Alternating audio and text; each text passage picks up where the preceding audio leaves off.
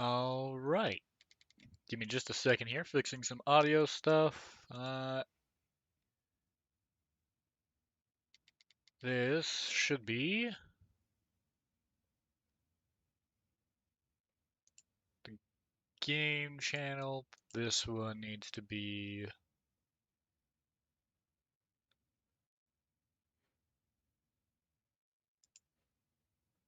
Uh, okay. There we go. We've got some more Core Keeper today.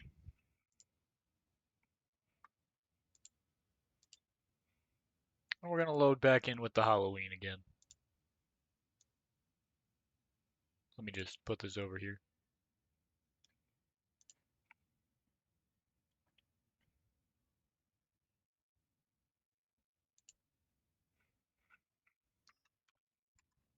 All right.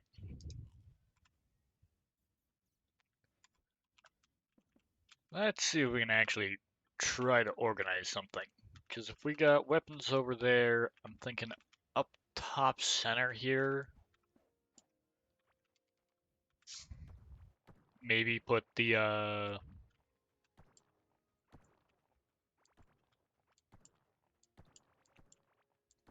like accessories and whatnot. So all of these like necklace, ring, and offhand things.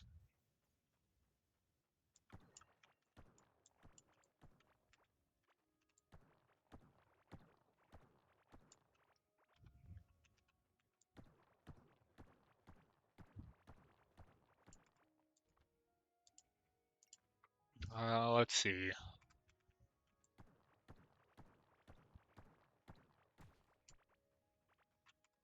Ancient gem ring. What?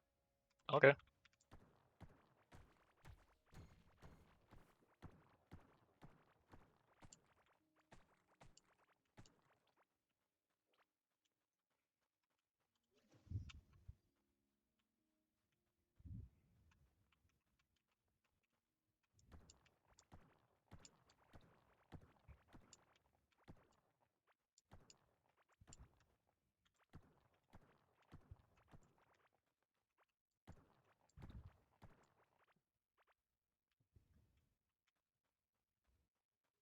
And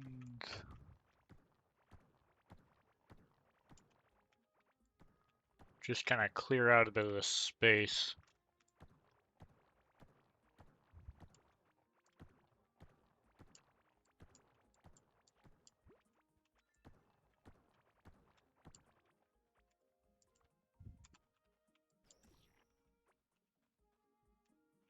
Okay.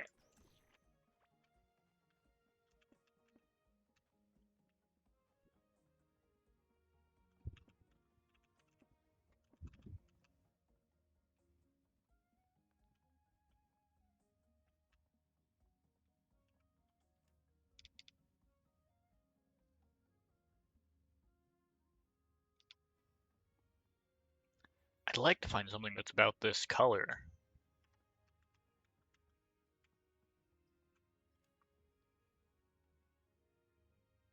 Create like almost more of an eye shape.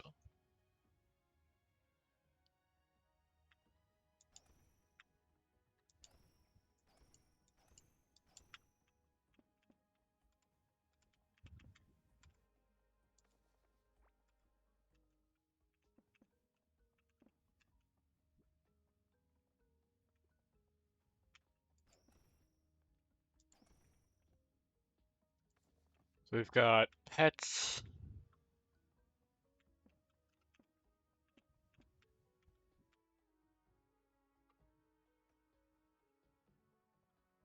The whole base right now feels very modular outside of like this specific point.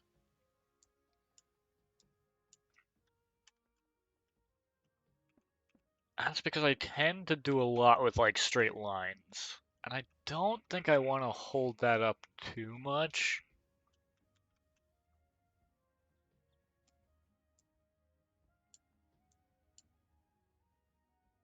So let's see.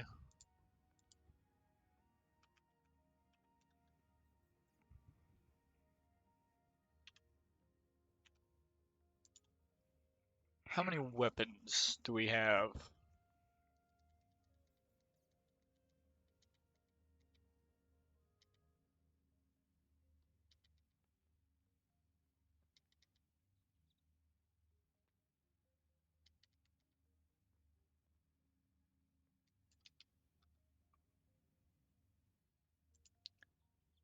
$71 weapons.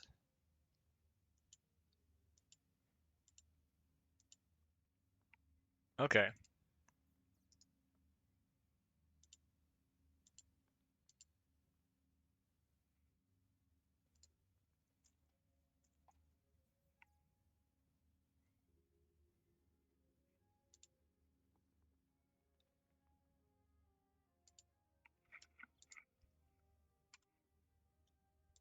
Let's see what we can do then.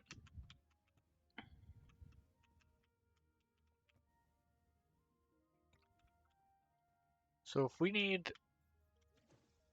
Oh, dude, I'm tempted to try to do something stupid, actually.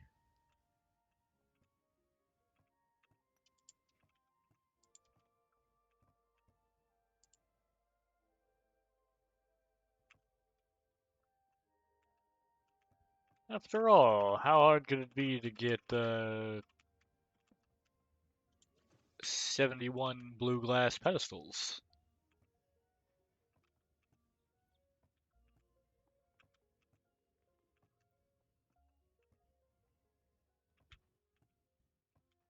Actually, I could go with painted wooden ones. That could be kind of interesting. I could, like, theme them to the biomes and whatnot.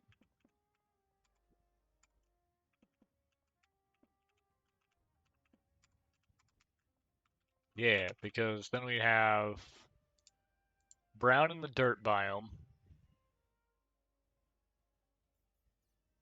We've got gray in the stone, orange in the clay, green for Azios Wilderness.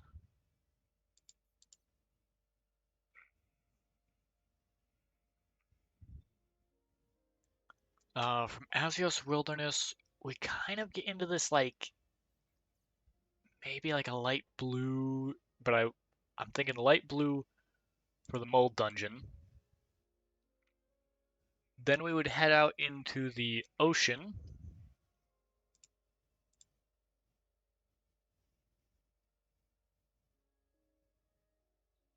Beyond the ocean, we kind of get into the cities. After we go through the cities, then we can head off to the desert. And in the desert, we do find these magma areas, as well as a lot of the Pharaoh themed stuff. I think the Pharaoh I'm going to consider part of the general desert, though. We've got this glowing red-orange magma. And beyond that, oh, I don't have another blue for the crystal biome. But then we do have the labs, which it's not really purple, but I feel like purple's probably the best color I haven't used yet.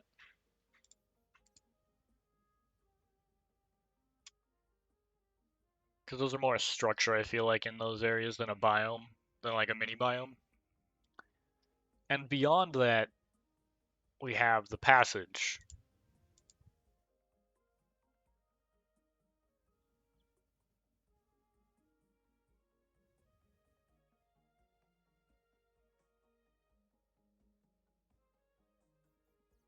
And then we've got a few paints that aren't used in this setup. Pink, orange, and I believe peach.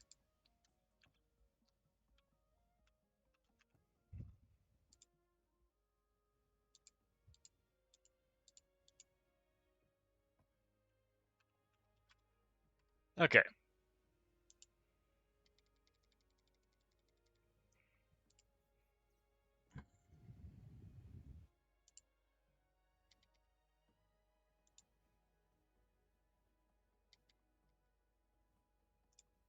So, yeah. So I'll make 71 wooden pedestals.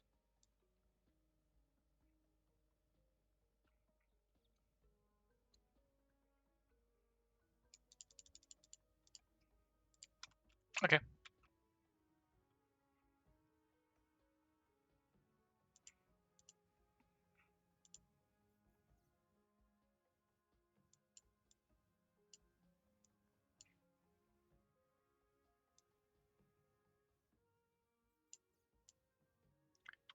Let's get something over here, a little bit down like that.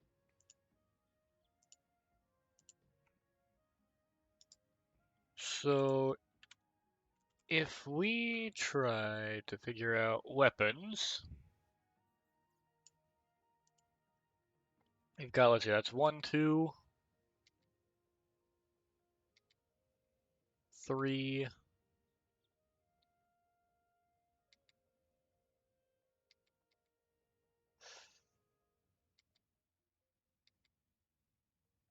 4, 5.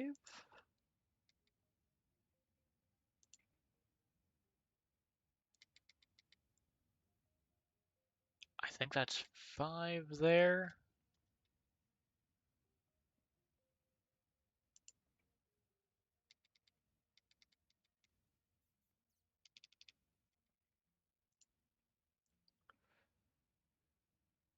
Six, 7. That'll be 8.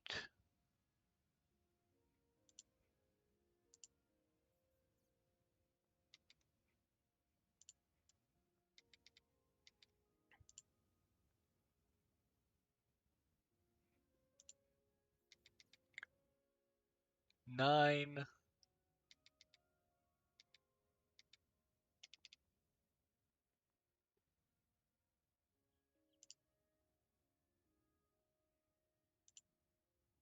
10, 11.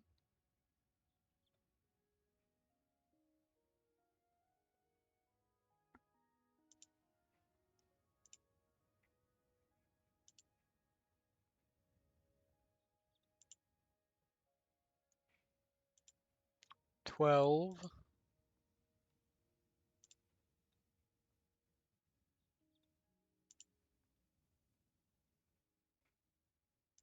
13,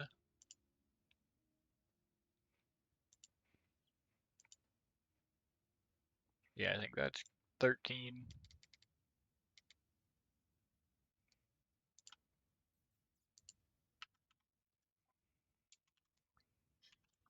13 in dirt.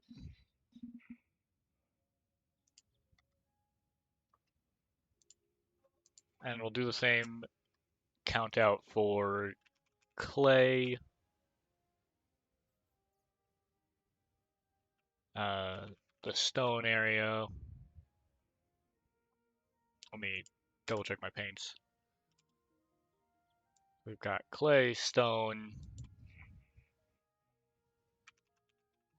Azios Wilderness, mold, dungeon, the ocean biome, and the cities, the desert, and the magma,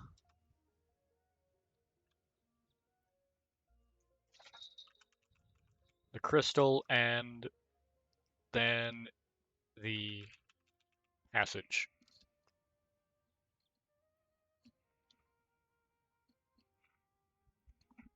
Because every single one of those kind of has some level of unique weapons.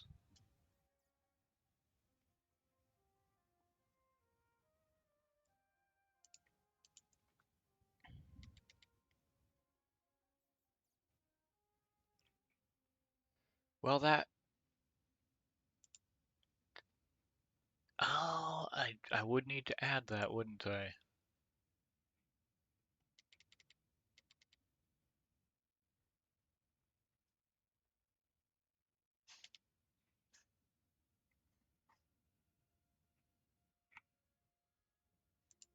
Okay.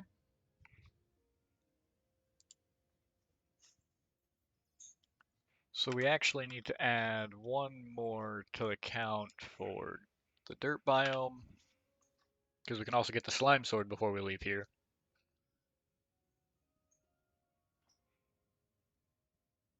So the clay biome is going to have, let's see, that's one, I guess technically two?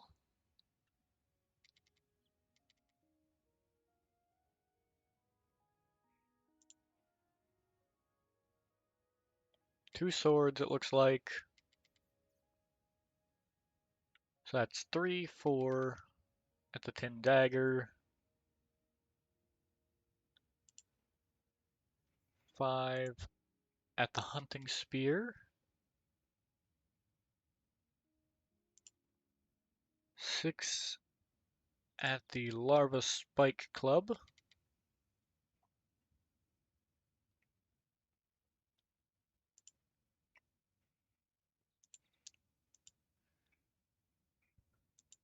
okay.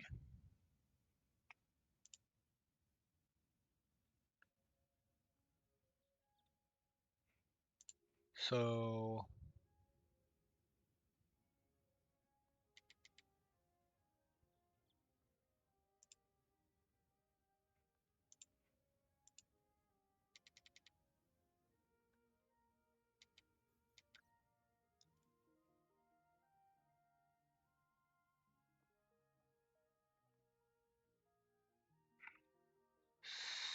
6 at the larva spike club.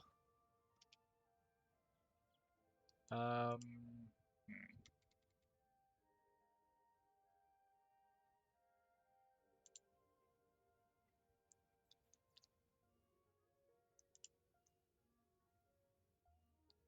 7 at the grubzuka.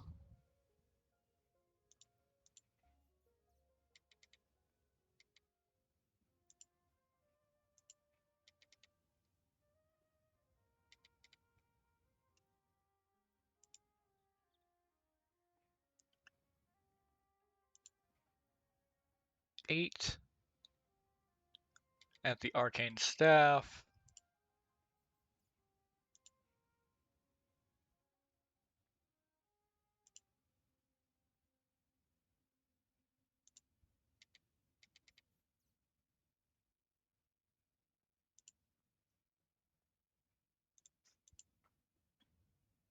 9 for the stun grenade.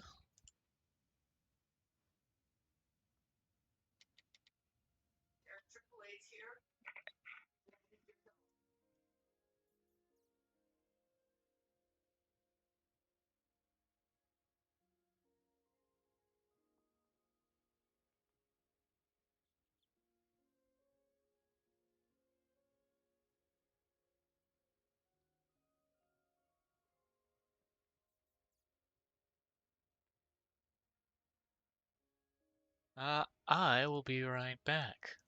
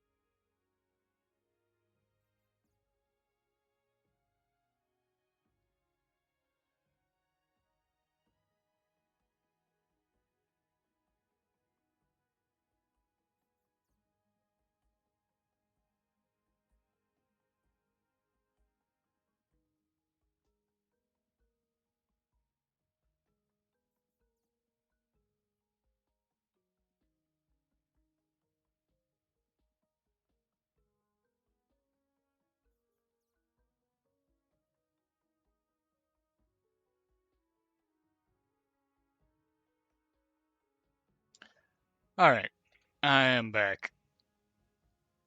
That took a minute. Oh, and hell, now I've got to recount the clay biome. So that's one, let's see, two, three,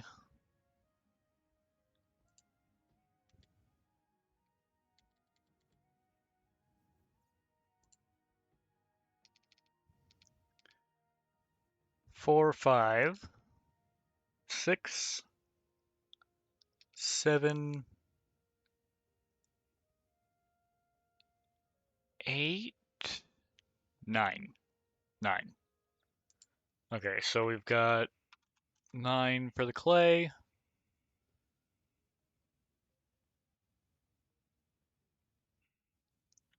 Stone biome. This is where we get iron and see our first major sources of gold. So we've got the iron sword. I believe, yep, the battle axe. We see a lot of weapons in this area, I think. Uh, okay, the ritual dagger.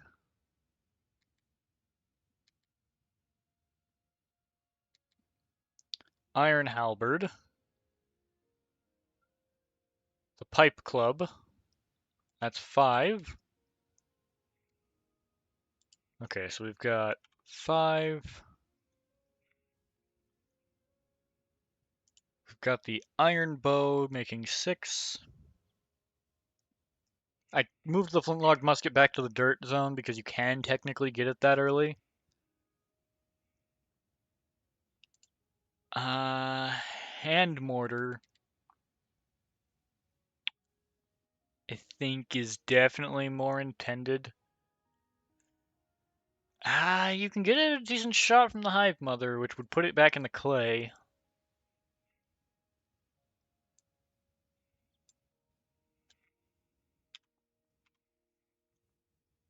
So that's 6 with the iron bow, 7 with the quill rifle.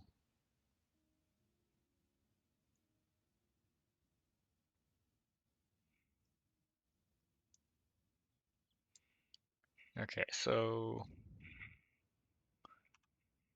7 with the quill rifle. Uh, I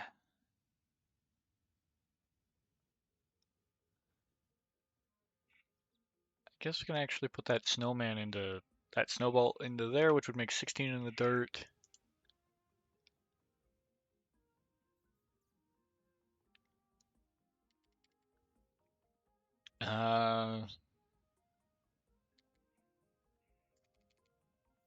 So we had 7 at the quill rifle.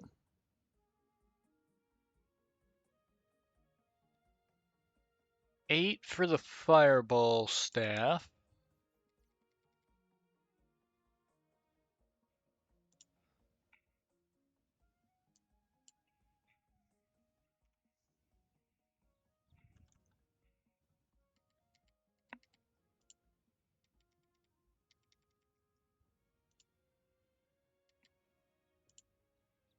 I think, yeah, 9 for the Tome of Ashes.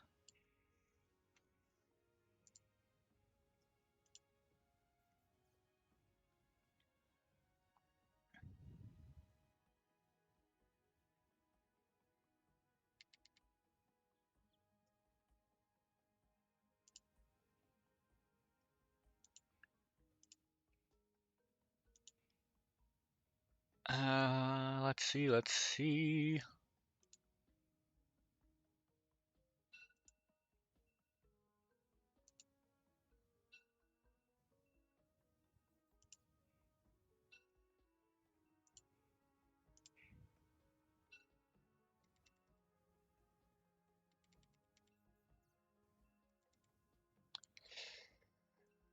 Well, you can get them that early. It's lower than a 5% chance overall, so I'm actually gonna not count that. I think that's where I'm gonna put the cutoff there.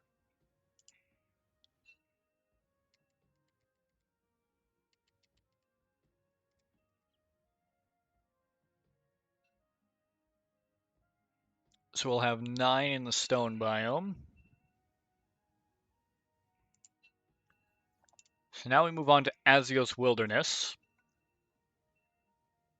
where we can get the Scarlet Sword, and I believe at this point you can get Rune Song. Because you have to get here for the Chipped Blade, but that's the farthest out thing.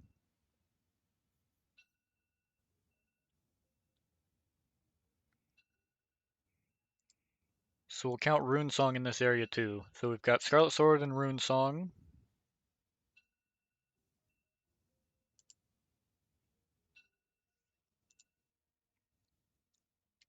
Let's see. Scarlet Dagger making 3.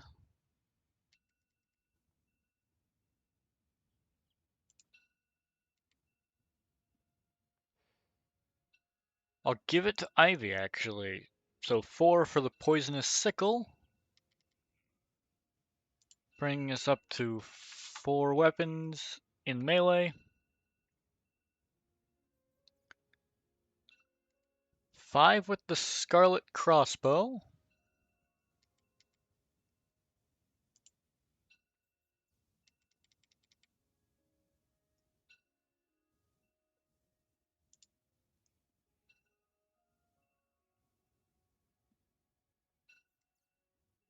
Hmm.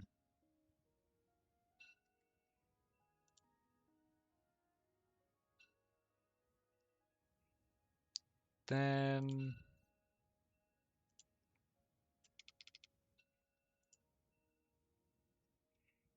we'll have, what else is here?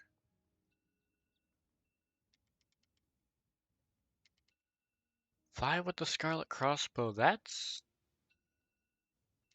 I guess, 6 for the Noxious Meteor Staff.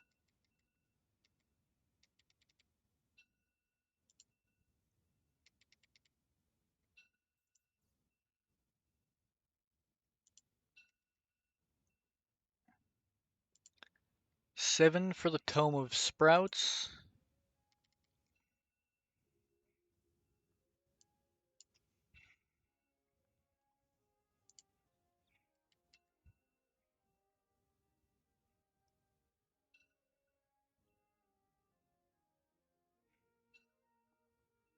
Then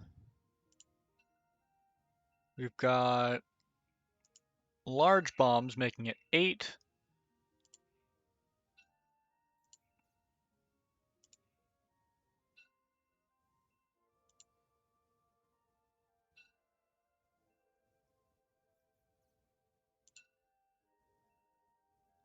And technically you can't get poison grenades yet because you still have to go to the desert to get blasting dung.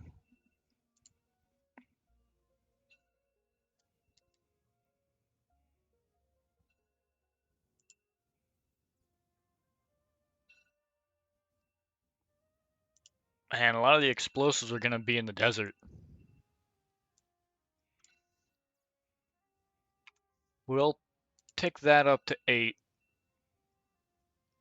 for Azios Wilderness.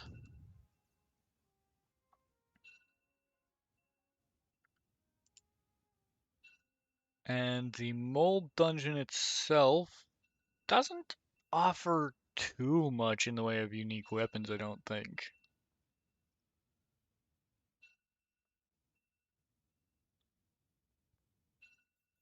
Because I know it doesn't offer any of this.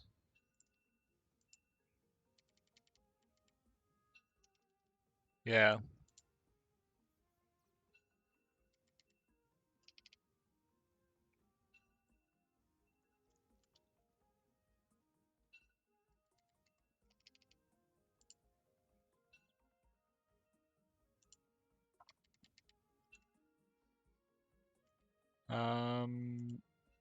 I guess no. That's until out there. Interesting.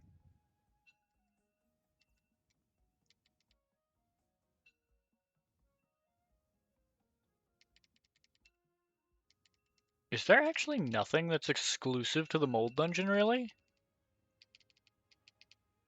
There has to be something, right?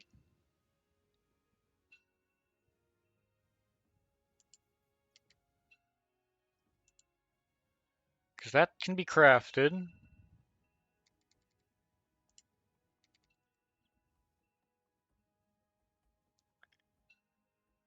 That can be gotten from Ivy.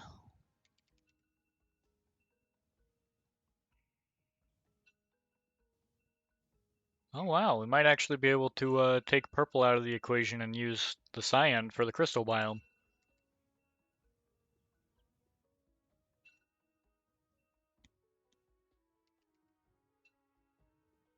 That's not until the desert. That's in the desert. Uh, Drop from IV greater than 5% of the time.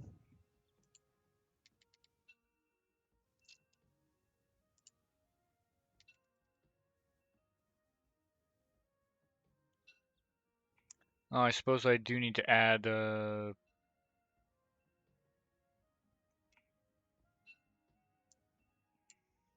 one into there because I don't think I had the sun collar yet.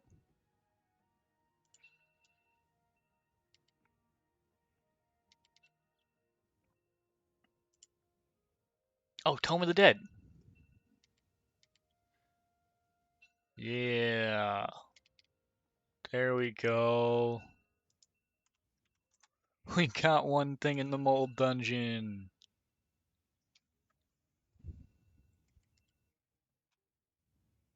Woo!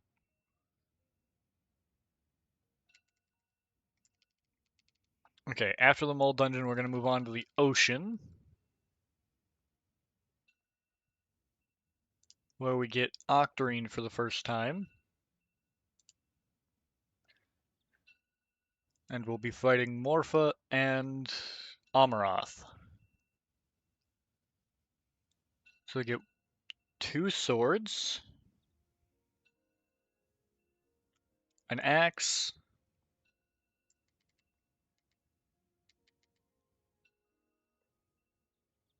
uh,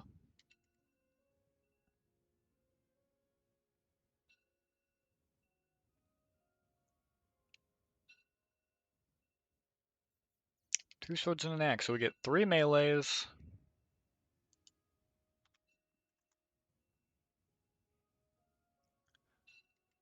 Uh, Octarine bow, bubble gun.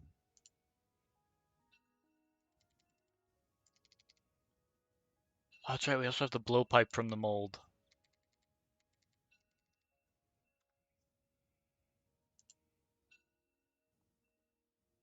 So Octarine bow, bubble gun.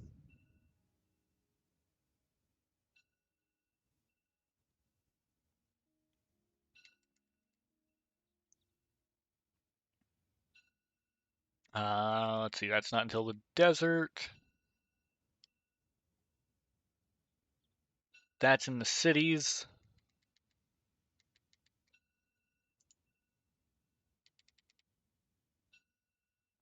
Tome of the Deep.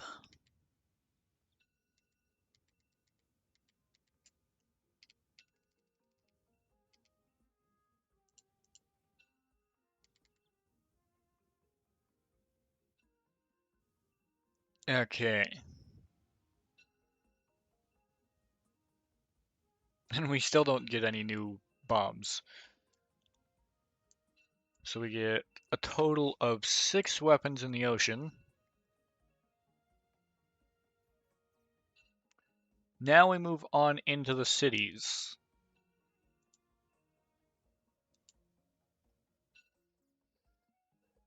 where I think we'll count the Atlantean Worm Sword in here, despite it being much farther on in the game, because it's the worm.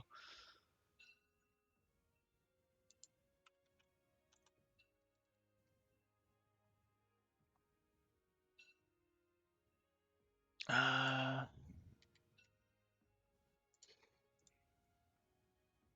oh, I didn't count the axe, the anchor axe.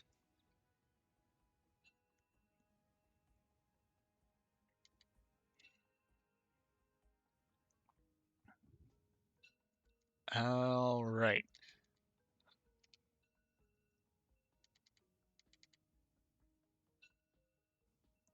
Those aren't till desert, desert, crystal, desert, desert, crystal.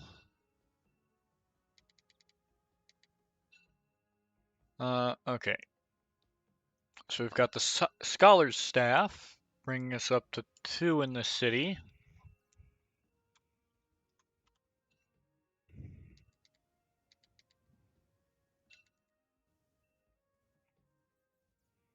So we get 2 things out of the city. Now we make our way into the desert, where we will be fighting Ra Akar, as well as exploring oasis biomes.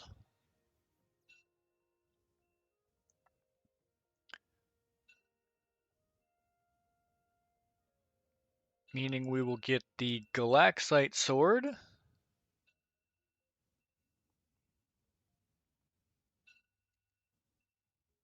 and Dagger. The Prehistoric Spear, making a total of 3.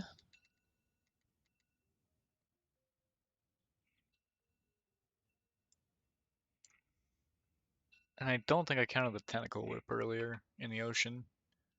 So we've got 3 for the desert. In melee weapons, we'll get the Phantom Spark and the Solarite Crossbow for 4 and 5. We'll get the Bomb Scarab Mortar out of a locked Galaxite chest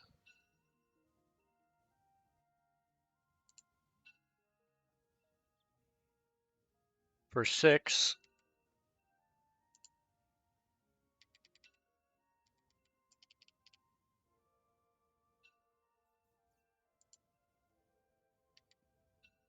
Let's see, we'll get 7 and 8 for the Galaxite Chakram and daggers, throwing daggers. So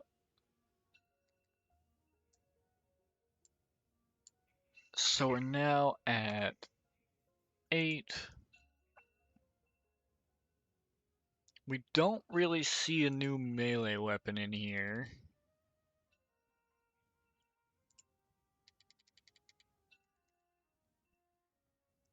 We do, however, see a number of bombs, finally. Because, with access to blasting dung, finally, having explored oases, we can get our hands on poison grenades, charm grenades, uh, let's see, blunder bombs. So we've got 3 new grenades in this area.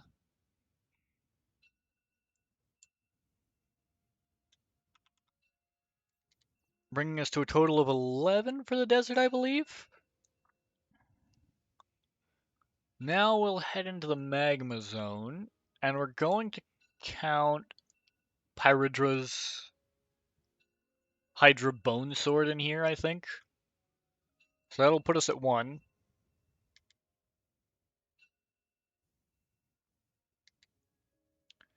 Then we've got the Lava Battle Axe for 2.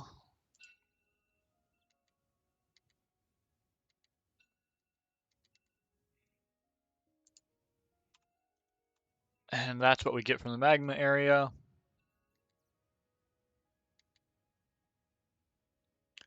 We will get the Burnzooka, bringing us up to 3.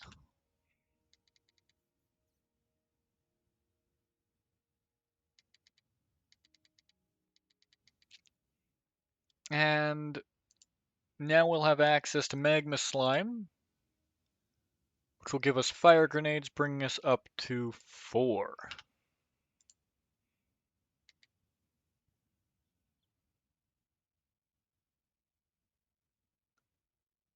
Alright. Now we'll head into the crystal biome, where we will get our hands on the Solarite Sword and the Crystal Shard Club for 2 melee weapons.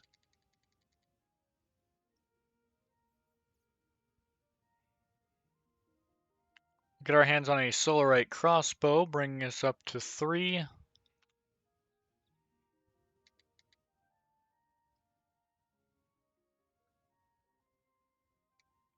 I think we get the Void Gun in this area. No, we get that in the Core Commander fight. Interesting.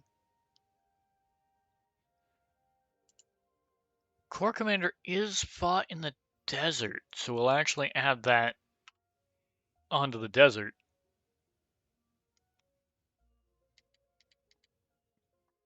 I believe he's fought in the desert. I'm fairly certain.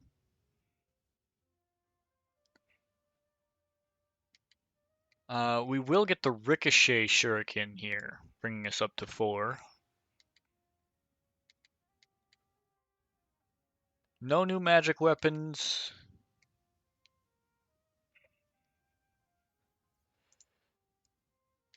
We will get a Tome of Decay.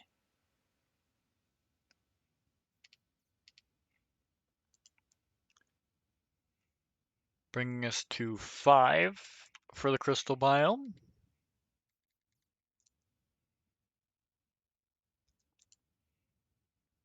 And Void Bombs and Sulfur Bombs we still won't see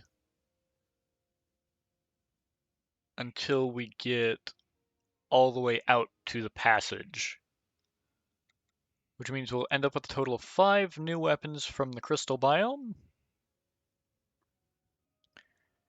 And now we venture all the way out to the passage, where we will finally get our hands on Pandorium. So we'll get the Pandorium Axe. And that will be it for melee weapons. It looks like.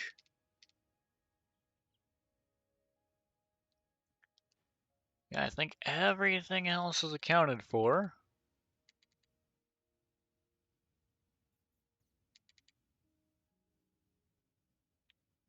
All of that's taken care of. Those are all accounted for. We can finally get the Chaos Staff and Corrupted Meteor Staff.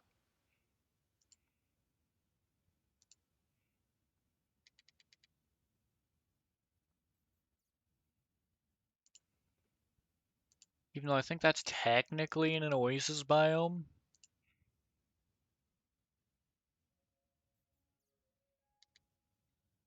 It's definitely still themed more after what's going on in the passage.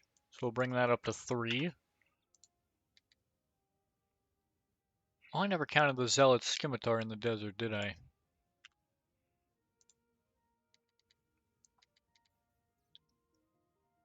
And then we'll finally get our hands on Sulfur and Void Bombs, bringing us up to 5. Okay. So, we now have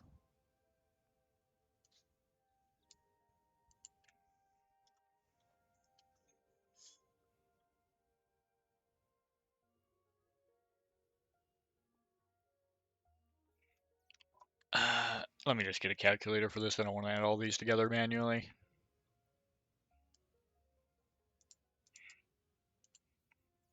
We've got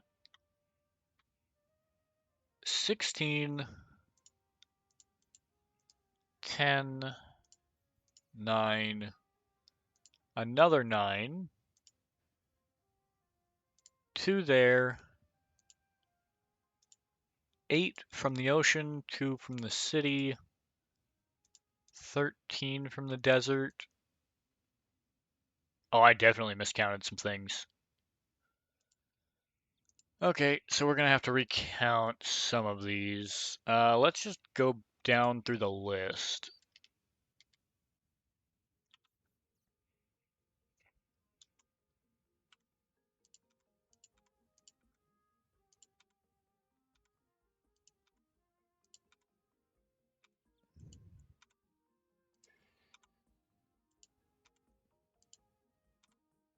Okay, so from the dirt we have wood sword, copper sword, slime sword.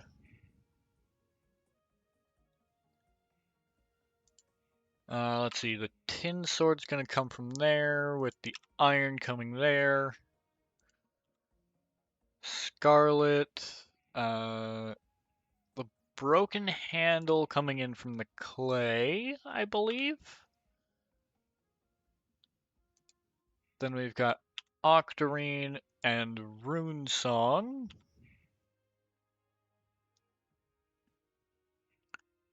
We've got the Slippery Slime, the Galaxite, the Hydra Bone Sword, which will count it from the magma area. Then we've got Solarite and the Atlantean Worm, which will count as like a city guardian, I guess. Into axes, we've got the Tin Axe, the Battle Axe, the Octarine Axe, alongside the Anchor Axe, the Lava Battle Axe coming from there, and our first weapon coming in here from the passage being the Pandorium Axe. Rusty Dagger comes from the dirt. Tin Dagger comes from the clay. Ritual Dagger comes from the stone, with a Scarlet Dagger in Azios Wilderness, and a Galaxite Dagger in the desert. The Hunting Spear comes from the clay biome, with an Iron Halberd coming in from the stone biome, and a Prehistoric Crystal Spear coming in at the desert. We'll get the Larva Spike Club, we'll call it from the clay, because that's usually where Gorm seems to spawn initially. The Pipe Club is in the crossover content from Abiotic, which is in the stone biome when we found it. And the Crystal Club is going to be from the crystal biome. The Tentacle Whip will come from the ocean, with the Poisonous Sickle coming from Azios Wilderness, getting it from Ivy. Moving us on to the range weapons.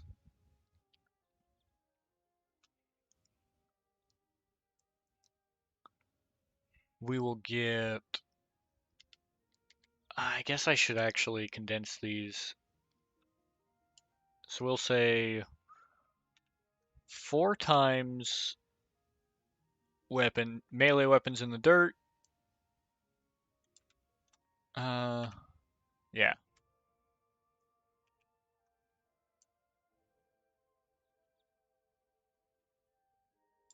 Okay, so that's going to be 6 times melee weapons in the clay.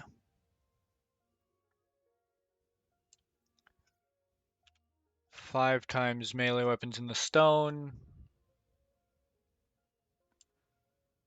4 times melee weapons in Azios Wilderness. 5 times melee weapons in the ocean. 1 melee weapon from the city. 3 times melee weapons in the desert.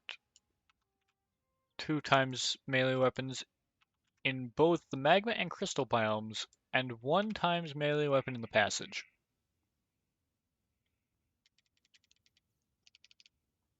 Okay, so now we're on to range weapons.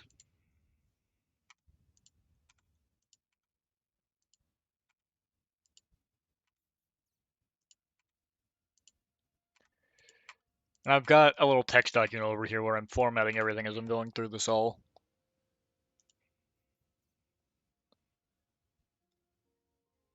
Let's see.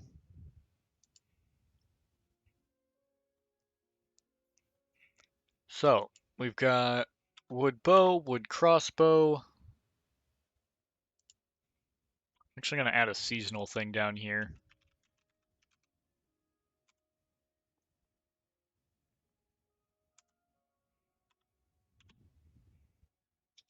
because we've got Cupid Bow, which is Valentine's. We've got the Iron Bow coming in the Stone biome, Scarlet Crossbow in Azios Wilderness, Octarine Bow in the Sunken Sea, Phantom Spark coming in the desert, a Solarite Crossbow coming in from the Crystal biome, Flintlock Musket. Attainable at a little bit more than a 5% rate from locked copper chests, so we will call it for the dirt biome. The Quill Rifle will always come from the stone biome, being in the crossover content. Hand Mortar can be gotten from the Hive Mother at greater than 5%, so we'll count that for clay. The Grubzuka is going to come from the clay. The Blowpipe is going to come from the Mold Dungeon. The Bubble Gun is going to be from the ocean. The Bomb Scarab Mortar from the desert with the Burn Zuka from the magma.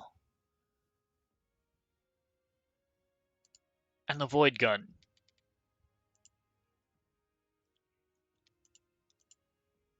It technically comes from the desert, being that's where you fight the core commander. Snowballs technically dropped from everything just during Halloween within like the dirt circle, I guess. Ugh, knocking things over. So we'll count the snowball in the dirt biome.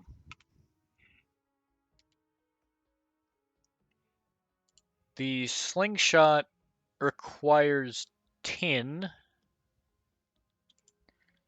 and is otherwise dropped from the clay burrower, so that's going to come from the clay area. The Galaxite Chakram requires Galaxite, meaning that's going to come from the desert. Throwing daggers are dropped by the assassins. Ricochet Shuriken comes in play in the crystal biome. Yeah, Solarite chest.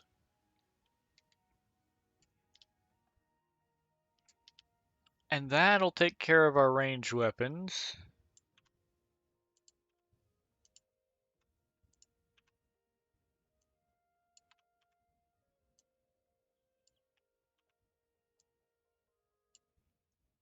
So we've got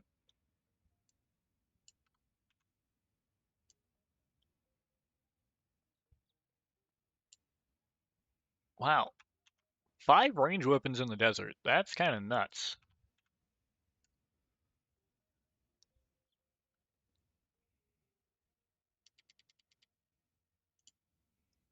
We are getting something going here.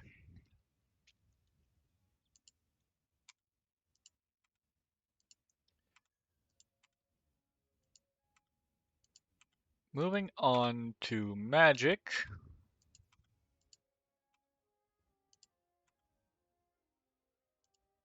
We have the simple staff and the sticky stick, both coming from the dirt biome.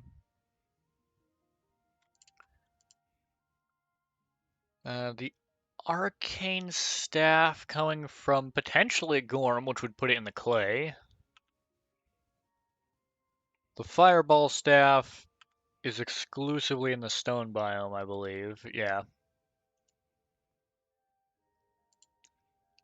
Noxious meteor is from Ivy, which will put it in Azios.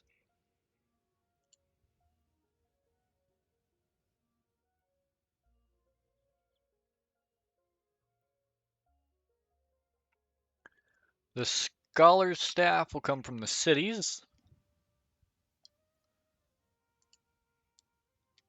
The Sun Caller is a 12% drop from Azios, which will put it into Azios Wilderness, giving it a second magic weapon. The Chaos Staff, we will give that to, it requires the Rift statue to even craft one, so that goes into the passage. It also requires Pandorium, but, you know.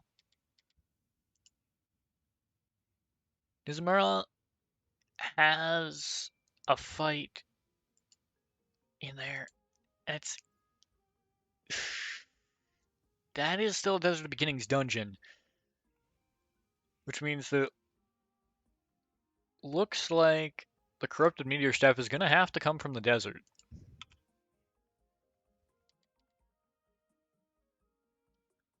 The Zealot Scimitar, that comes from the desert, no questions asked. Rakar, Caveling Assassin, and Caveling Mummy. Or Gold Ancient Chests. Okay. And we'll just keep going, calling these still magic, because now we're just into summon weapons. So the Tome of the Dark is going to come from the dirt biome. Actually, no, we can separate these out.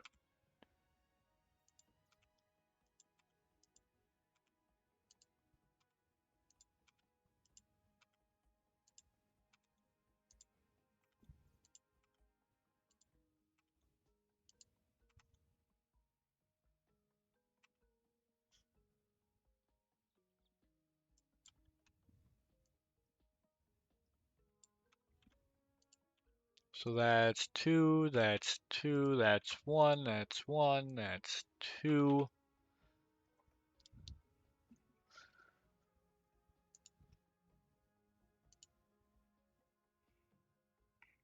So now we're into summon weapons. So we'll say one there. The Tome of Ashes comes from the stone biome. Sprouts is found in Azios Wilderness with Tome of the Dead. I believe, yeah, is an exclusive mold dungeon thing. There are a couple structures that might have one outside of that, but Tome of the Deep comes from the ocean, with the Tome of Decay related to radiation coming from the crystal biome.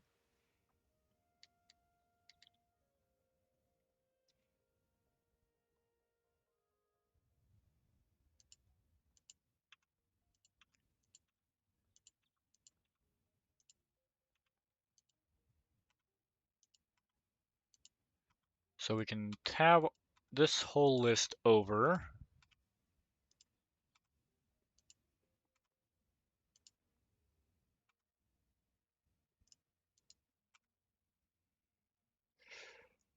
Uh, you guys have had nothing to look at over here. You know what? We finished up the summon weapons. Let's open a couple eggs. Why not? We can take a moment and look at some pets.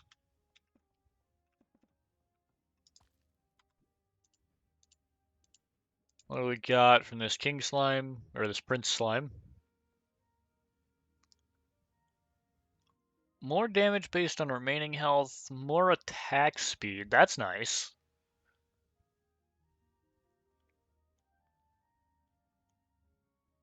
Damage against bosses, not terrible. Though for what it is, I think I'd rather just have puffing up more. So that's not great, not terrible either, though.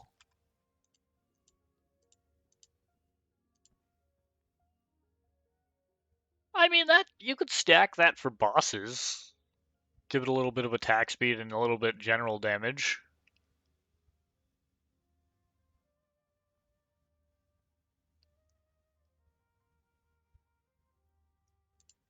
That's not a terrible one.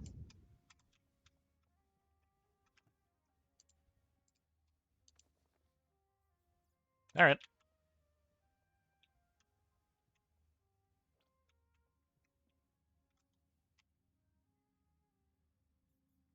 So now we're on to explosives, the very final piece of this. Bombs and crude bombs both come, I believe, yeah, they're just bomb peppers and slime, so they come from the first area. So they're in the dirt biome. A large bomb requires poison slime.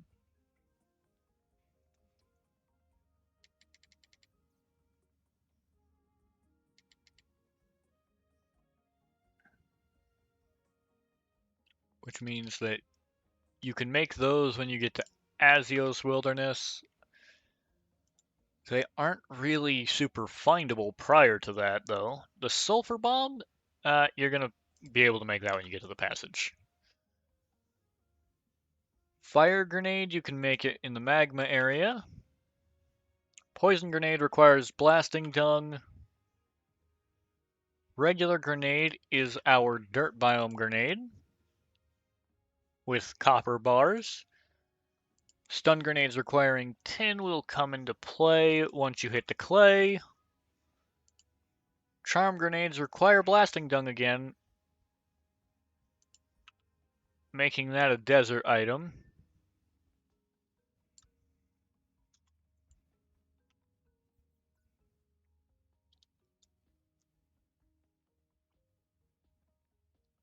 Mouse bombs are just bomb peppers and slime again, meaning those come into play in the dirt biome. Blunder bombs once more require blasting dung, and void bombs will come into play when you can get your hands on Pandorium, which is the passage. So we'll put 2 on that, 1 on that, 3 on that, 1 there, 1 there, and 4 there.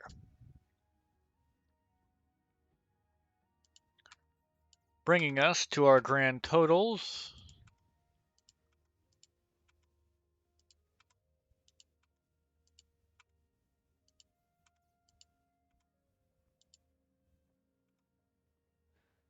Of 15 in the dirt biome,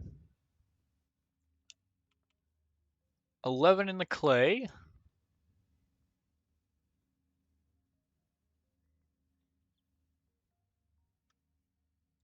9 in the stone,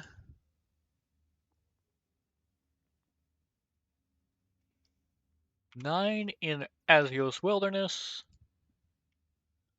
2 in the Mold Dungeon, 8 in the ocean, 2 in the city, 13 in the desert,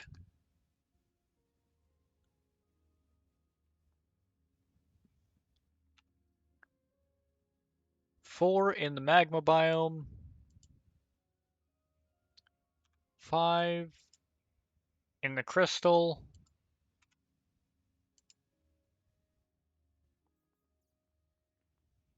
4 in the passage, and 1 seasonal only weapon.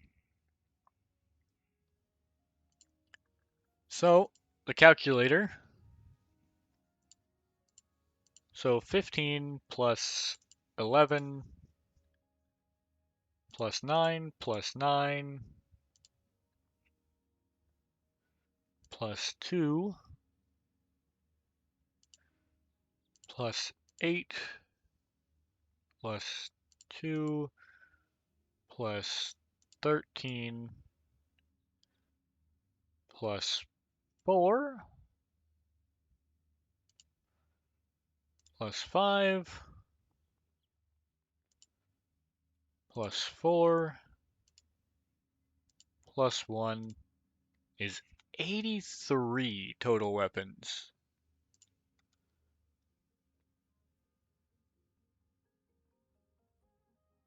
Huh. Is it really 83?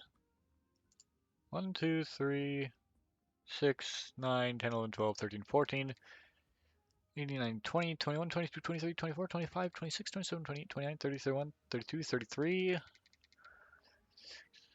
9, 40, 41, 42, 43, 44, 45, 46, 47, 48, 49, 50, 51, 52, 53, 54, 55, 56, 57, 58, 59, 60, 61, 62, 63, 64, 65, 67, 68, 69, 70, 71. Ah, 71 doesn't include the new explosives class. That's what it was. 72, 73, 74, 75, 76, 77, 78, 79, 80, 81, 82, and 83. A grand total of 83 weapons. That's actually something. Now that we've got that all sorted out, uh,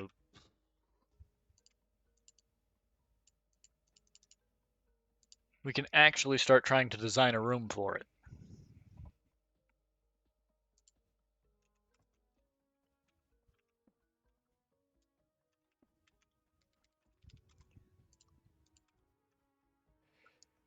Now then.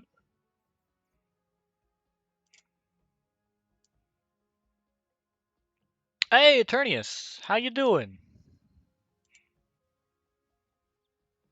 Sorry it took me a little bit to respond. I was trying to count out all the weapons. I've been doing good. How are you? I'm trying to do a lot of sorting tasks today, so it's there's a lot of math and counting.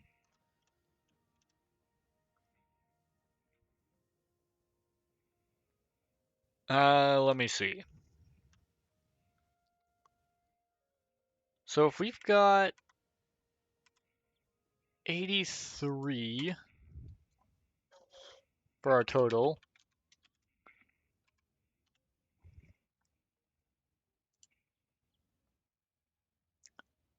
how best does this square root?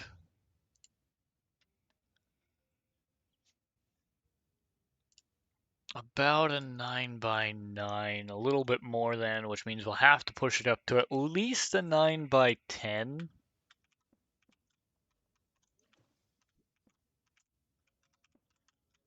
Let's see, 1, 2, 3, 4, 5, 6, 7, 8, 9. Okay, yeah.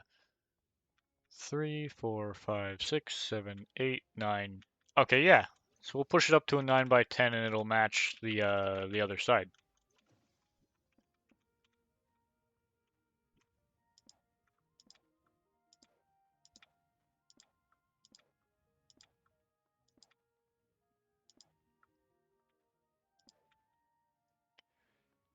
Three, 4, 5, 6, 7, 8, 9. 4, 5, 6, 7, 8, 9.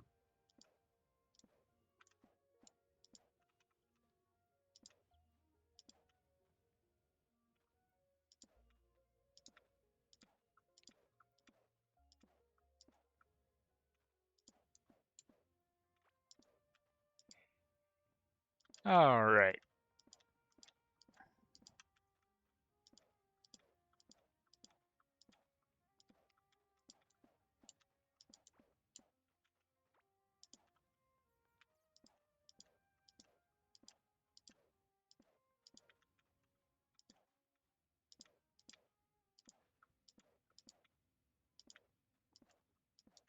Here we go.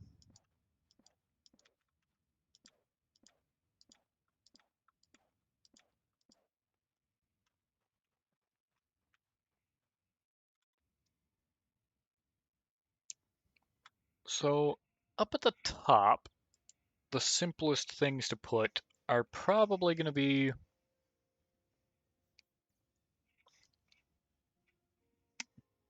that one seasonal item.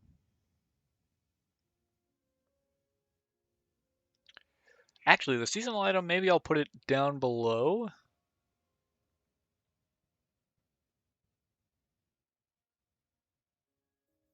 For the sake of, that's 26, that'll make 27, and then a solid row of the stone.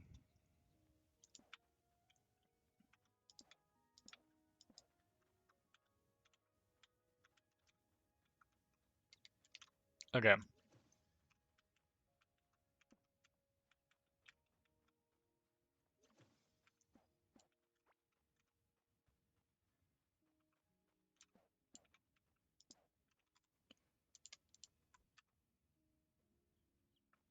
Uh, and this will be accessories. Is going to go up top there once we finish the weapons room.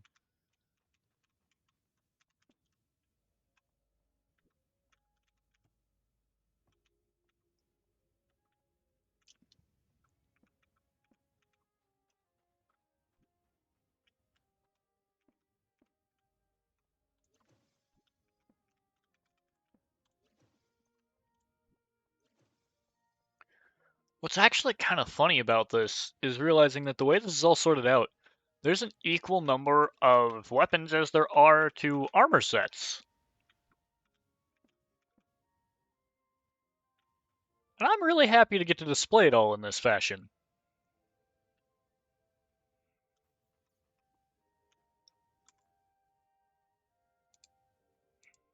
So first, we got to figure out how to display 15 dirt biome items.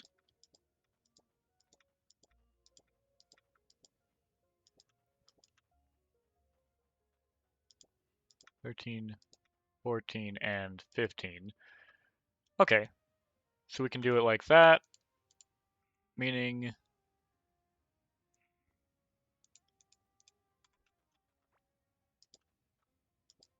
we can give these to the clay.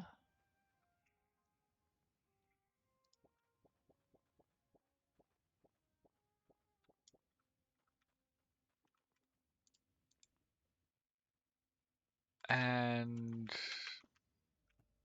let's give, it's a Valentine's item, so we'll give it pink.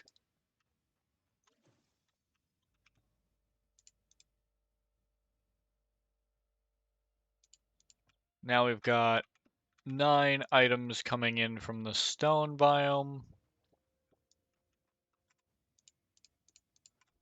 and 9 items coming in from Azios.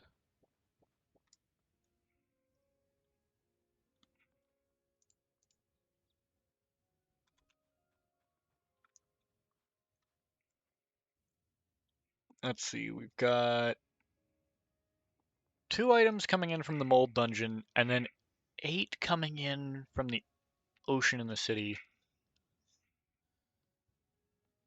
So that's 8, 9, 10, 11, 12.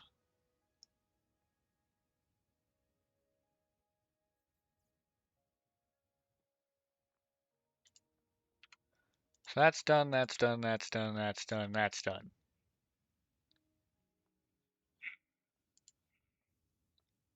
The crystal and the passage, those can all go together. Hunky dory, whoop de doo.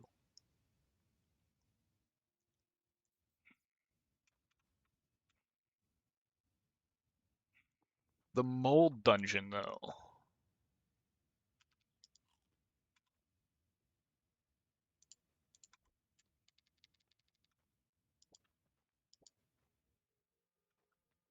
I guess that kind of works.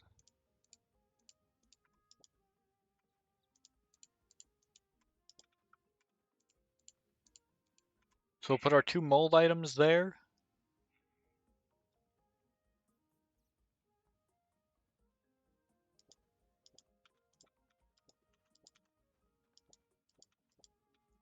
Then we've got our ocean gear.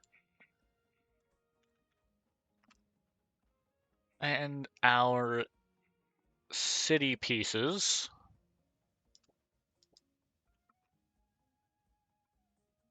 Oh, well, that's a freaking Pandorium shelf if I've ever seen one.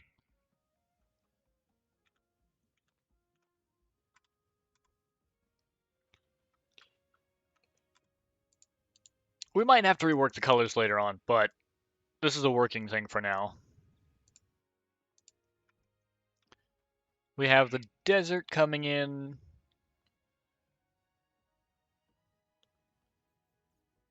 Where we can give it 13.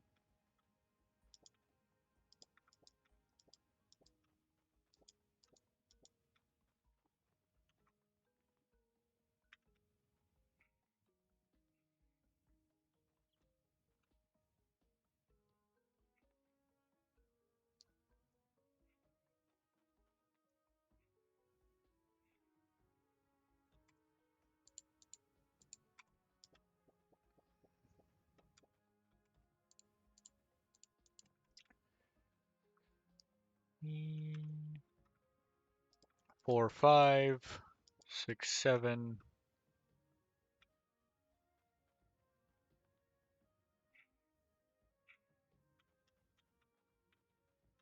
14, 13, I guess.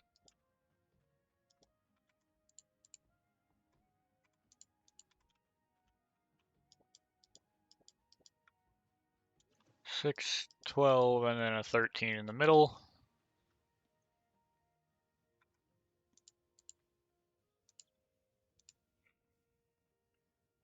And then we can come into the magma zone.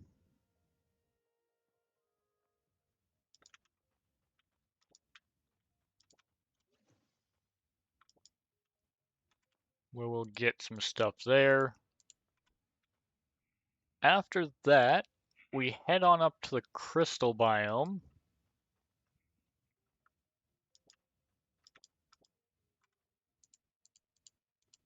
And ultimately out into the passage. And that definitely feels like, you know what? It feels like slate almost, something like that.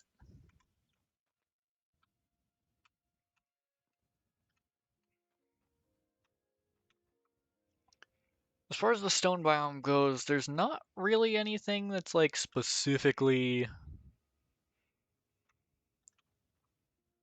Hmm. All right. Well, we can start getting some items out here.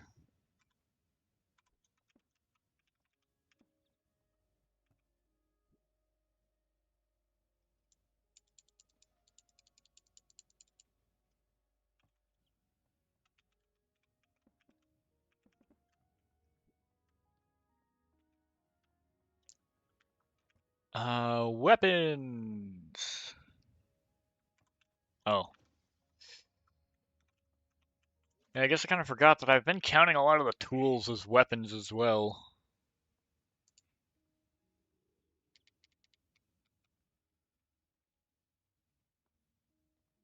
Which, yeah.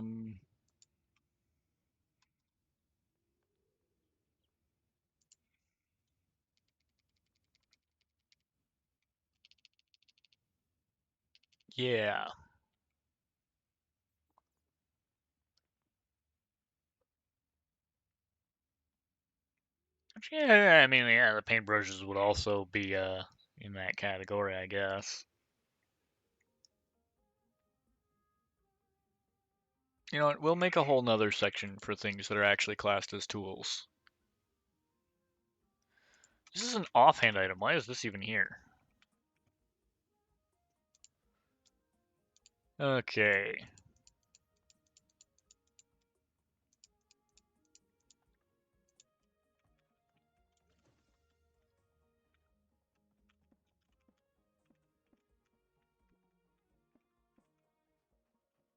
So then, let's see what we've got.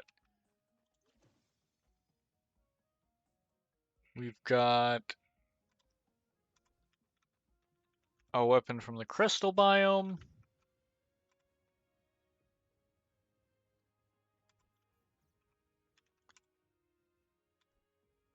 We have the broken handle from the stone. We've got the battle axe. The anchor axe is going to come from the sea. Uh, the tentacle whip is also from the sea. The rusty dagger comes from the dirt.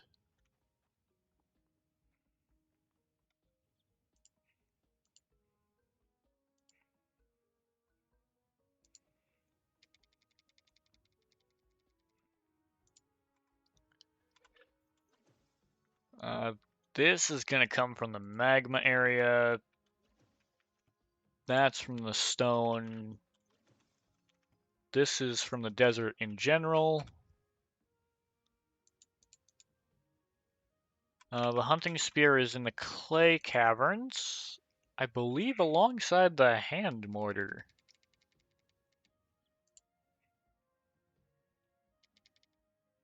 Yeah.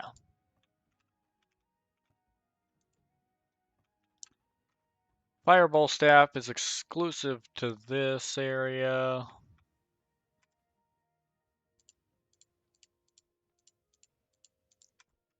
The iron bow is crafted. This comes from the city, which I believe is this one.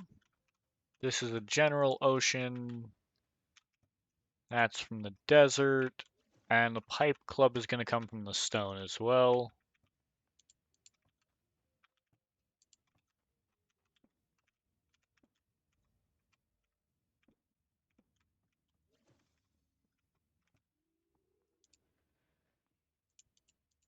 Okay.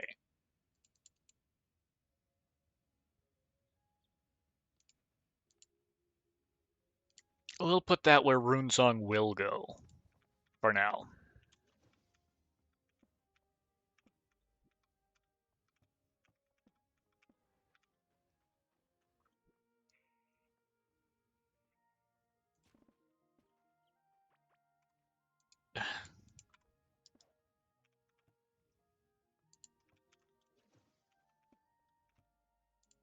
Orange.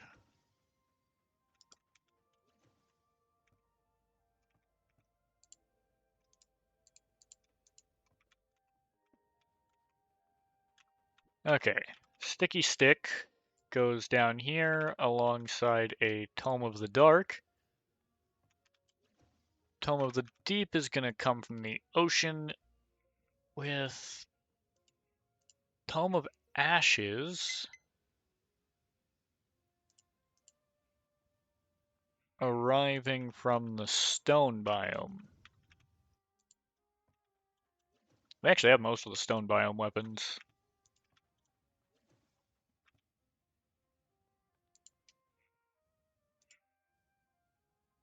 So we've got a simple staff down here in the dirt biome. The arcane staff coming from Gorm.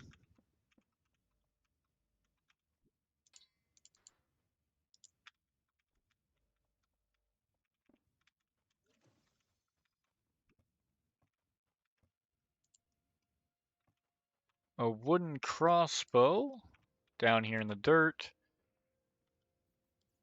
And the sun collar coming from Azios.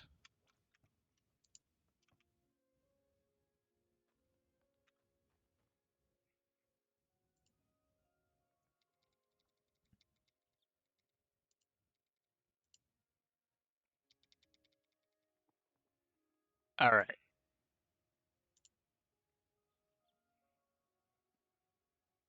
That is something.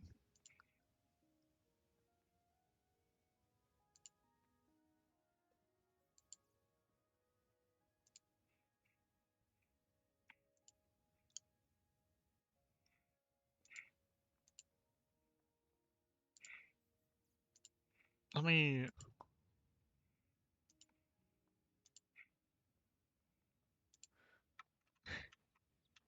Wait, I just realized Eternius is still live. Why is he showing up in my chat? What is this man doing?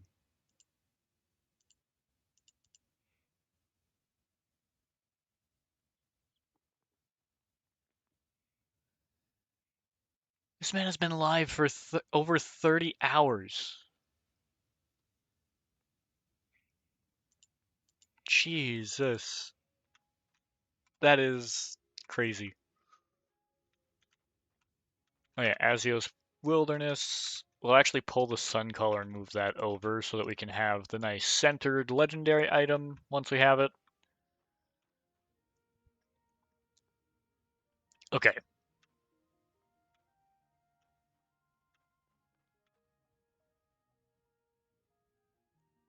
Sweet, sweet, sweet.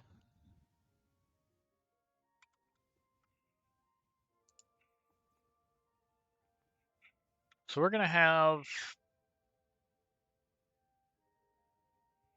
4 melee and 4 range. So we can take this melee and put it up over here. We'll have 2 magic, 4 explosives. So we'll line the sides with explosives. We'll bring the magic into here with a summoner in the center, putting our range stuff out on the edges.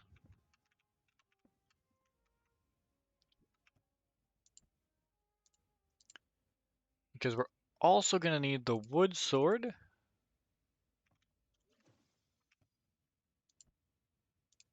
The copper sword. The wood bow.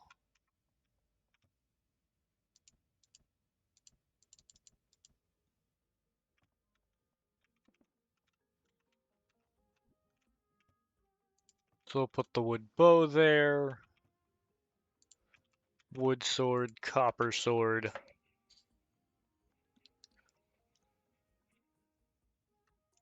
Okay.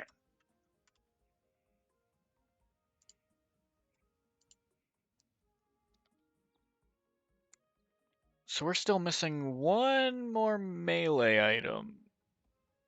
What is it? The slime sword.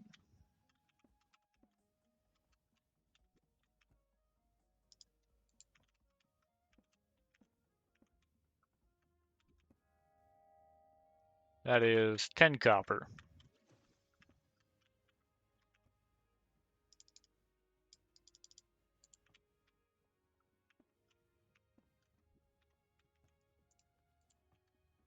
All right.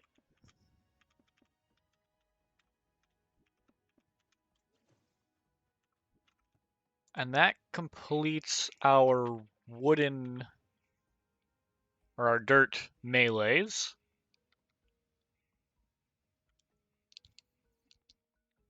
Now, we've got the regular grenade in here, I know, for explosives. We have both the wood bow and crossbow. Do we not have a musket? We don't have a musket? Oh, that's interesting. Okay. Snowball's a holiday item. So we can only get the musket right now. And then our explosives. We need bombs and crude bombs.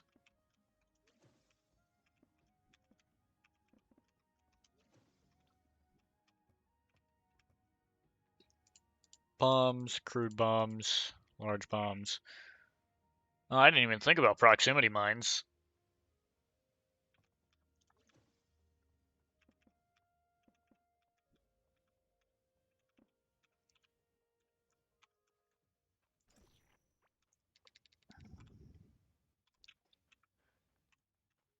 Okay, so crude bomb, bomb, and we'll need a mouse bomb.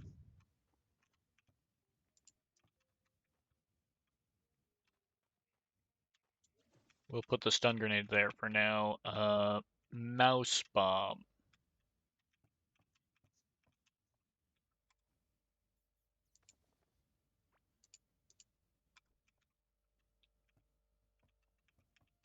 No, no. This one? This one. Mouse bomb. Bomb pepper.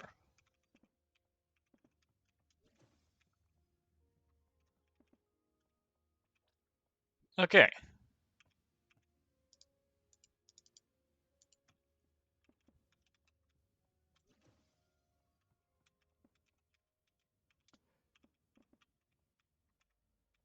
With mouse bomb. Oh, seriously? I didn't need an extra mouse bomb.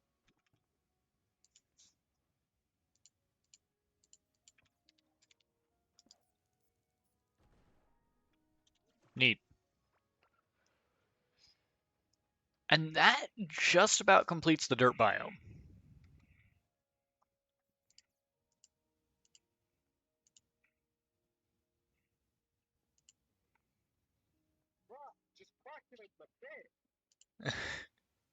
Mans is still alive and doing Valorant right now. Great guy, honestly. I think it's crazy that he's going for over 24 hours right now. I think he slept somewhere in there. But, still nuts. So we've got 6 melee.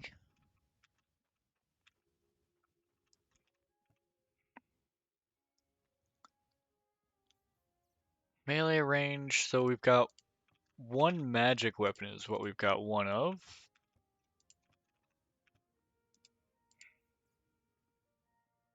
Oh wait, no, that's 2 magic weapons, 1 explosive.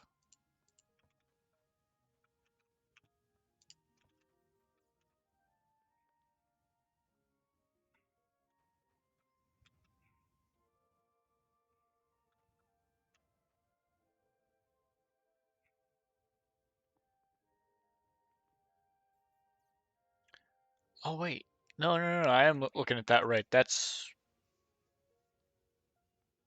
1 magic weapon, 1 explosive weapon.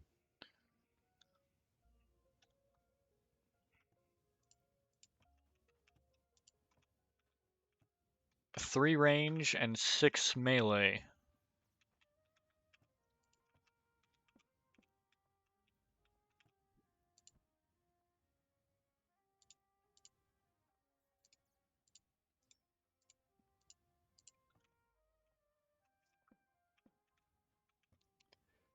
Okay, melee, melee, and melee. Another melee there. The crafted range, front and center.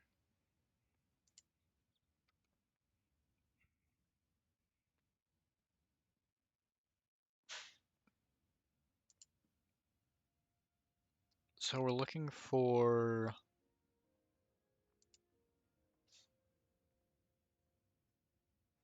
What else would come from this clay biome?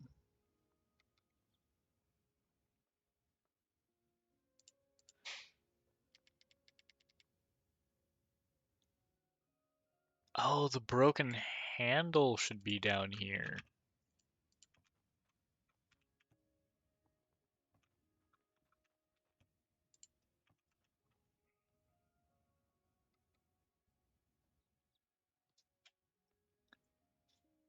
And then I think the larva spike club is probably the other one that I've got in there.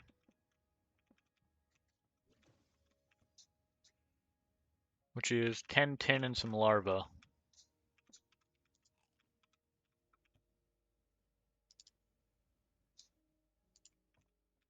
So 10 tin. Do I have larva meat stored anywhere? I'm sure I've got it somewhere. I just have to figure out where.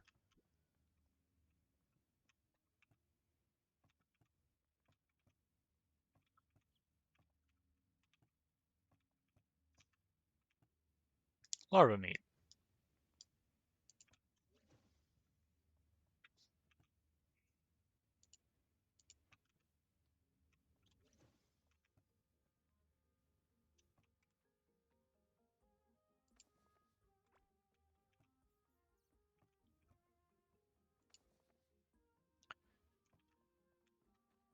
Uh, ancient gem ring. Okay, a new ring.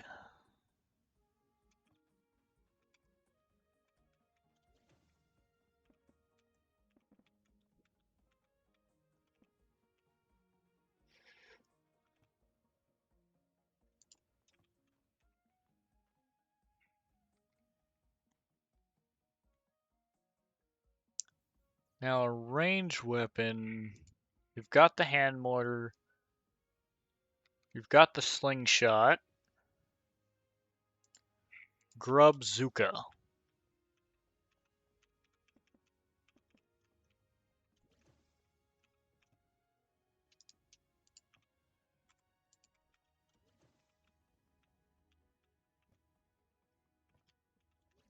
$18.10.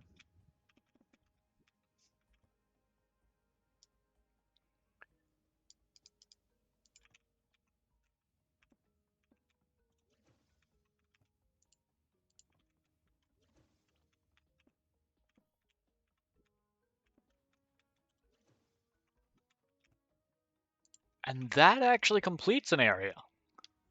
We have everything from the Clay Caverns. Alright.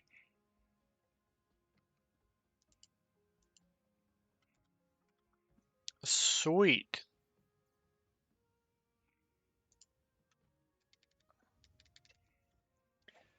So the stone biome has 5 melee, 2 range. Okay, so we've got 1,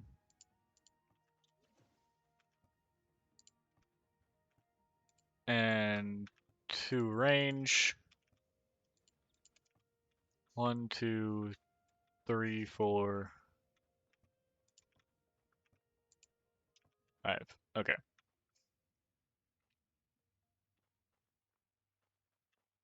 So we need to figure out what the 3 melee weapons we're missing are.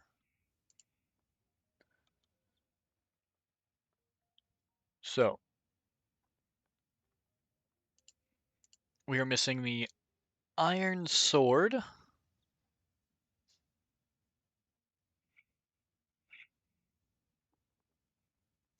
the ritual dagger, and the iron halberd.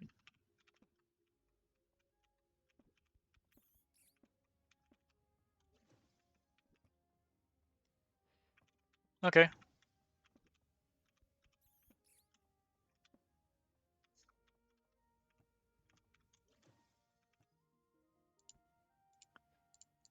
Iron sword, iron halberd,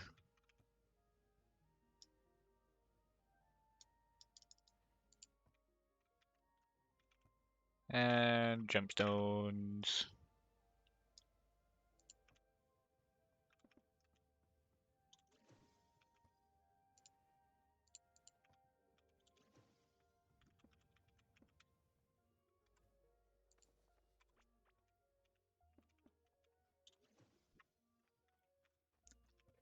Okay. Ritual dagger, sword, and halberd.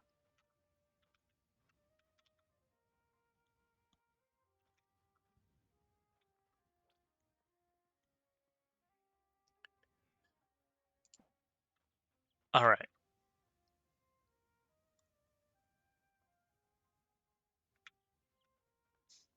That is something.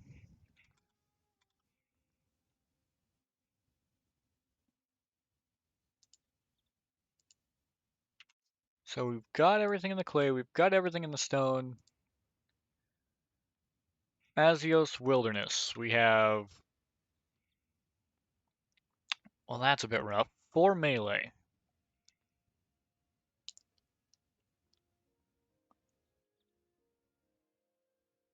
We could balance that out with one of the magic items, which I think is what we'll probably do.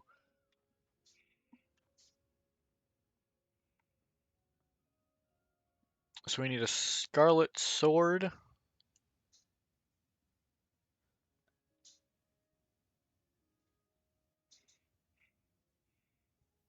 Dagger.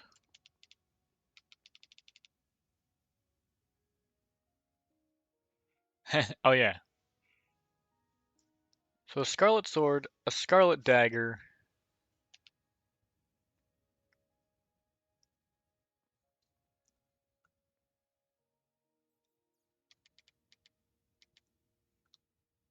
and what's the fourth weapon? Poison Sickle.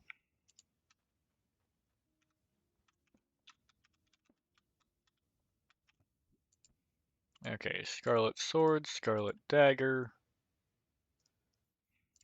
We're gonna need the Scarlet Crossbow as well.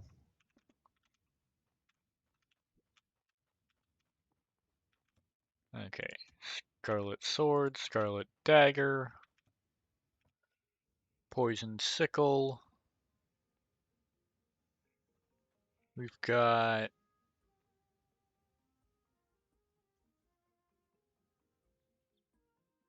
oh one range, so we'll balance it out with a ranged weapon. Got that. Then we've got two magic weapons. There's one of them. And an explosive, which I want to say is the big bomb. Yeah, the large bomb.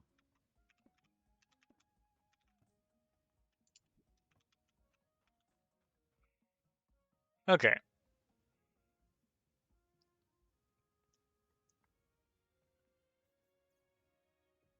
so we've got our one range.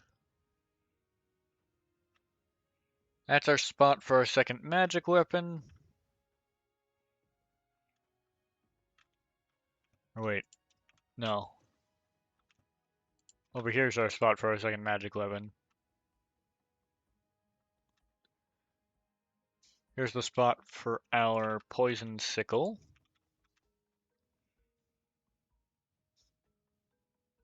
One range, one bomb. Oh, a summon weapon.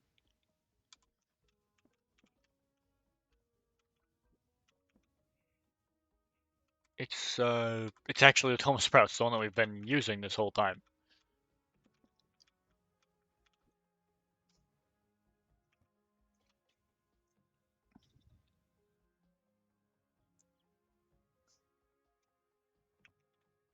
Because then our Tome of the Dead is one of the two exclusives to the Mold Dungeon. With the other, it looks like being a ranged weapon, which was... Was it the blowpipe? Yeah, it's the blowpipe.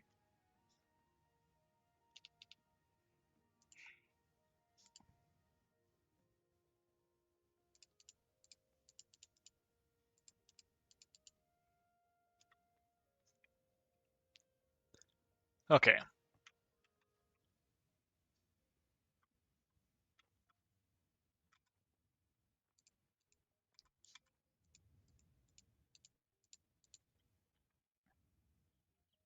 Alright.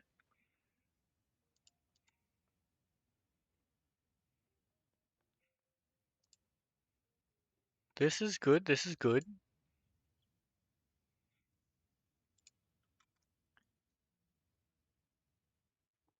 Now...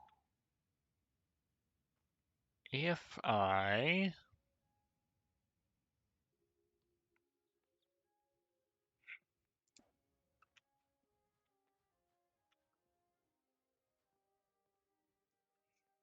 Hmm.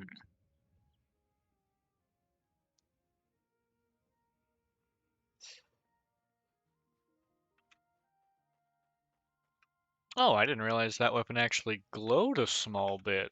That could be good to offset the magic weapon.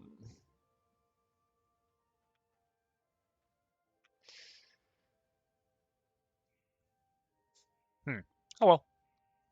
We'll have to figure that out eventually, but right now I want to try to make sure that I have as much as possible of the collection.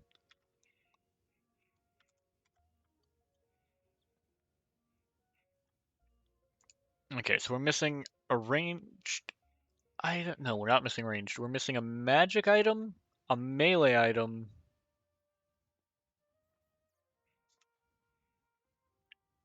and we're carrying the summoner item. So what's the other magic item? Noxious Meteor Staff.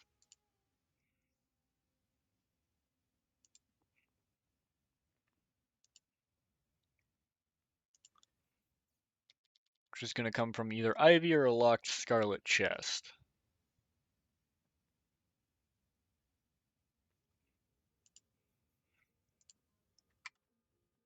Okay.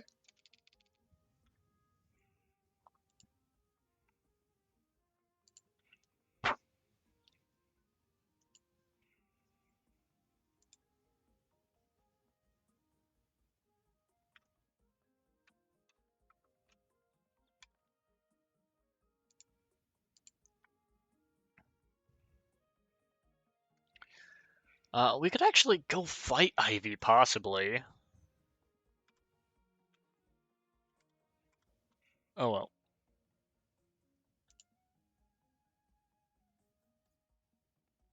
well. We've looked at the mold. We have not completed the mold. Ocean, let's take a look at that. So we have 5 melee.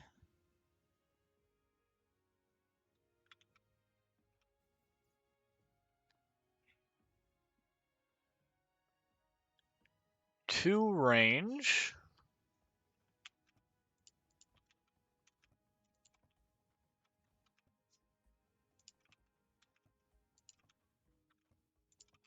And a summon.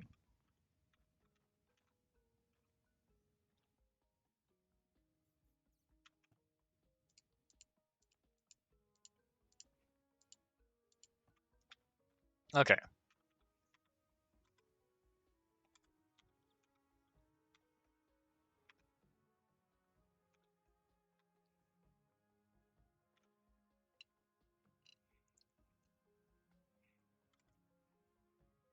Okay, let's take a look at the melees.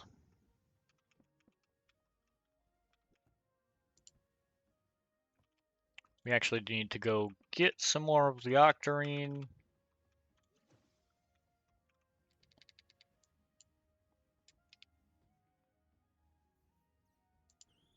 So we just head right till we hit the crystal biome, and then we head upright.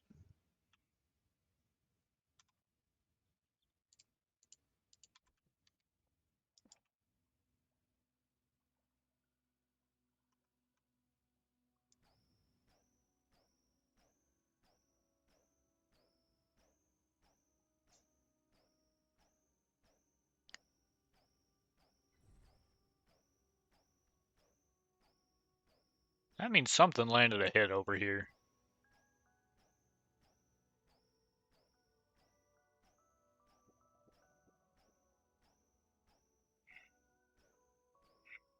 The question is what?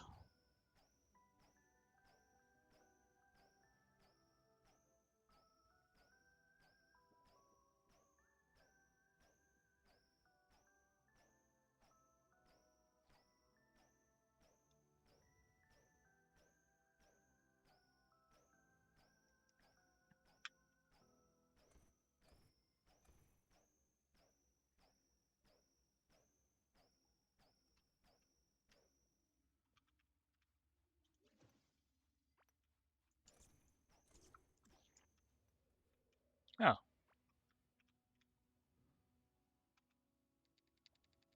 Oh wait. I don't even need to drive all the way back. I can just teleport back.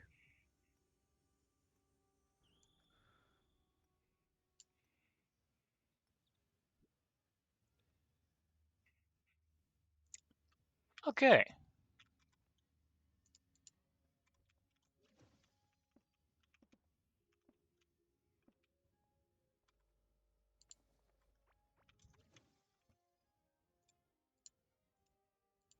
Sword and axe.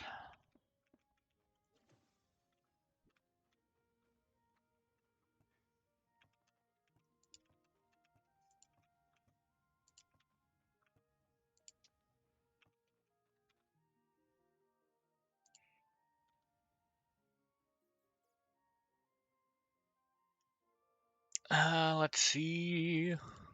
We also get the Slippery Slime Sword, dropped by Morpha. So that's the last melee that we're missing. And under range, we need to make the Octarine Bow.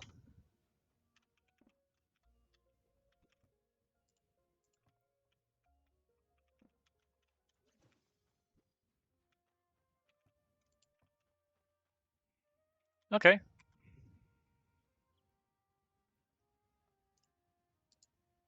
So we're missing one item there. The city is very specifically, wait a minute, Scholar Staff. Don't we have one of those somewhere?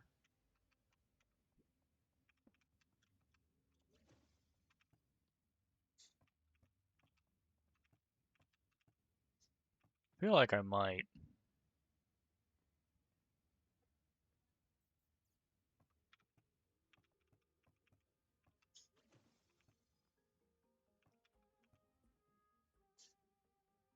Yeah, Scholar's Staff. Oh, we already have the Scarlet Dagger. And then there's the Bomb Scarab Mortar.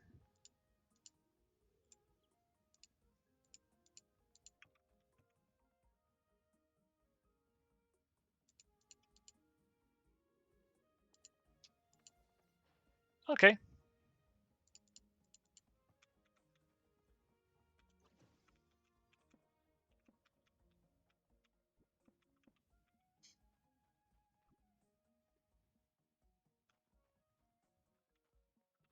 And the Bomb Scarab Mortar is going to go into the desert stuff. This is going to finish off the city. So we've got everything from the city. Now we can head into the desert and think about what we get there. Giving us the Chakram dagger and sword.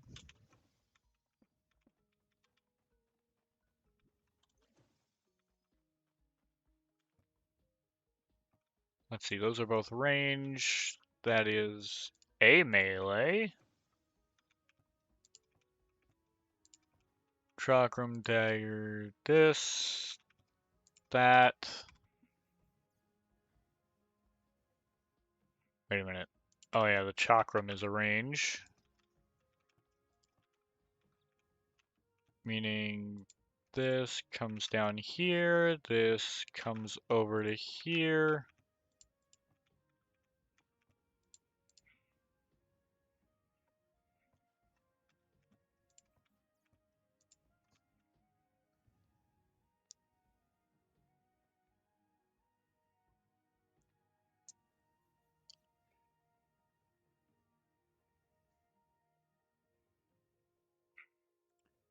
Okay, so we might pick one of the range weapons.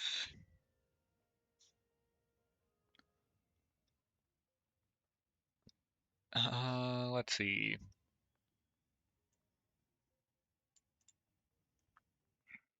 Two magic weapons. And then we get a number of explosives when we get out here. At this point, we're also up into this. Because we get blunder bombs.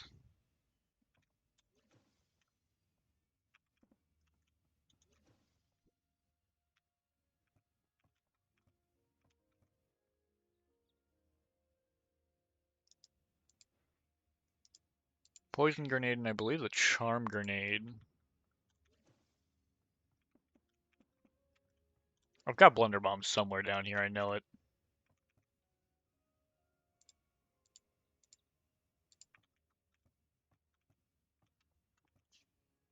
There they are.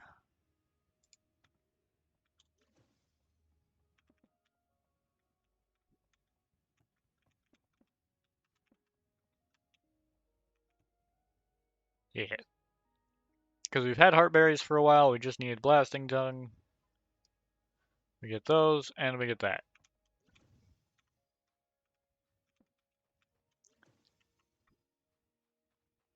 Okay.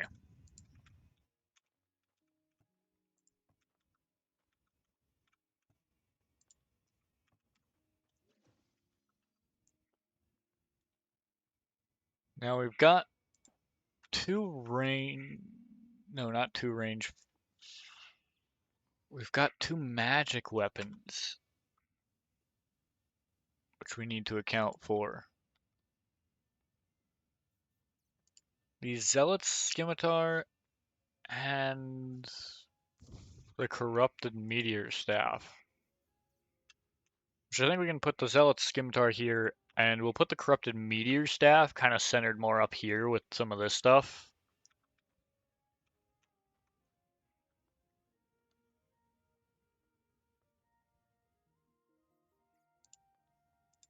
And that means that we've scouted through the desert. We don't have everything yet, though. And can now enter into the magma area, where we have one item, a single melee weapon of the two that are available. The other one that we're going to put in here is the Hydra Bone Sword,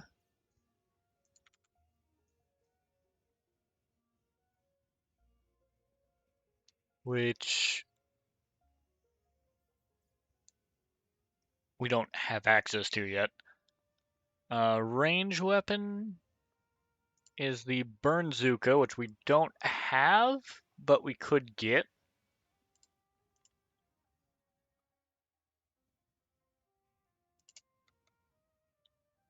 And then the summon weapon. Wait, no, that's the bomb. Bomb, firebomb.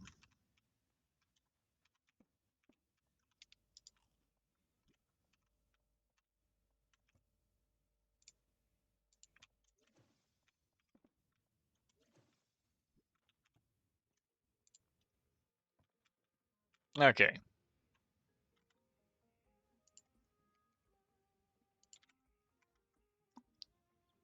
So we've looked at the magma area. Now we get to look at the crystal area,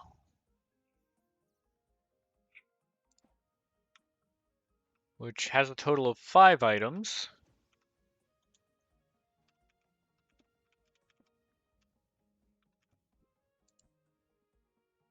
Got the Solarite sword, we'll make the Solarite crossbow.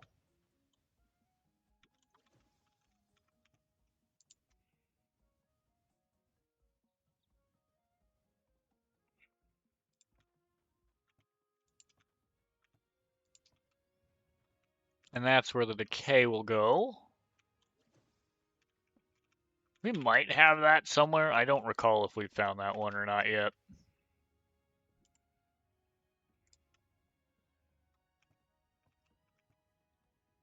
If I'm completely honest.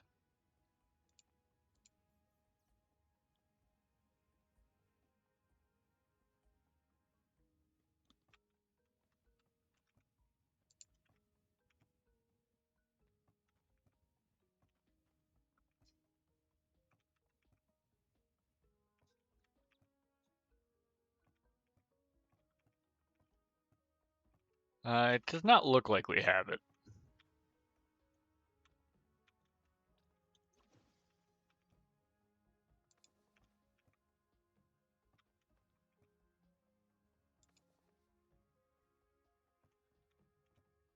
Yeah, I'm gonna go with I think that we don't have that one.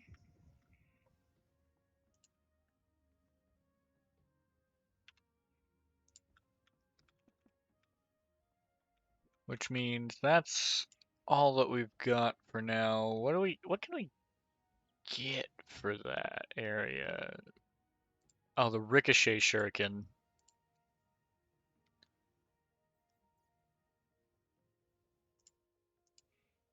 Which, yeah, we could get it from a locked Solarite chest. I didn't realize it was that common of a drop from those guys. Okay. Interesting.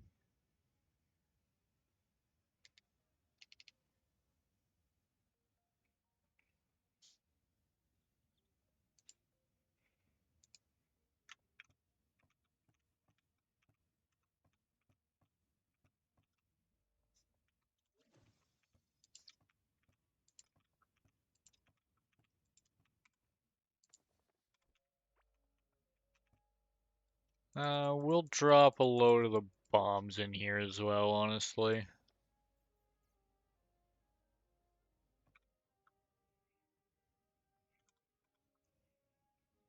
But that means that we've looked at the crystal stuff, and we now need to account for things that belong in the passage.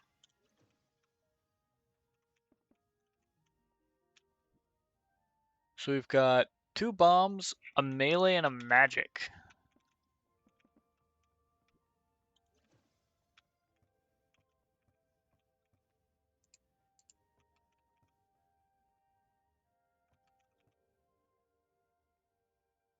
Two bombs, a melee, and a magic.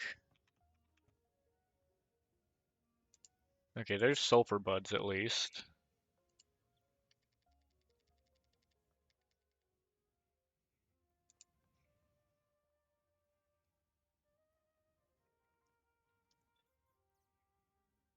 Oh yeah, we just put the void bombs away a moment ago. And we won't have either the melee or the magic because we haven't found the rift thing yet.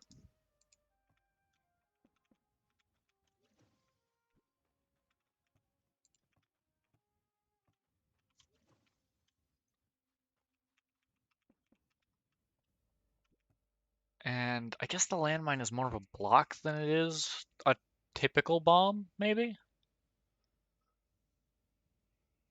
That would be an extra desert item.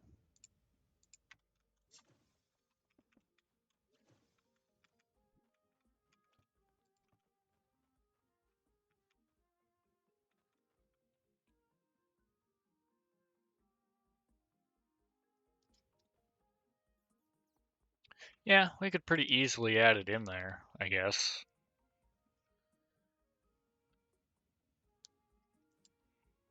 If we decided to. Soul, hello! Game's going good. How are you doing?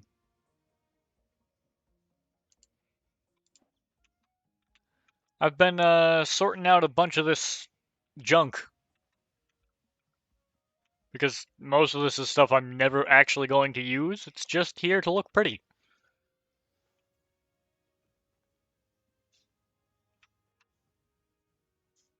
And all color coded down to the biome too.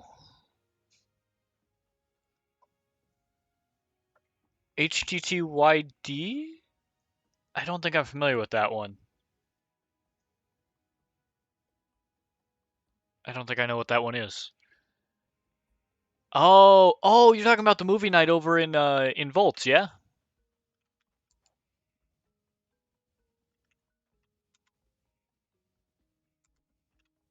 How to Train Your Dragon. Oh, yeah, I'm not always the brightest when it comes to movie abbreviations. Good movie.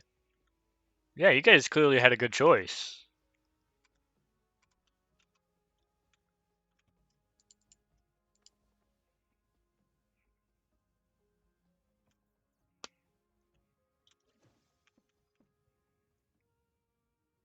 Didn't you just watch the first movie? Oh, did you guys watch like the whole series? Because aren't there like 3 or 4 movies in that series now? I think something like that.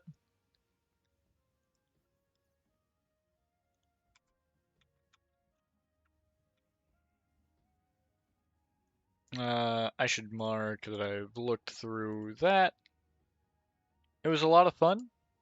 So you watched the first and second one, dude. Those are good movies.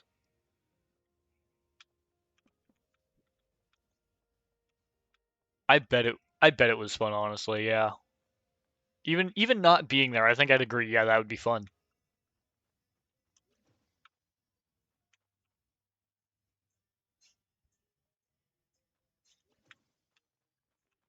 It's kind of hilarious to me that the weapons and the armor sets line up in the count perfectly with the way that I've got them organized.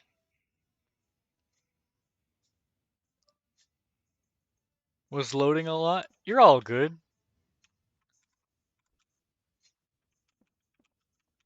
Uh, it's been a hot minute since we checked the wood farm. We can go see if we got any new seeds, maybe. Yeah, the first like 2 hours of stream were literally just me sorting through a bunch of random crap.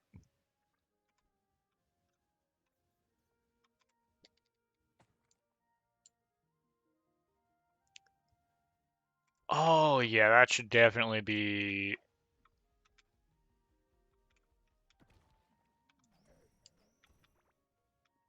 the fucking Shroom Man brute, man.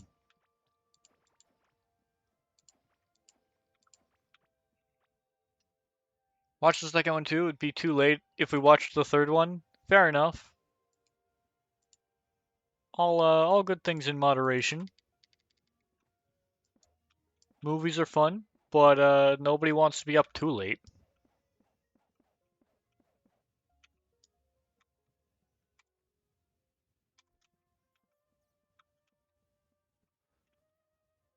Okay, that takes care of that. And I think we already finished this one, yeah? Yeah.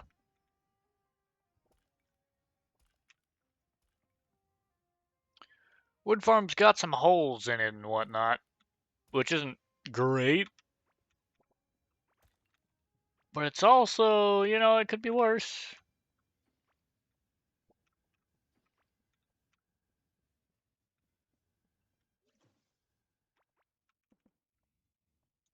We'll watch that one at some point for sure. I would hope. From what I'm aware, the How to Train Your Dragon series, like, essentially just hasn't really fallen off. It's just still good all the way through. And I think they did a newer one somewhat recently, maybe? I don't know. I'm not. I don't know a whole lot about movies, honestly. It is far from my area of expertise.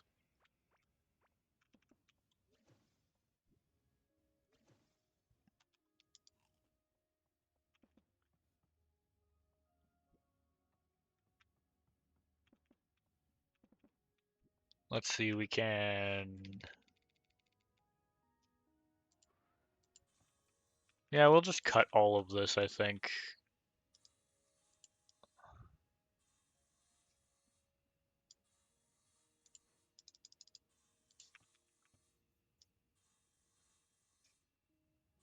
Three, two, one. There we go.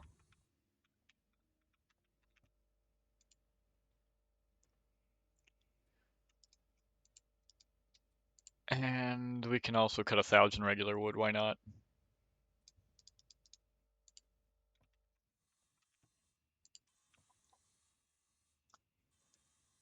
They made a remake of the first one, but I'm not watching that. Oh, it's a remake. I get you. Yeah, I don't think there's much that I would change about the first one. So I don't think I'd have a reason to watch a remake either, honestly.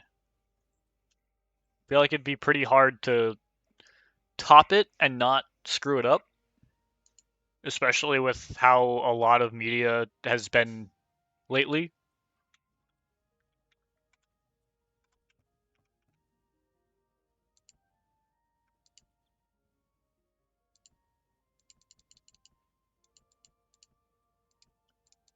Oh, oh, the Pearl Lantern. We've been meaning to craft that.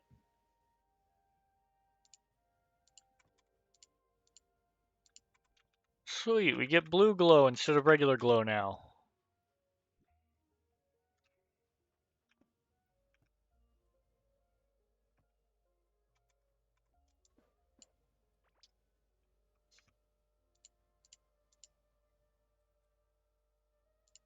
Nope, that is the better glow.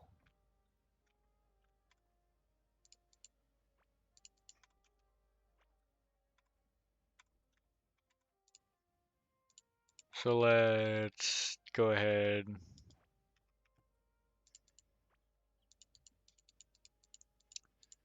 Put a load of these back.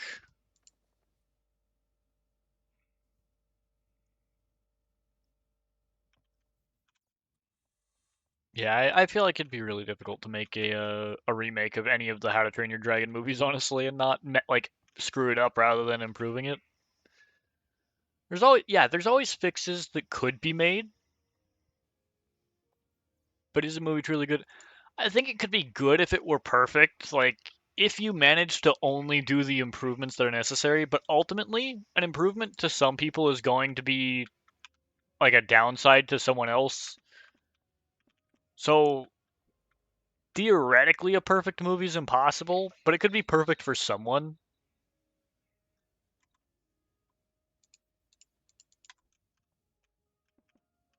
But all in all, I think the movie's already great as is. And if somebody really tried to modify it, I feel like they'd end up messing things up more than they fixed them.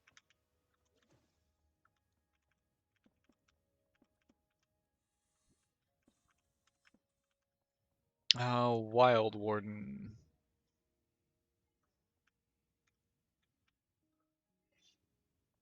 Which area is this Wild Warden? Okay, yeah, we've got full Wild Warden. We've got a Showman cap up there already, I'm sure. I feel like they're already perfect for me the way they are. Exactly, like obviously I think there are like if I went back and was really nitpicky about the movie, I could probably go back and say find a few details and I'm like, "Oh yeah, this would be better if it was a different way or something." But I think for the most part I would still look at it today and go, "This is just a great movie."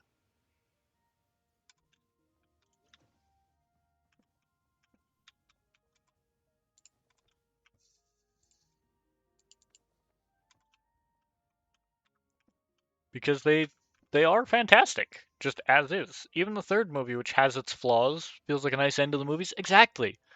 It wasn't perfect, but it did a pretty solid job of like wrapping everything up.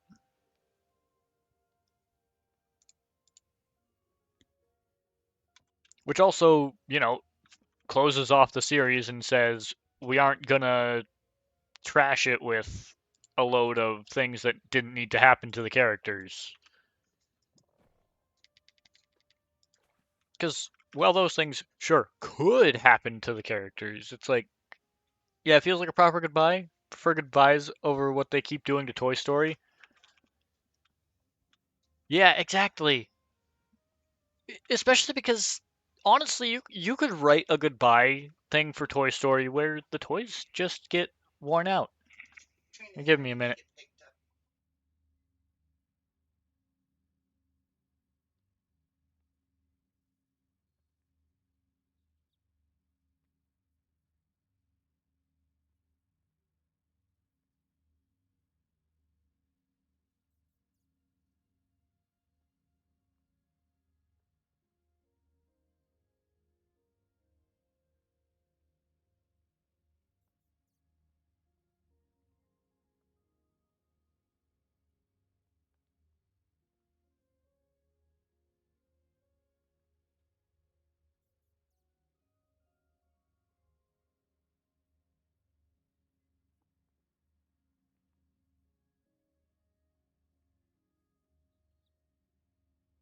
All right, I'm gonna be right back.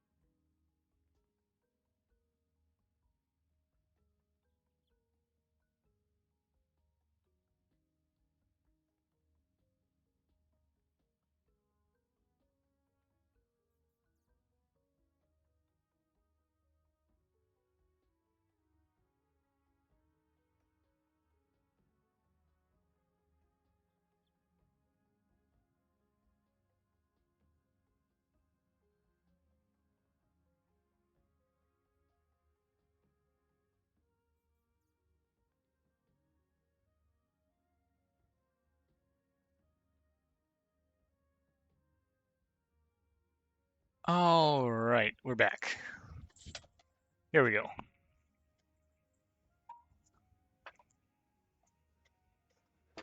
Yeah, Toy Story, you could honestly even do like a sad goodbye at this point, where it's like the toys are getting worn out and beyond a point of repair. Problem with Toy Story is that we've had our goodbyes like two separate times. Andy gives his toys away, and Woody finds his own place without a kid. There's a plan for a fifth one now? Oh god.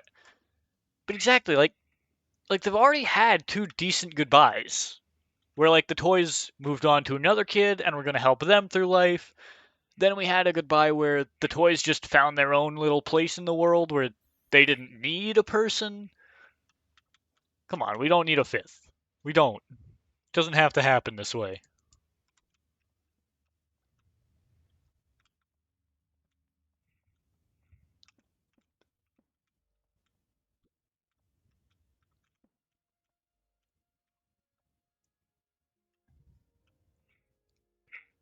That's just kind of sad to know that they're gonna do that.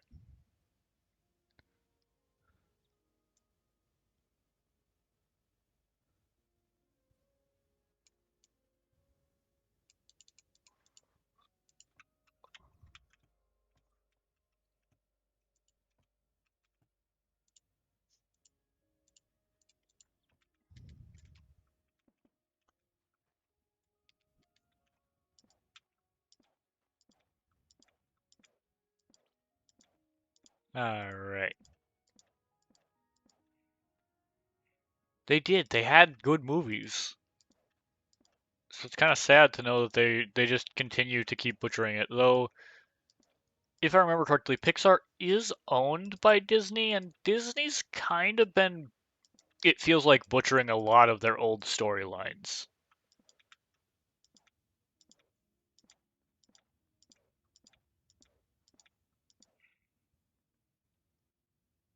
Yeah, Wally was great.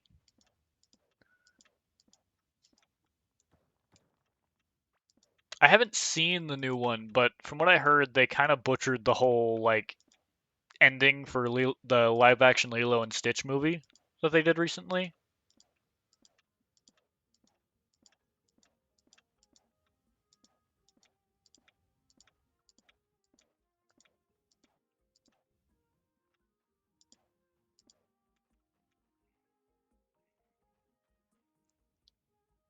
Problem within Pixar itself without Disney doing anything. That's news to me. I haven't heard that before. But that's interesting to hear. And this glows up this whole little area.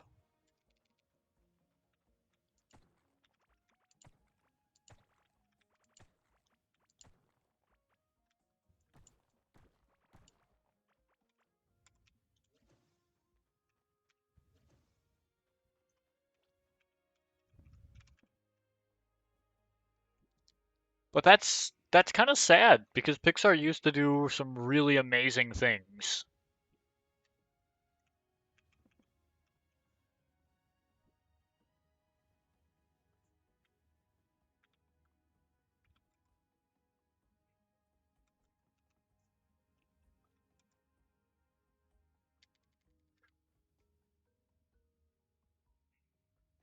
They wanted the newer Pixar movie to be less queer and simplify the main character. I mean, I don't even think I'd call like old Pixar movie stuff queer, really. It was just people looking for a place where they belong a lot of the time. Yeah, there's a level of simplification that is good, and then there's a level of simplification that is boring. If a character is too complex or in depth, then nobody will nobody will want to take the time to learn them. It will just feel like it takes too long. But too simple and you don't have a full character.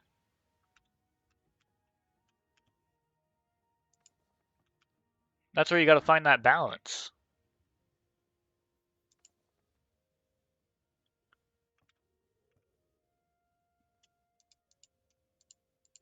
Let's see. We've got these that can both get scrapped.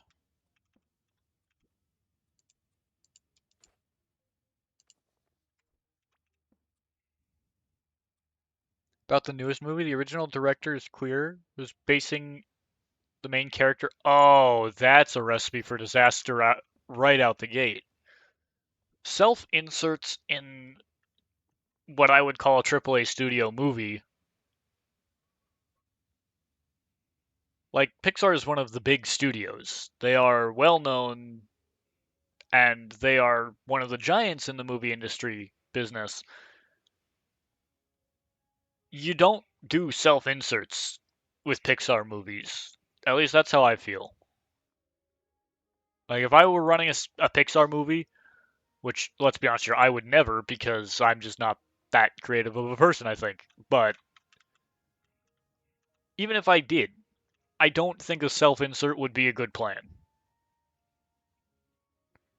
In fact, it feels like probably one of the worst plans you could possibly do to a Pixar movie.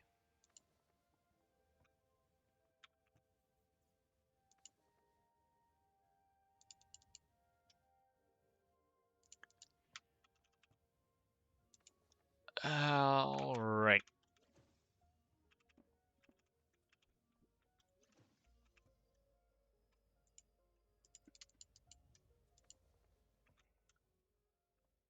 They removed them being queer and changed the director. Like, the character isn't one to one, but the story is based on their experience vaguely. Vaguely based on your experience, I could see, just because it can be hard for a lot of people to write things that they haven't been through themselves.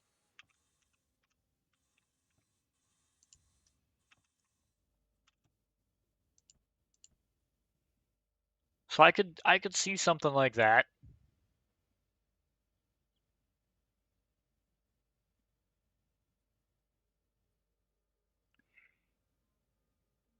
Similar to Elemental. I can't remember if I've watched Elemental or not. I might have to go back and watch that again, honestly.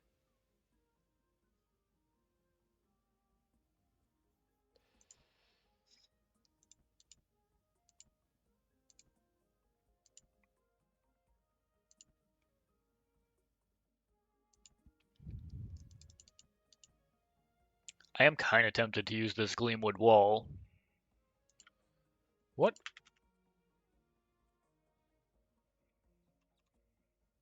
what walls are there in this?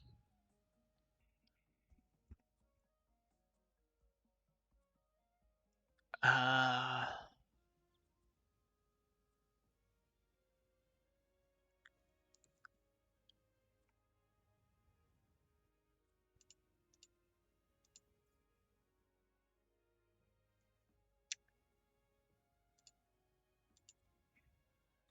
I mean, Gleamwood is just flat out the strongest, I guess.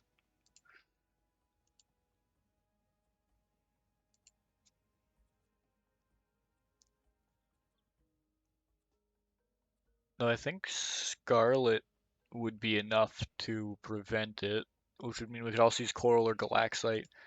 And Galaxite, well, definitely expensive. Could be a fun block to build with.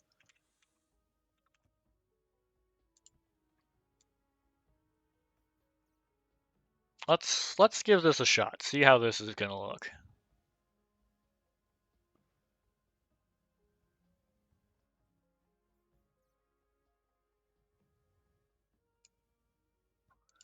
So we've got 300 of that. I think Gleamwood doors could be neat.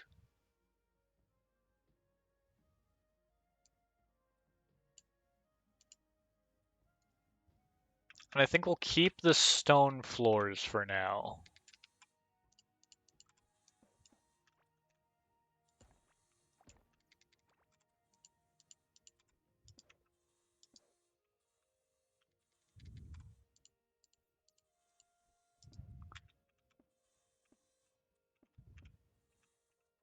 Yeah, that's not bad.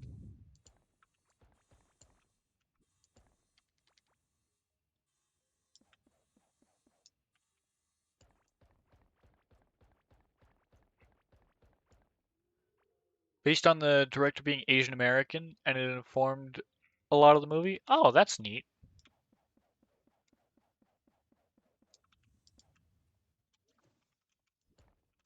Kind of interesting. I think I recall hearing good things about Elementals, so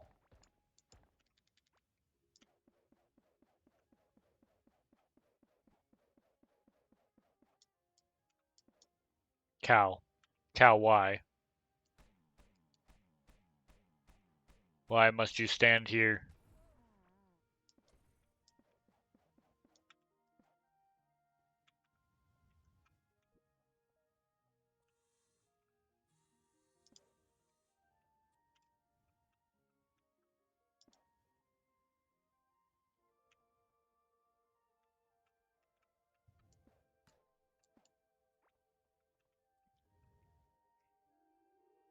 It's genuinely good. Could be something good to watch then.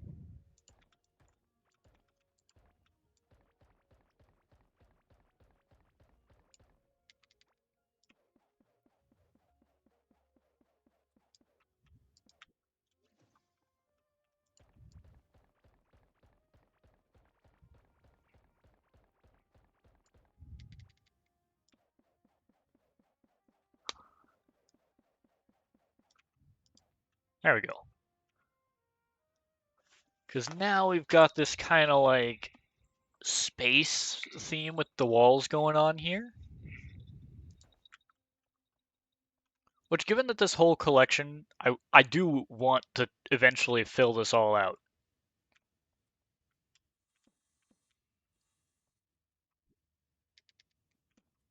So,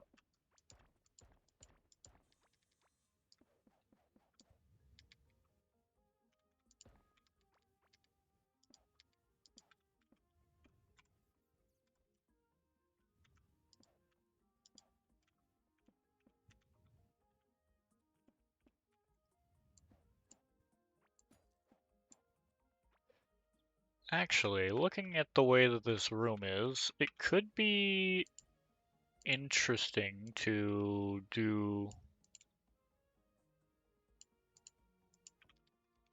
something with these like light panels underneath here.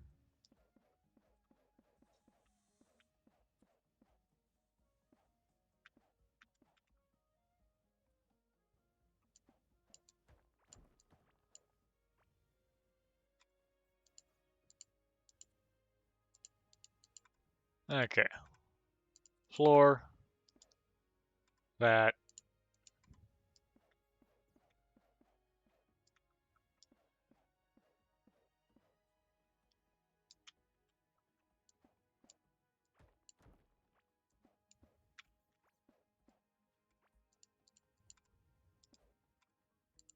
and floor.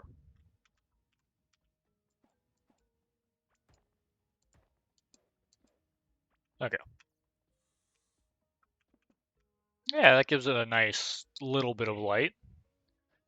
They wanted to remove that personal influence, but that's what makes the movie connect with people. I think someone said it best through this quote, though this quote was about Disney, not Pixar. If you make a movie for everyone, you've made a movie for no one. Exactly. If you try, like, don't get me wrong, I understand from a business perspective, you want to appeal to as large of an audience as possible for the purpose of making a profit. That is fine and makes relative reasonable sense. But you have to draw the line because if you try to make a movie for every single person,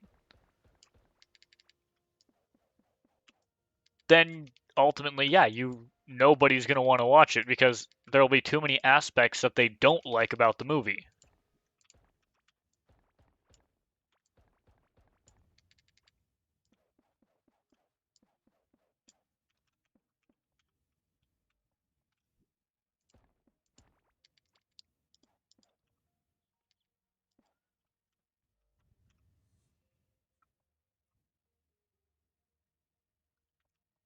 Kind of liking how this theme up here is coming together.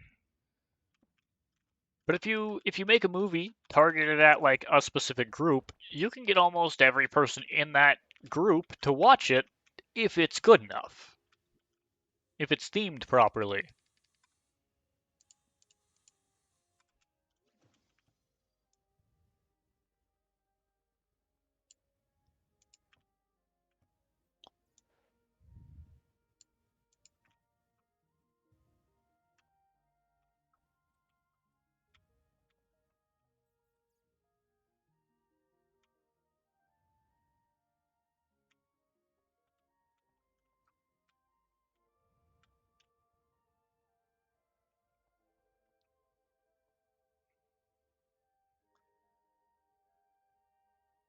Yeah, if you when as soon as you try to hit too broad of an audience, you'll run into the same problem as too niche of an audience and no one will watch.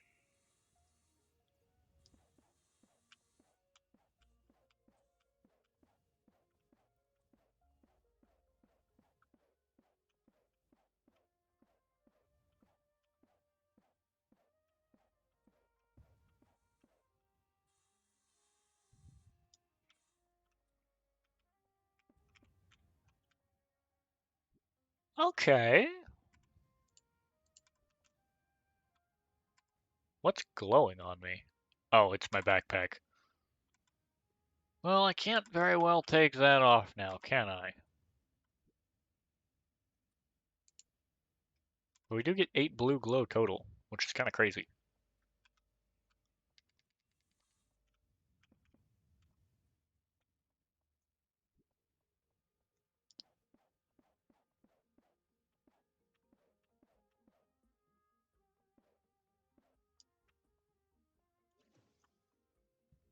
So,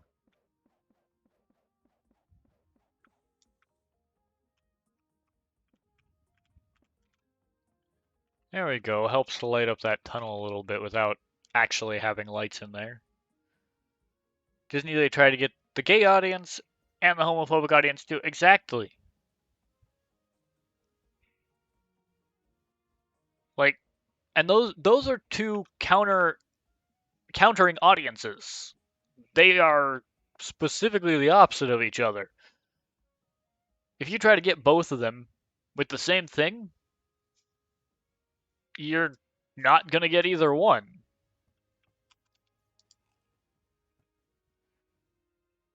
You might get a few of the people who are more towards the middle ground of it, I guess, but I think largely you're going to lose out on people overall.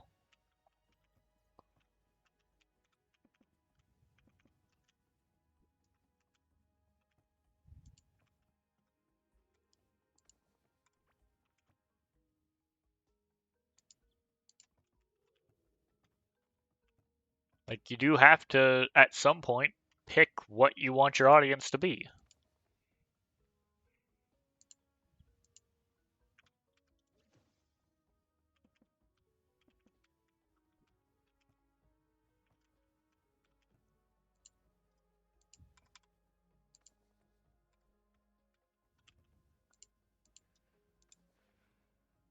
Okay. I am liking the Galaxite walls and whatnot for this project.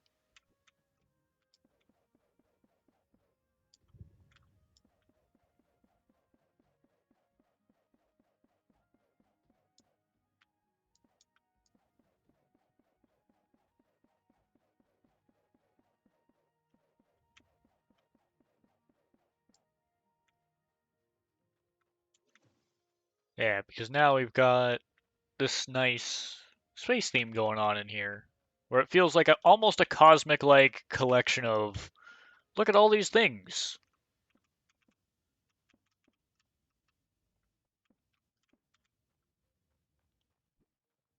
And then we can expand straight up this way with like the offhand and carried items.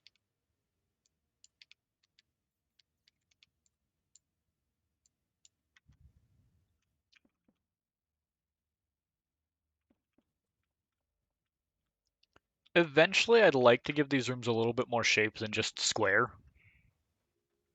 Thank you. Because you can see on the minimap how this is already going to start looking, and I'm not a super fan of how it's going to look on the minimap at least. When you're down here running through the base, it looks all fine and dandy, but it's going to be a lot of big squares on the map.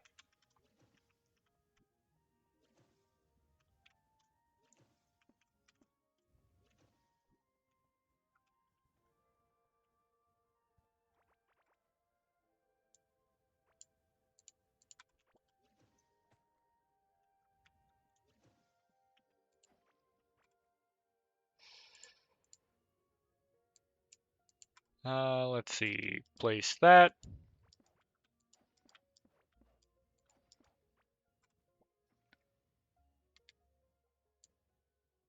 Okay.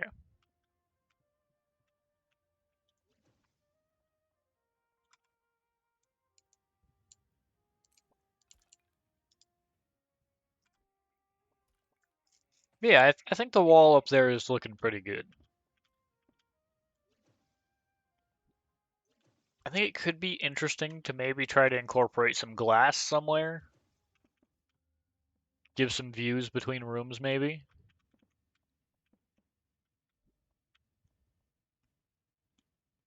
Because it could be kind of interesting to have, like, a view going between things in here.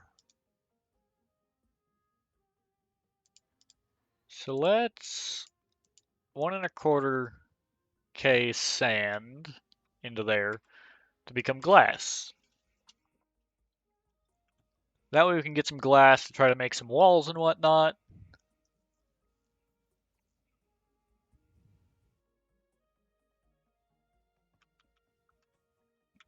Because I think I want to glass up most of like these walls around here so you can like see into these other rooms.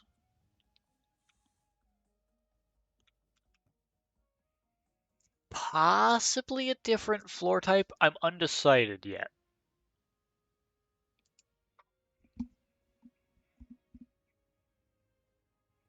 My friend is too mean to themselves. I said their art looked awesome and they're like, I'm worried about how the other person will respond though. I mean, there's only one situation where I would be worried what someone else thinks about what I'm creating, and that's if I'm specifically being paid to make something for them. And even then, there's still a limit to it. Like, you still hired me for my style. By all means, do if they're okay with it. I'd love to see. I love seeing people's artwork.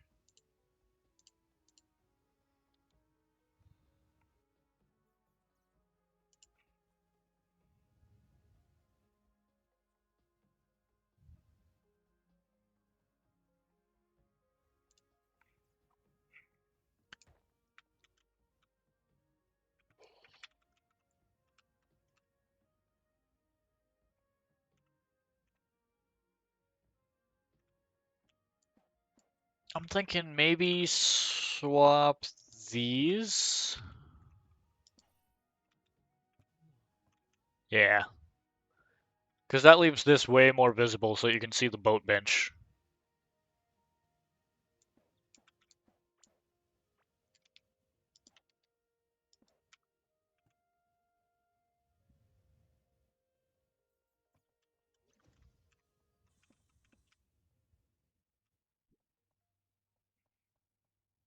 I post online, so I'll just share a link to their ArtFight account.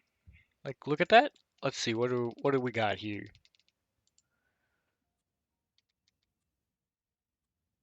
Ooh, yeah, this looks nice. It's definitely better than anything I could draw, I think.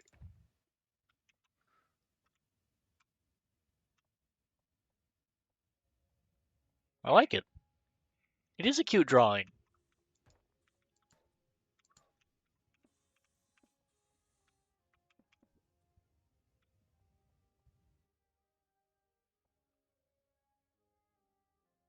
I do like this like cosmic feel along this wall. I think around here though I want to start trying to I want to turn it into a different wall.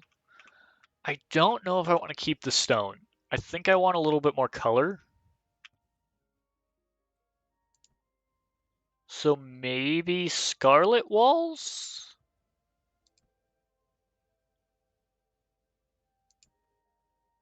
Possibly paintables.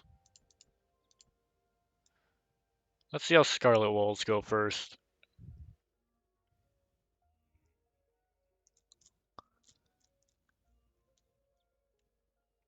The person they attacked, I'm guessing you say attacked in quotations like the person it was made for.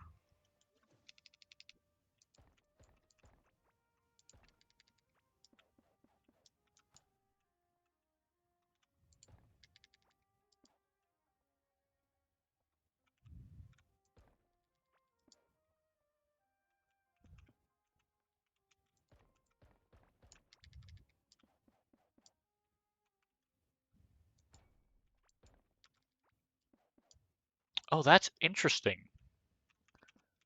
Scarlet walls actually like, oh, never mind. That's just a visual thing.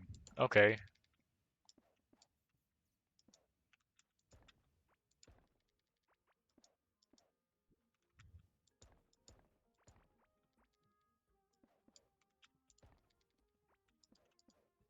I don't know why this feels so weird.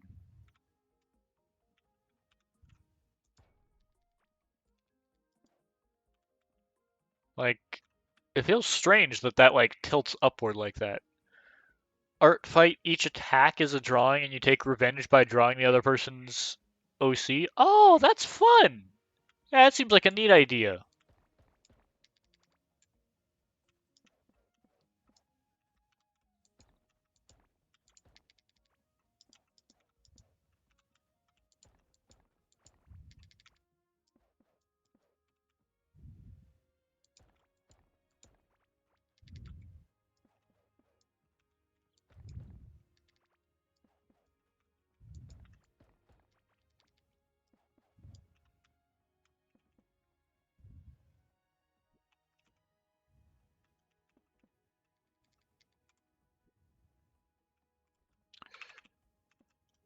Oop. Okay.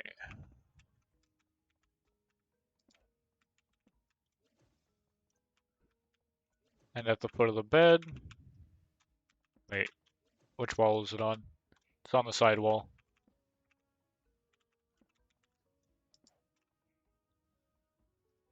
Have another Friends OC on my account as well. It's all just about celebrating original characters. Oh, that's dope. I love that.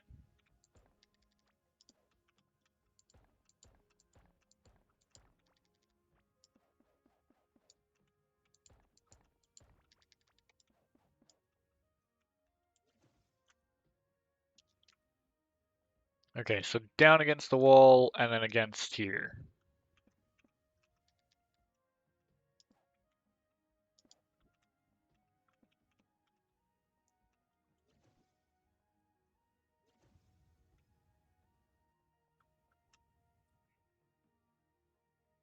That's awesome, and I love it.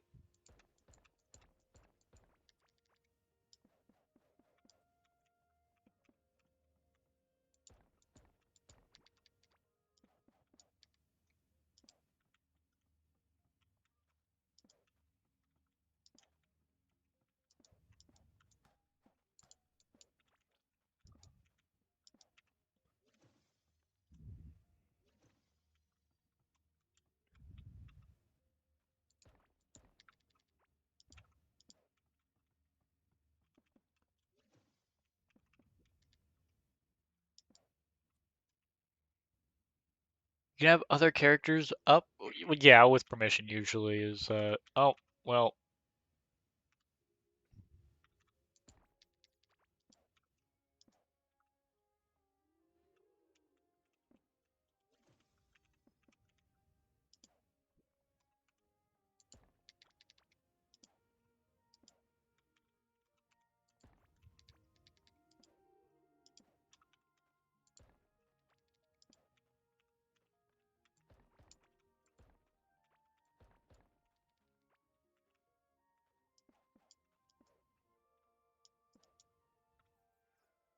Sir, please move.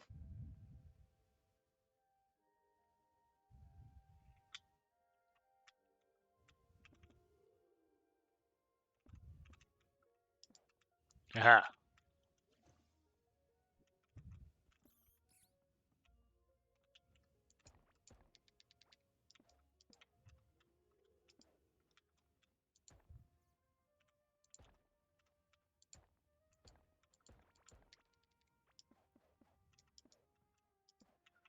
There we go.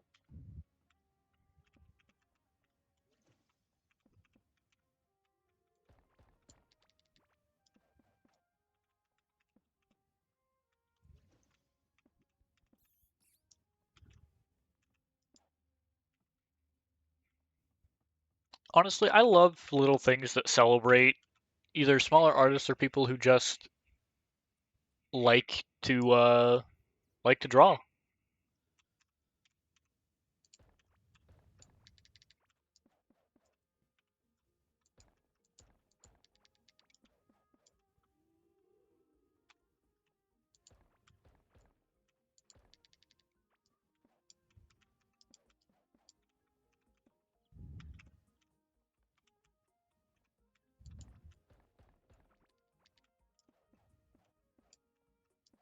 No, you are not escaping your room, man.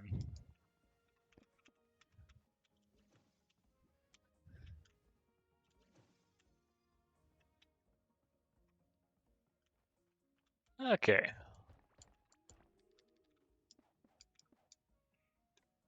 Would do it for more friends too, to be honest, but I have way too many OCs.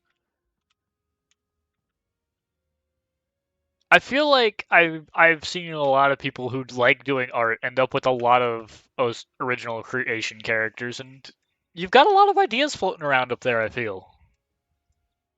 And it's really cool to get to see all of those ideas kind of come to life.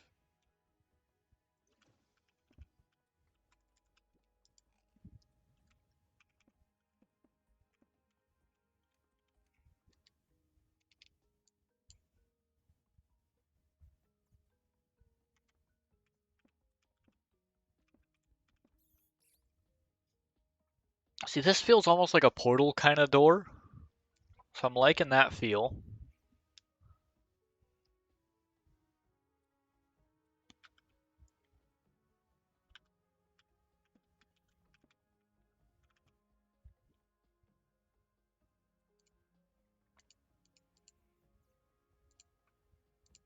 I do think that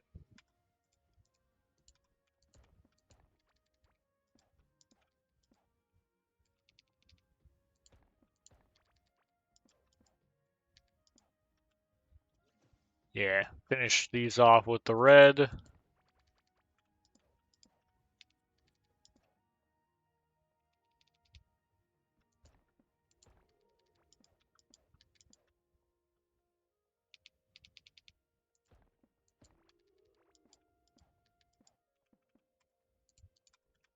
And put your calendar back up.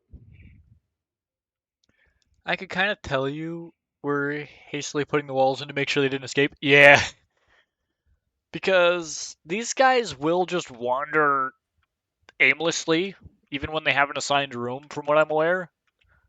Meaning they do kind of just eventually wander away, and they don't come back. Like I've got a solo world where I've just lost one of the NPCs somewhere, and I can't get him to teleport back to his room. I run across him every once in a while. I'm pretty sure it's this guy. So he's not like the most important, thankfully, but it's still a nuisance because he's just out wandering my minds.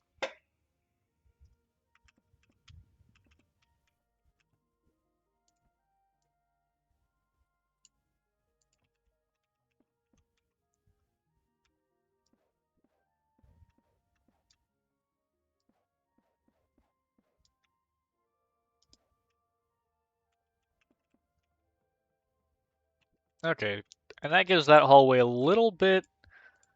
It feels like an almost unnatural glow.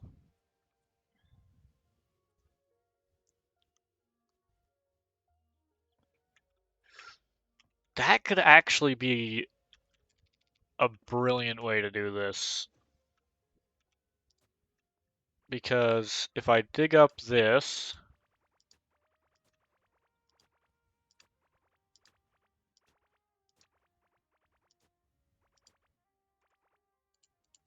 I could do that with Eerie floors.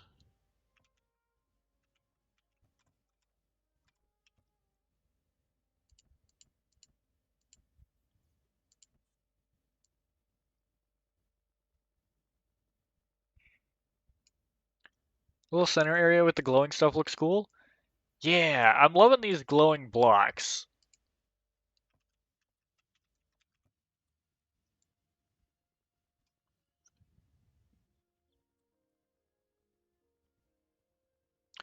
And I'm also realizing I can gain extra Eerie floors when I'm crafting these. So I now have even more of them than I had earlier. Nope, that's not what I meant to be placing.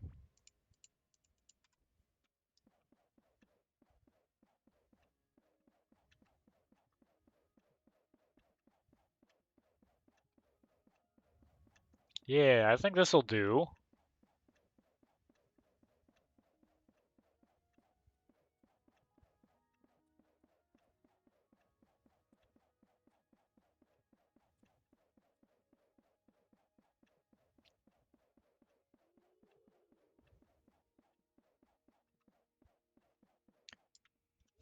Yeah. Yeah, I felt like it would go, because it's the purple, it fits in well with the kind of universe theme that's going on up here, and because red is half of purple, it doesn't stick out like a sore thumb to these red walls down here.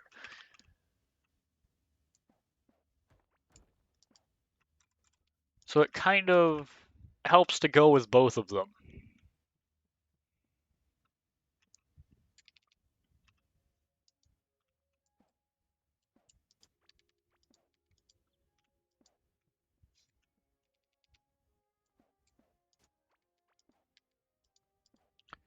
Unfortunately, I've got to remove the doors again to get at these floor pieces.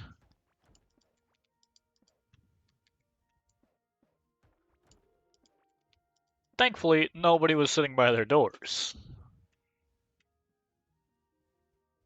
Helps that they're a darker color too, yeah. And it gives it a little bit of a nicer, like, bit of color splash here on the map too, I think.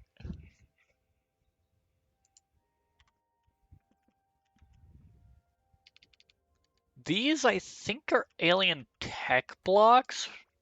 Yeah, those are tech blocks.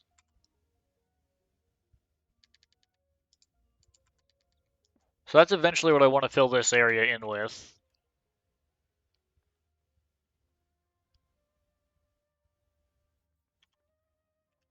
To get a little bit more of like an eyeball shape going.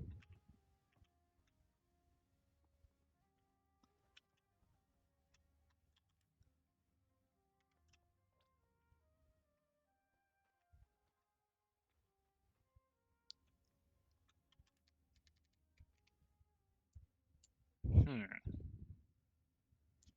I'm not sure how I want to shape those rooms up top when I reshape them yet.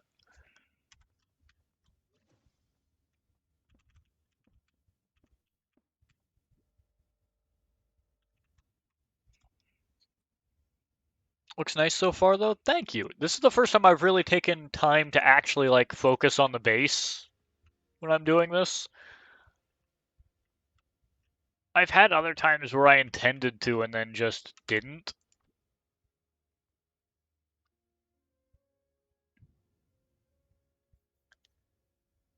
Gardening and crafting though are two maxed out skills. Once we get running maxed out, I can try to do some more of the farming stuff a little bit off stream, I think.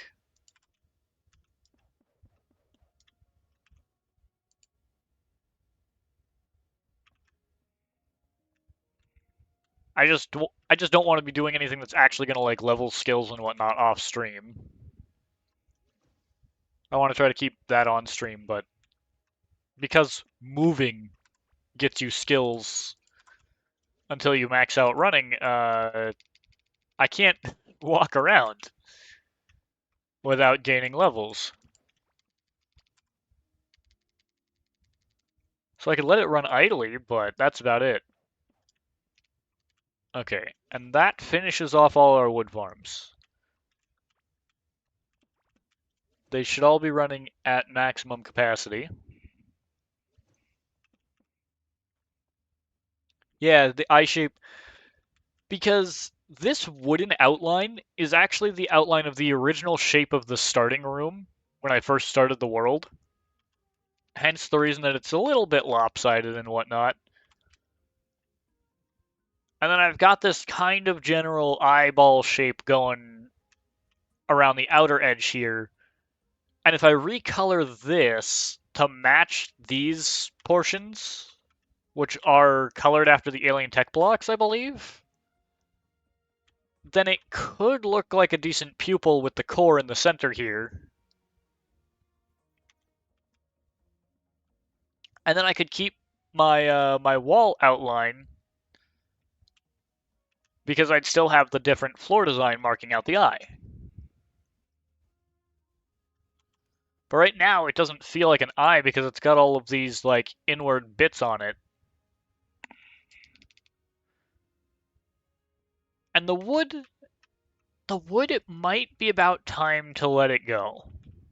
I've left this here since the very start because you can't redo this once you get rid of it. So I'm very hesitant to actually remove it. And I feel like it could be an interesting attachment to the eye, so I want to get that done before I try removing it. And then see what I think.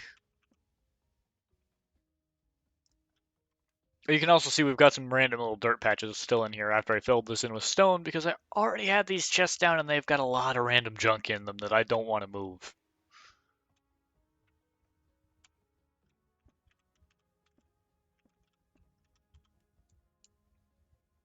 We could actually fill in these areas with like valuables and tools, maybe?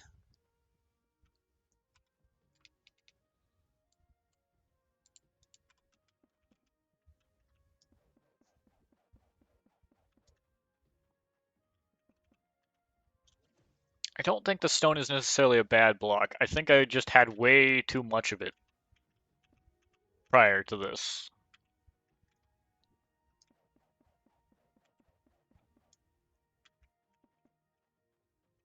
And I still need to go grab the camels and the kelpsies.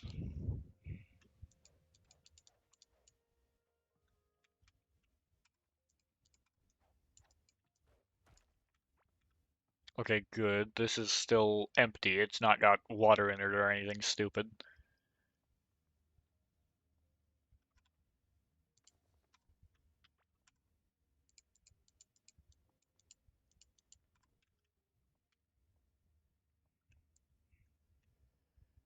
I could try using some of the natural blocks, because if you put like a non-natural thing underneath it, like if I put this Metropolis block here, it is perfectly square. And I think if I put a natural block like the crystal on top of it, it gets the perfectly square attribute as well. Unlike if I place it over here, you can see it's all lopsided and whatnot.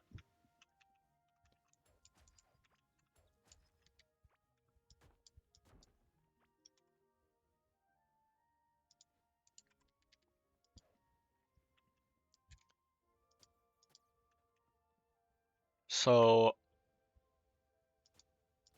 I could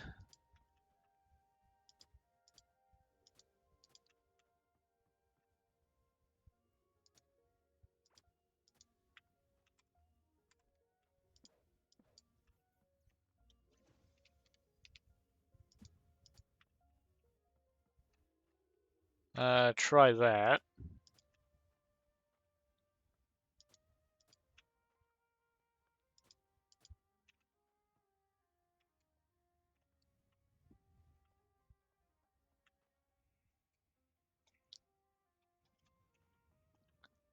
Hmm.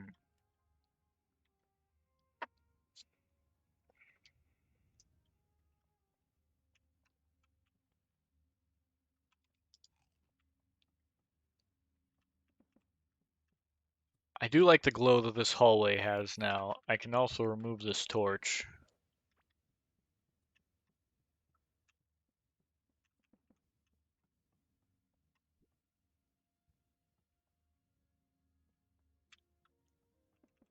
I kind of want to put like a planter box at the end of each of these areas. But I need to. I don't think I can craft those. I think I have to go get them from the Metropolis. Because I can make the single decorative pots, but I want the 3 wide ones. Yeah, I have a lot of OCs and I'm planning on putting more up on Art Fight. Ooh, fun.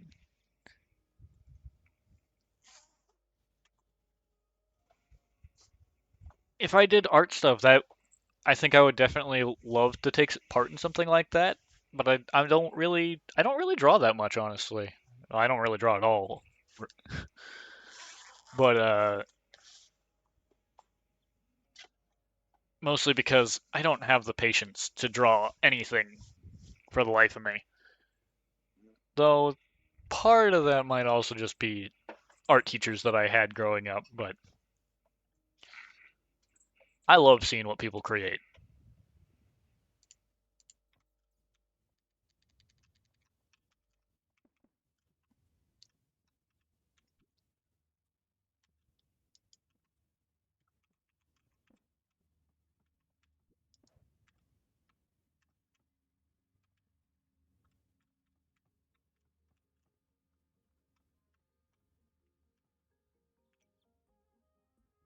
Yep.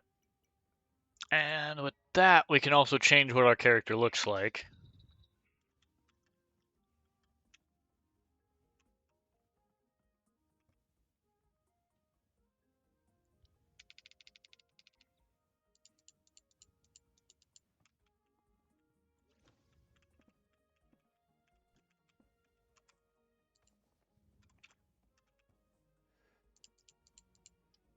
There we go. So we've got a lot of our base building supplies in here, as well as our grenades. I do think that this area has fixed up a lot this episode. Things have come out much, much nicer than they were.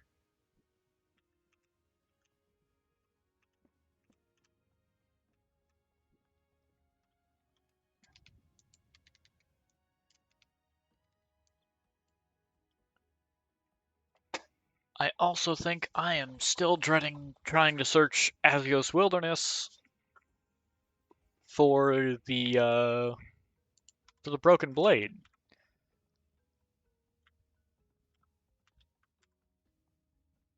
I'm also realizing I need to do some like Hive Mother fights to try to get another broken blade.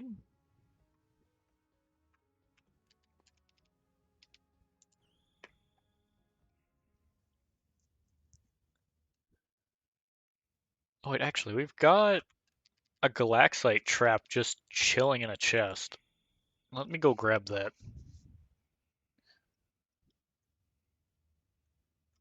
And make a few more. Because these are the best traps that we got, I believe.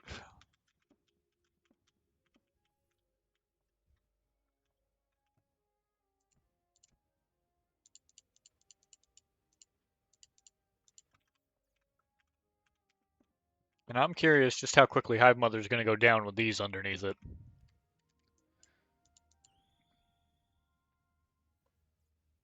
That's fair, yeah.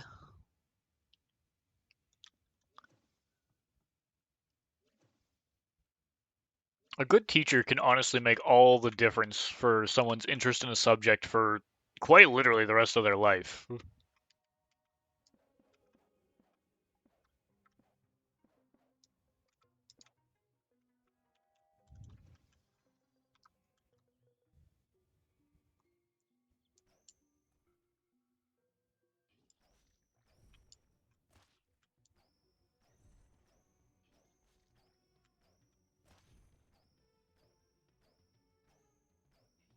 Do do do do do do do do do.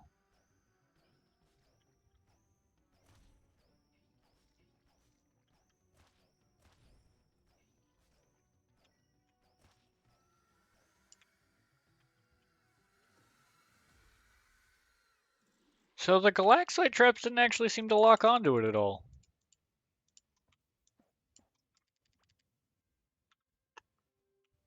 Interesting.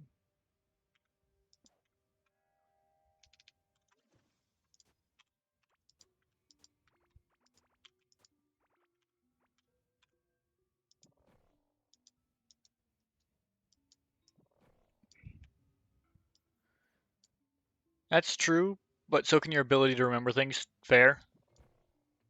I like math, but struggle with memorizing the multiplication table. Fair.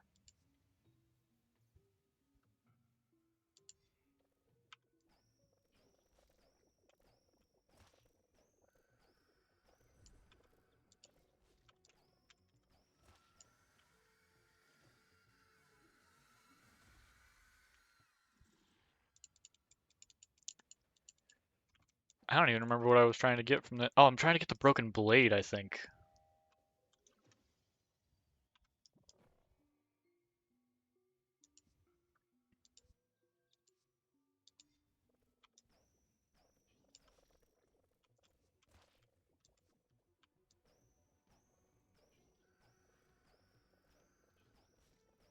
Down, down you go, Hive Mother.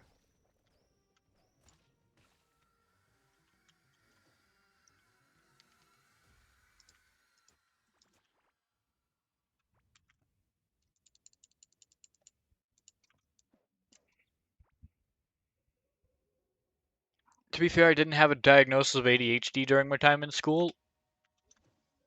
Ah, that could definitely affect some things.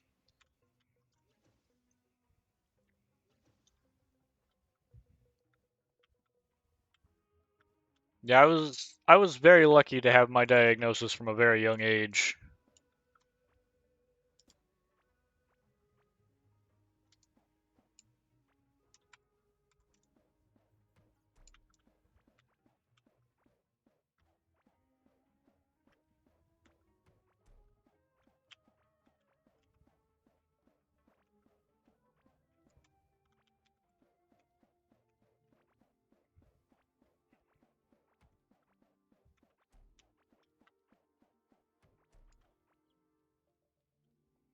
Okay,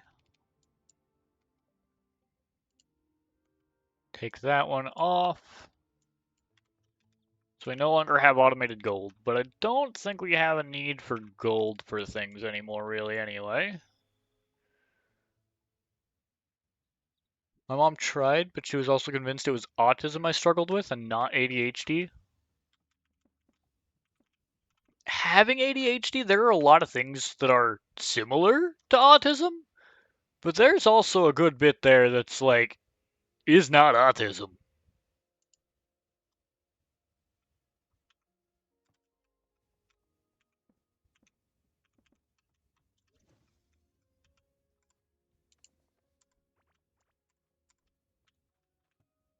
Hell, one of the biggest ones is probably like reaction to medications, honestly.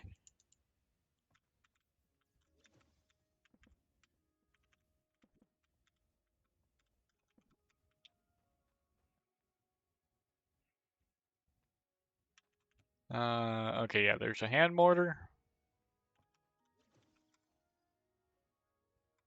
Hive bone and carapace armor.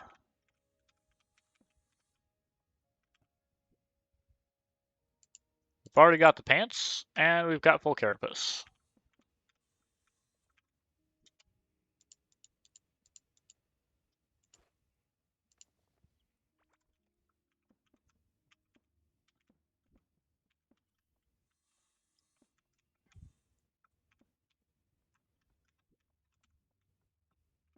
We can close that door.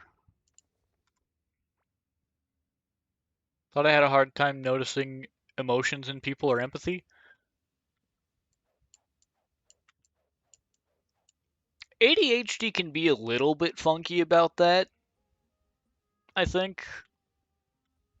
Because ADHD is what I've got as well. And it's not that I don't always notice people's emotions, it's usually more that I've got other things going on to the point where it's like, I can see your emotion, but there are more important things in this current situation than emotion. At least that's what it is for me a lot of the time. Like, it's not that I don't see it. It's just that there are more pressing matters.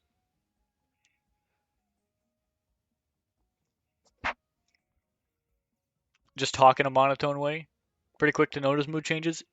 Exactly. Like I can notice your mood change. It doesn't necessarily mean that I'm going to actually account for it. Like I'm not going to change what I'm doing because of it.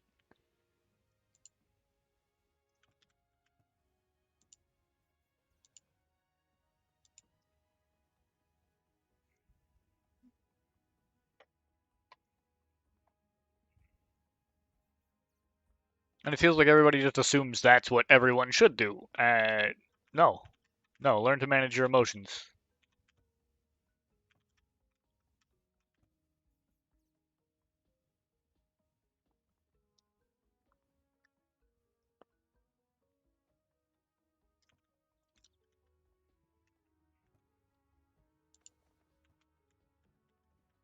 Mm, I can throw these eggs up in here.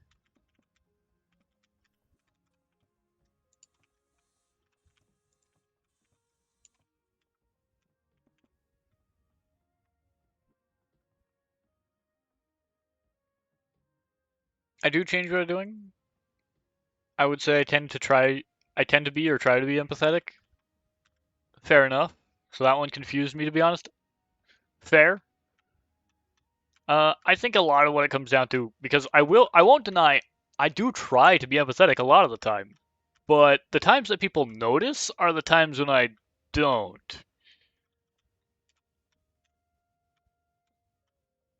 You know, it's a lot of the whole people don't notice something until you don't do it.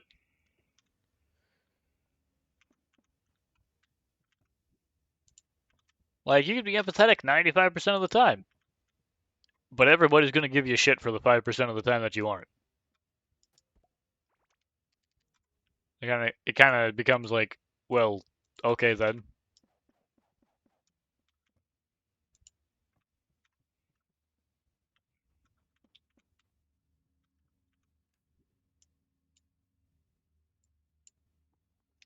Wait, why do I have a grave over there?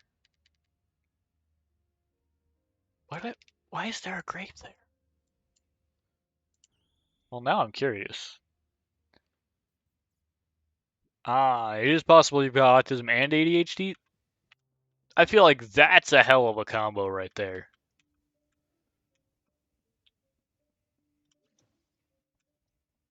Getting stuck with both.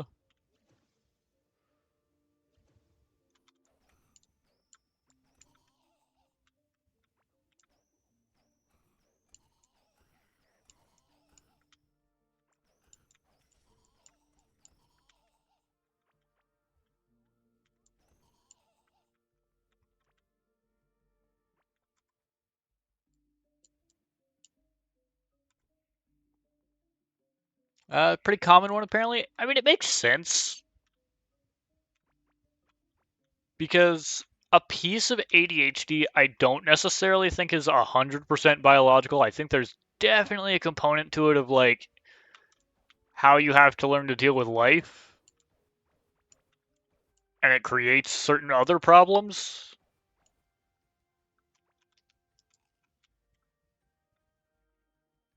So autism I don't know nearly as much about, so I can't speak so much on that. But I would definitely argue that there's a part of ADHD that's not just biological, but also life experience.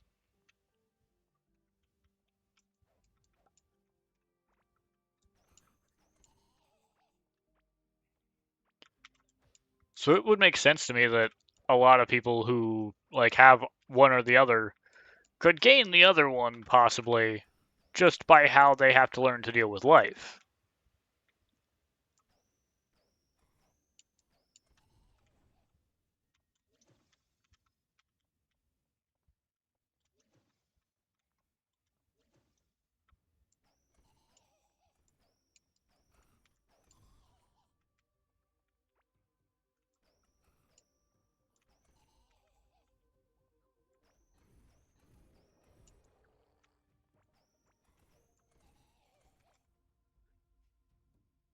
Well, there's some stone armor.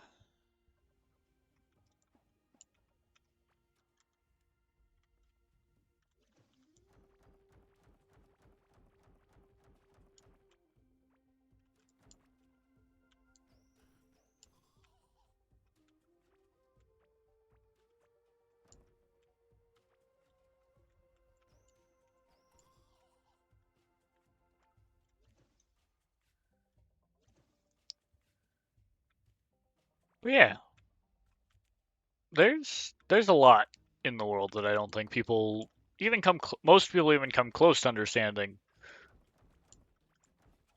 Frankly, I also don't think a lot of people really try to understand things, they just roll with it. But understanding will get you places. Not always places that you wanted to go, but places.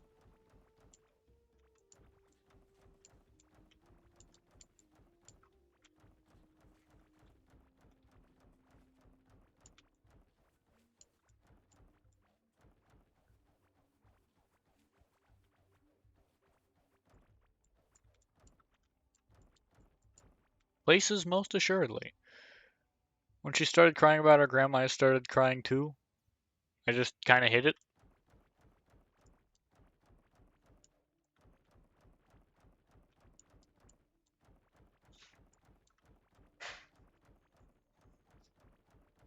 Some some emotions are important. Ours, because of siblings, it would be my grandma, her mom. Ah, I get you.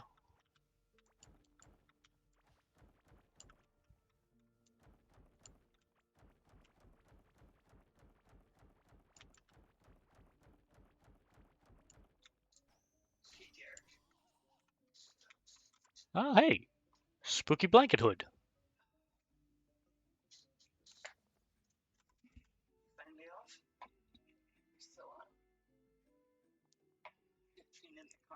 Yeah, give me just a minute. I will be right back.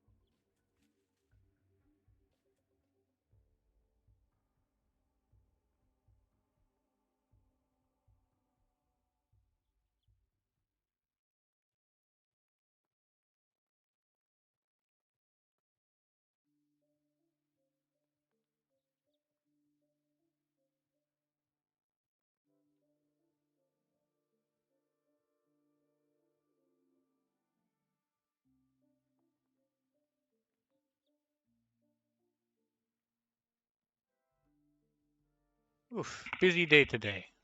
Lots of things happening. I think that's why she thought it. Kept my crying to myself a lot.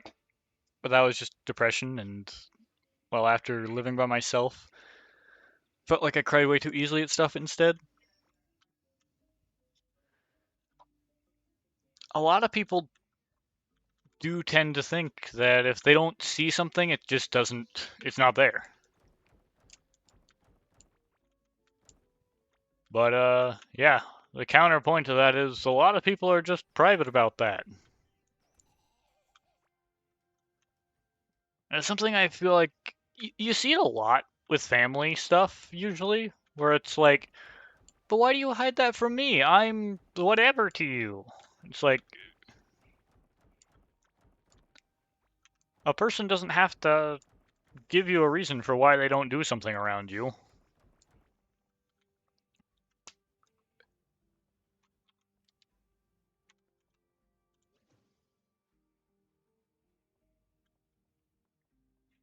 Like, everyone's more than welcome to do everything their own way in life. It's their life.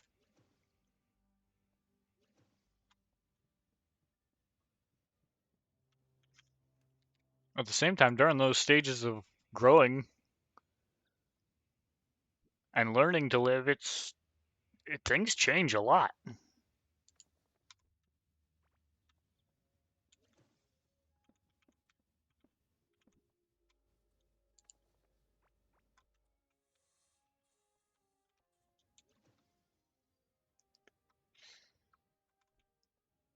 Okay, we've got our spooky blanket hood.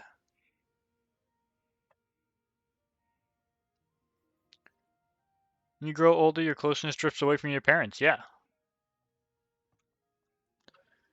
a very natural part of living is that you're gonna become close with people other than the ones that you grew up with.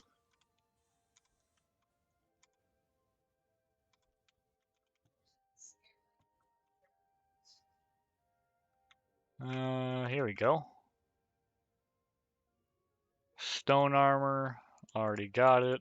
We've already got the full cabling set.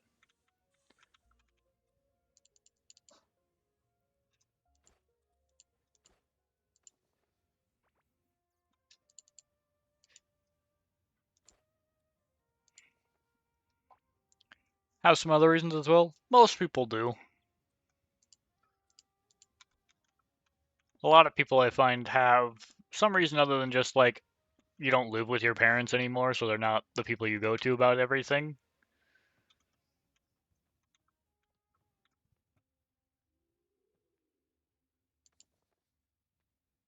Because, I'm sure plenty of people love their parents. That's all fine and dandy, but there is a power dynamic there.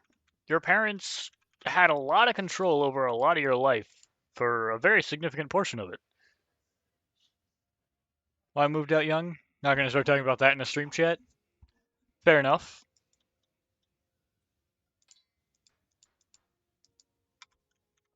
Uh, but yeah, a lot of people, there's some level of animosity just because, yeah, your parents had a lot of control over your life during very significant portions of it. So, kind of regardless, you're going to grow apart from them eventually, whether it's one reason or another.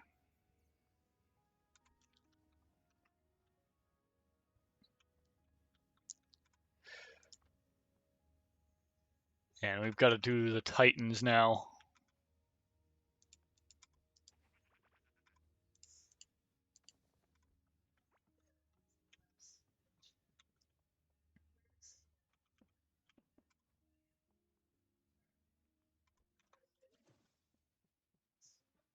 Okay, so we've got Lunicorn.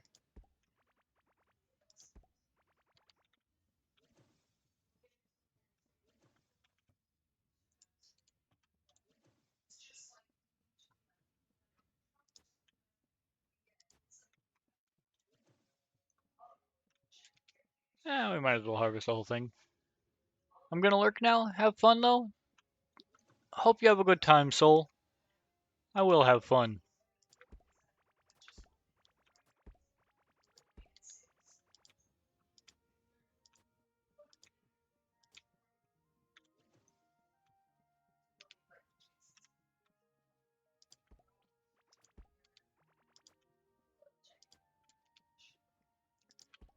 Alright, harvest up the farm.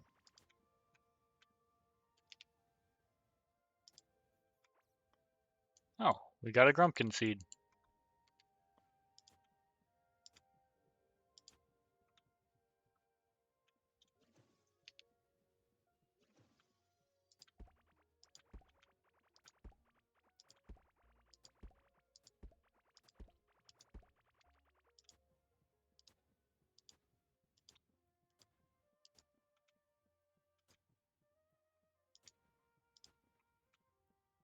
Alright.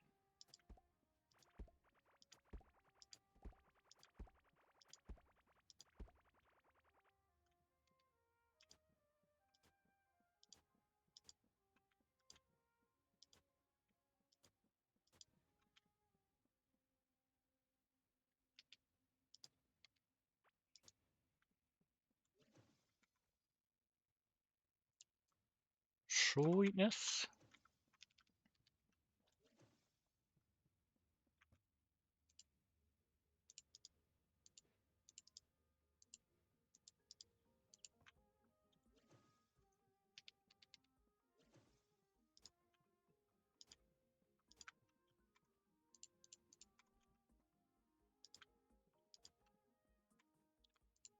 And there.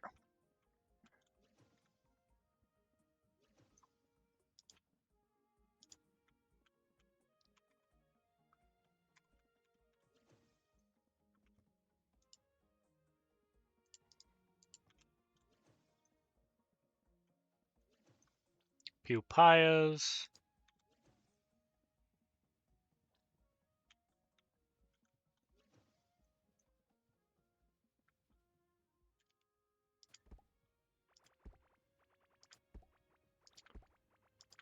I believe anything other than glow tulips and the bloat oats.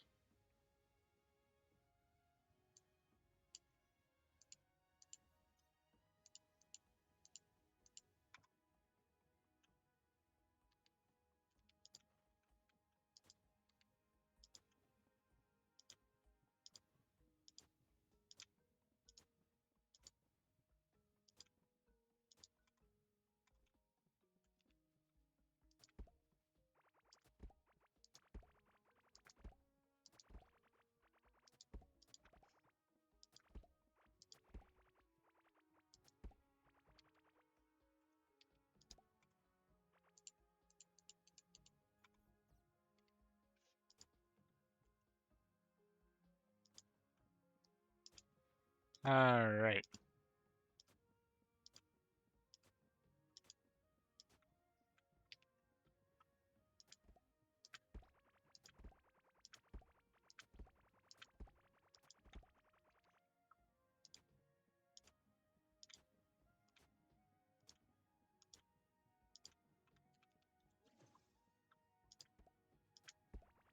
Pine grapple.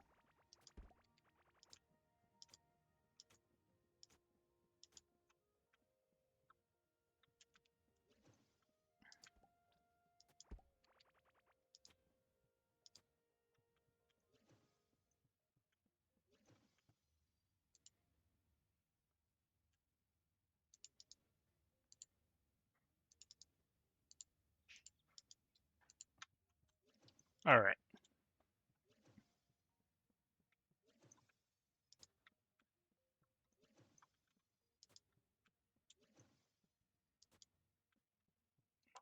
Nice. We're gonna need a lot of Grumpkins.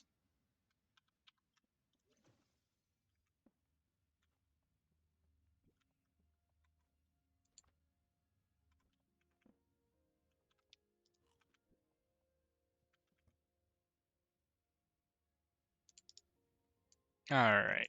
So let's get Lunicorn and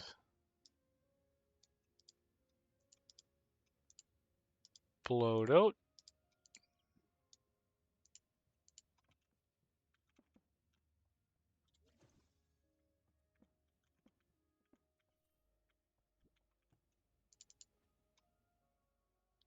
Iridescent oat cereal. Wonderful.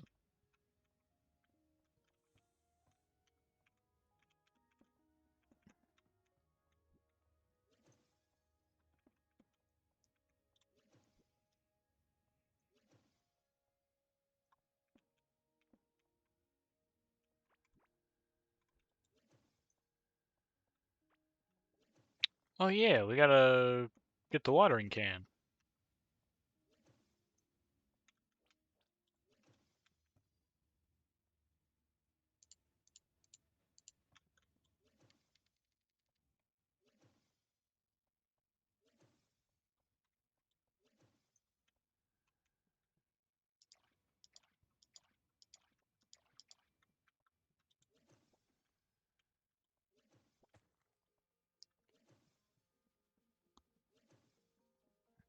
Nice.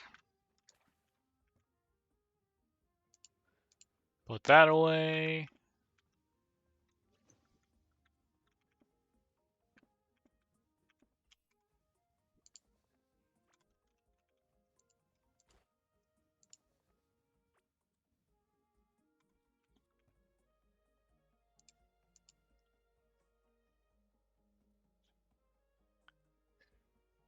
All right.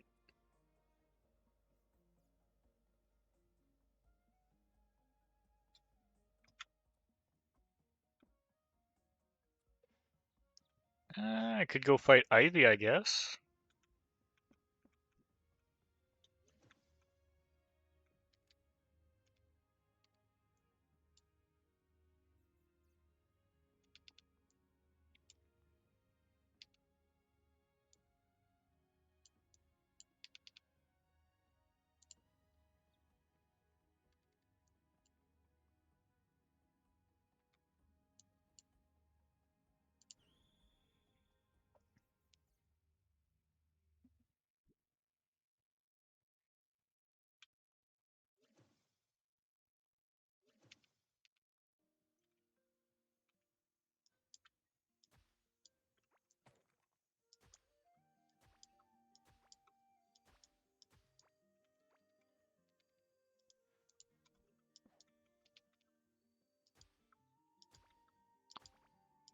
Pop, pop, doo.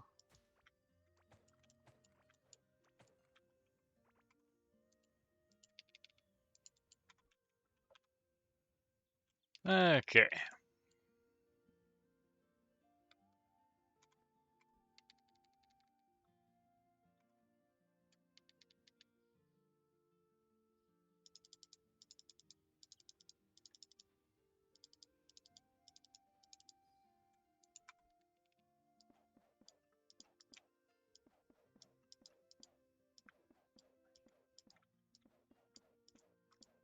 There we go.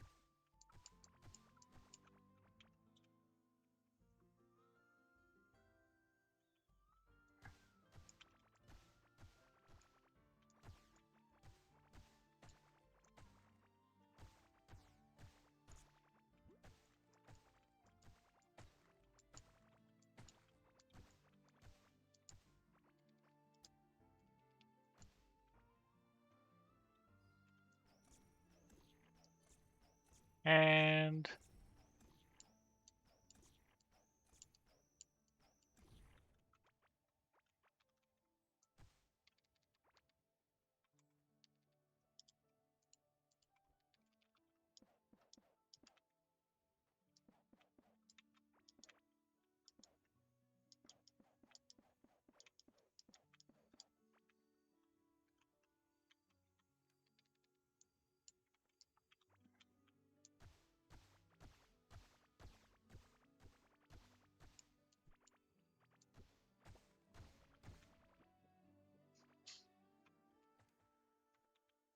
Okay.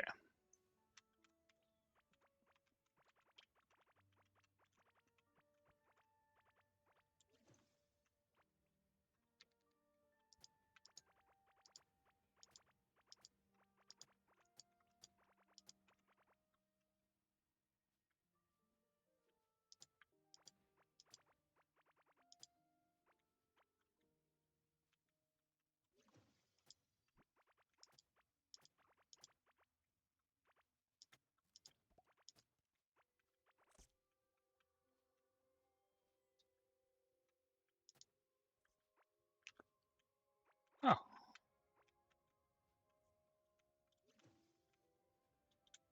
I will say, it feels interesting to have poison in a game and not have it do damage.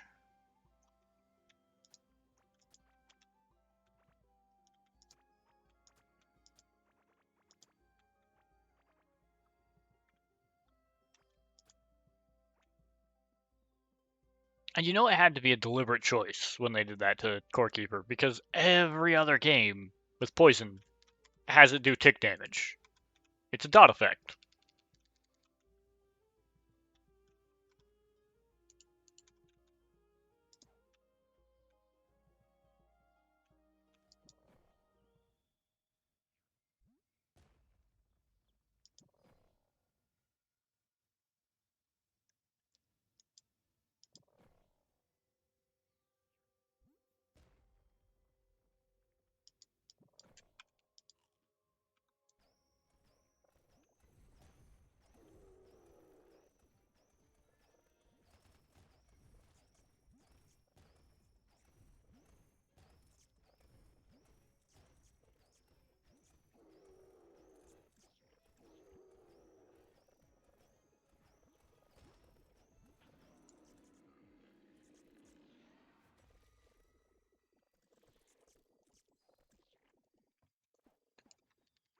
Okay.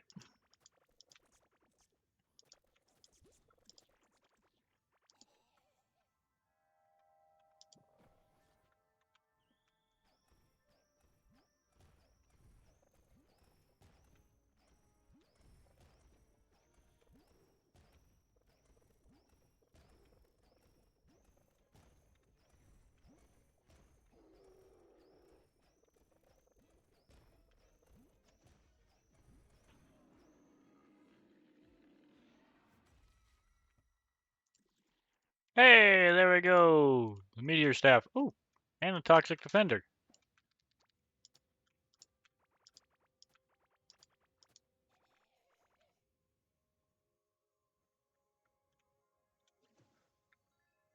All right, that's actually nice. We got a 2-for-1 deal there. We knocked out another piece that we would have had to come here for even later on when we go to do the secondary pieces.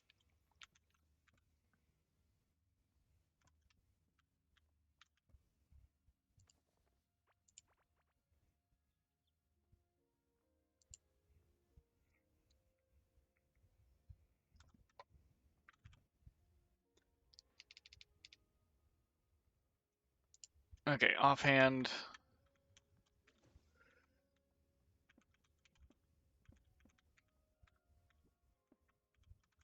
Azios Wilderness. Magic Weapon.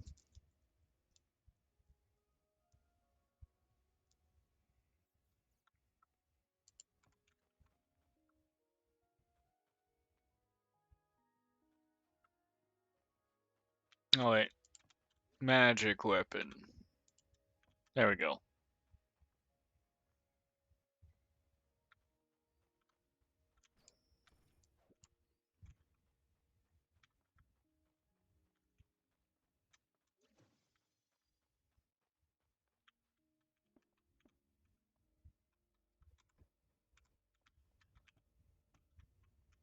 Let's see if we have the stone to go do that.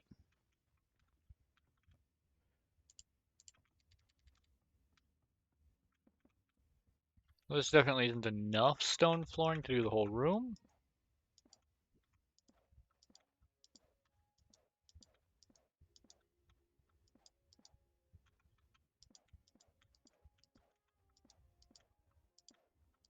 Maybe next time we'll do the Valentine's event so that we can get that weapon.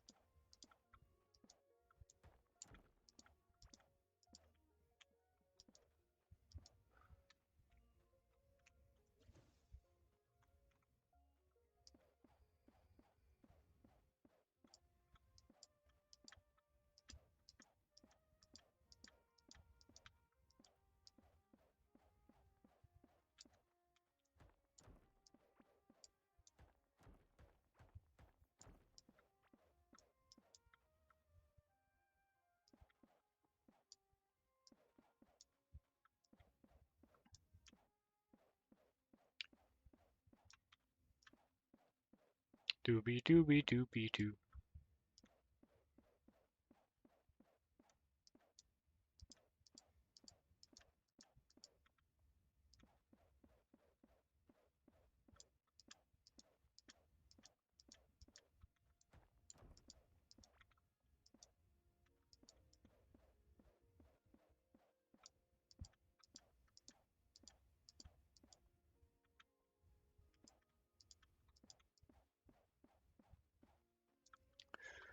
Ooh, actually, that could be an interesting concept.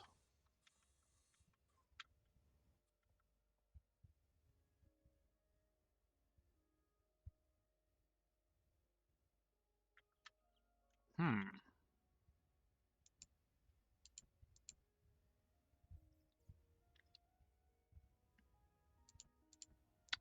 I could connect a bunch of it with painted floors.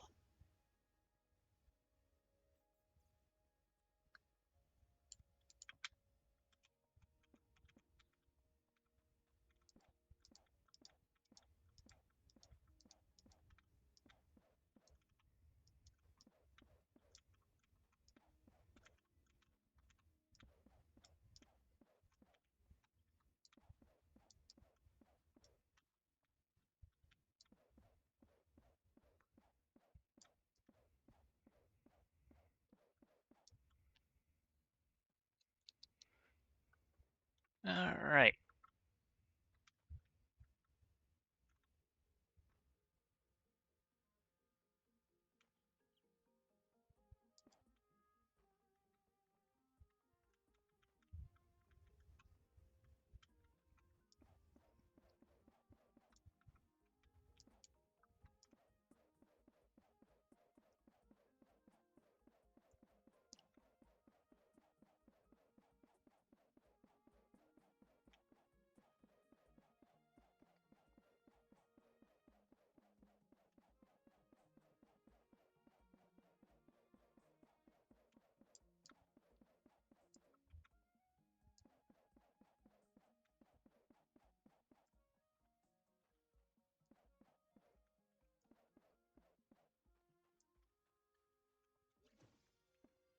And let's just get a little bit more.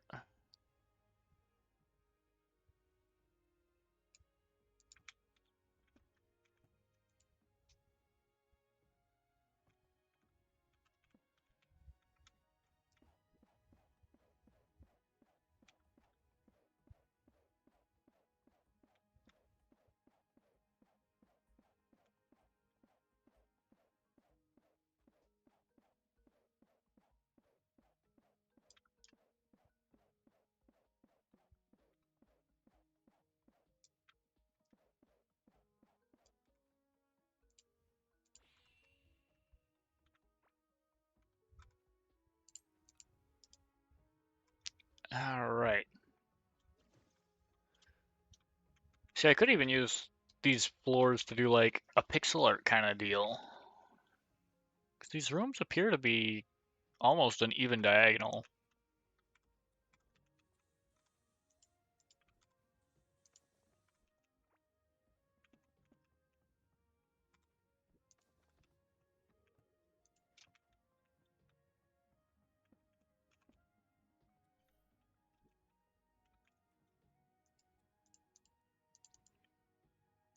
Alright. Scavenge those.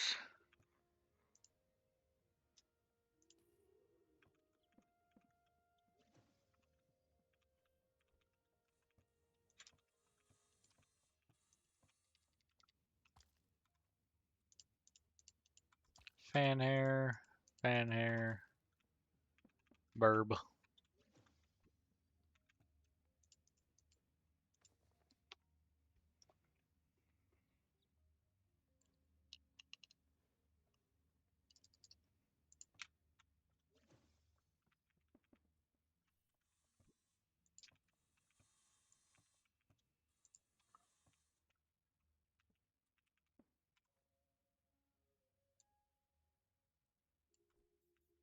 Oh, we still never got the poison scythe,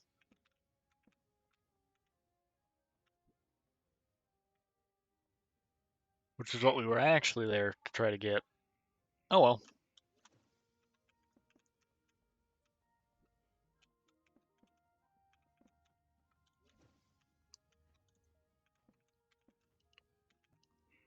Well, heartberries have their uses. So do bomb peppers.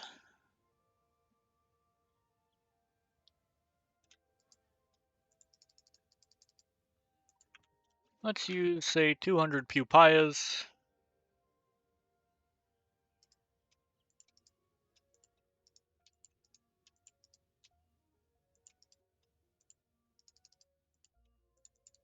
And 200 glow tulips.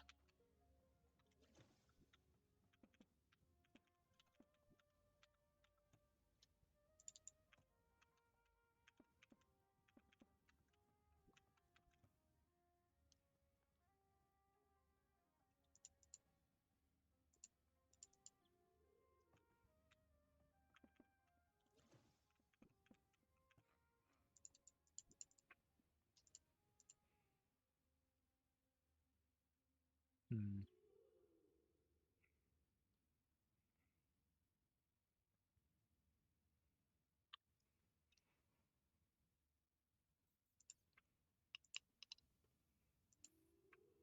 Oop.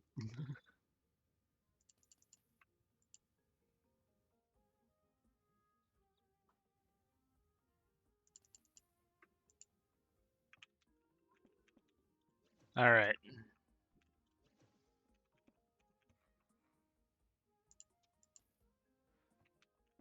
It's really easy to sell a lot of food.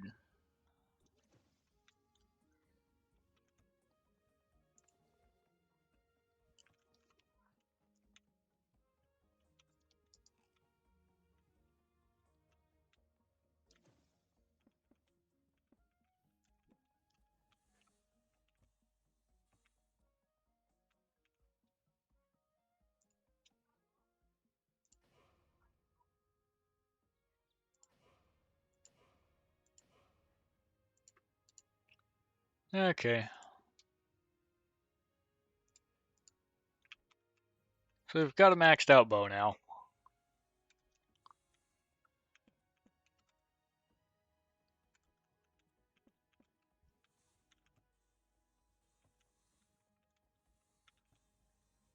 We need a desert ruby and some more of those.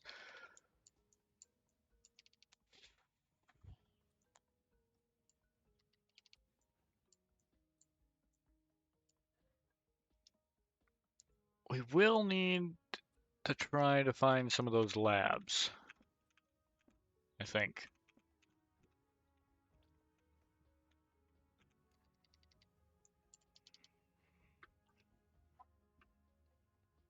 Oh yeah, what's it gonna take for us to be able to make portals?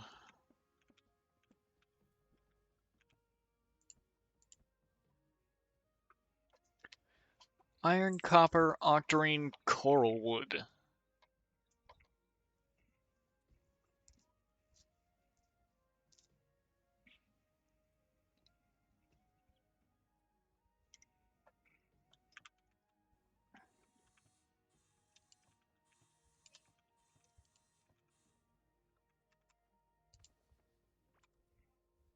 Ah! Phoenix! Hello! Welcome! Welcome, welcome. What were you playing, man? I hope your stream went well.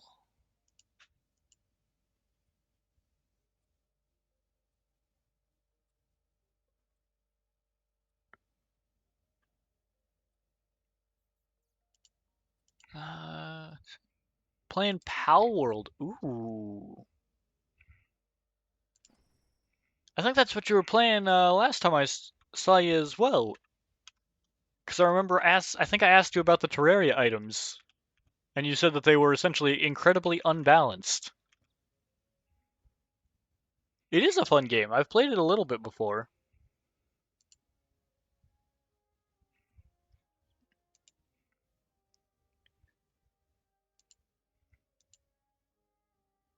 I haven't played it since they did the crossover event, but I do want to play it at some point. I don't know if I'll do that on stream or not, but I'm definitely going to play it at some point.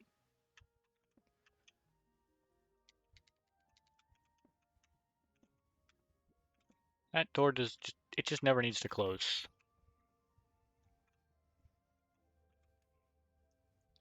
Added a lot with the Terraria update. Was it just like a load of crossover content, or was there more outside of that?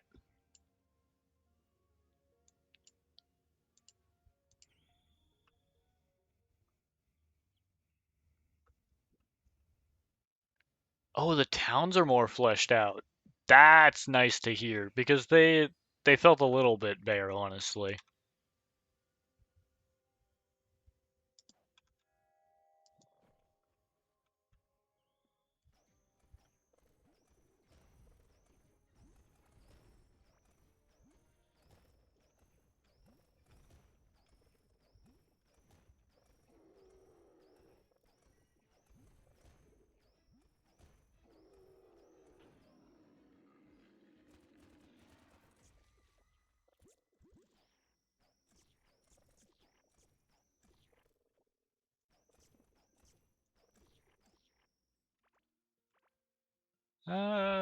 Still not what we need. Quests and rewards for those quests, both main and sub, do you know if they're repeating quests? A lot of stuff added, and they're still only halfway to 1.0? Oh, that's actually kind of interesting to know.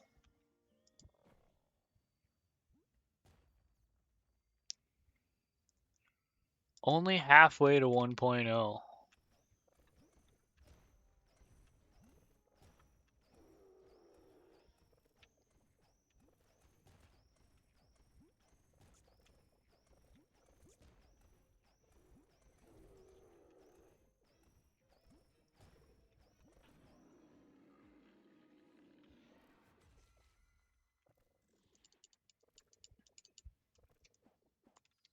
Rosary necklace, still not what I'm after.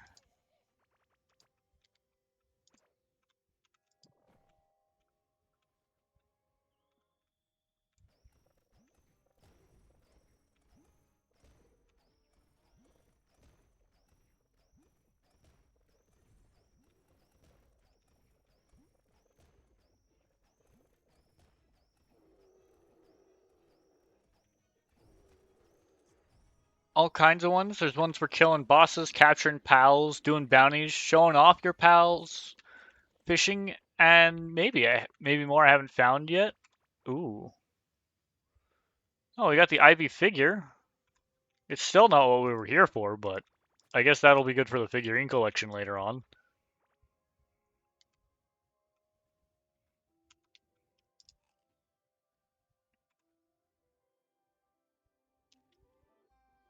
We got a couple armor pieces and whatnot.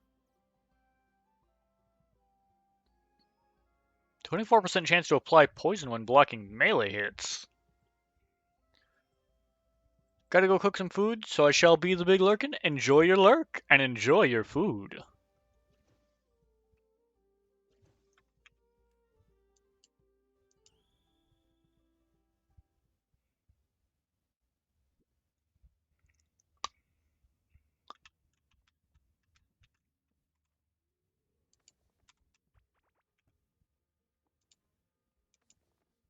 Alright, so we don't need those.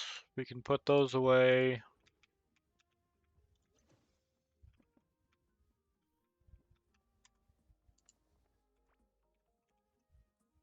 We've got Corrupt Warden, we've got Ivy Thorns, we've got the Remadaisy.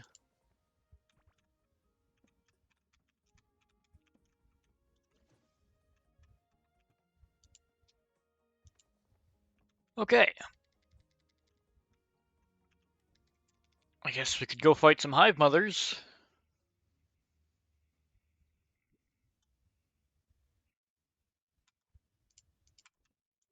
We're getting a lot of the boss grind out of the way is what we're really doing.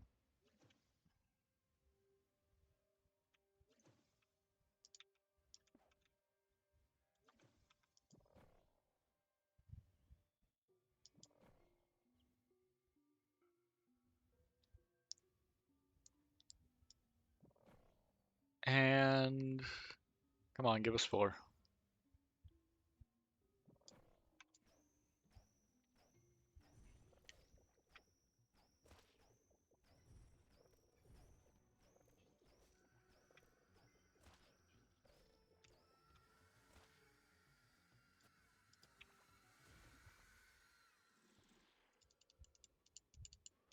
Oh, well.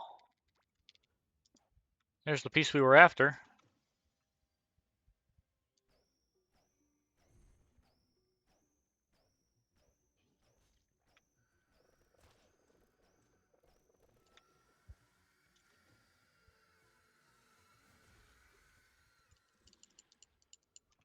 I don't think we had the helmet to that set yet either.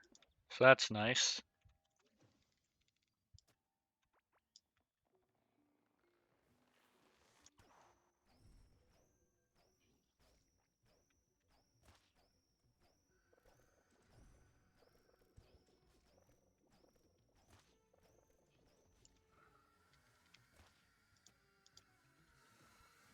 Yeah, those few level ups to this to the bow definitely have increased our damage output significantly.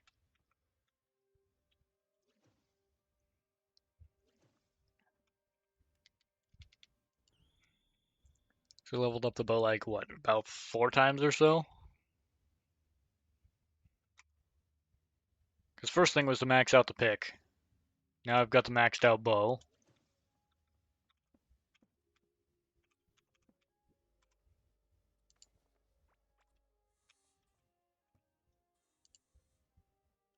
Alright, helm and chest.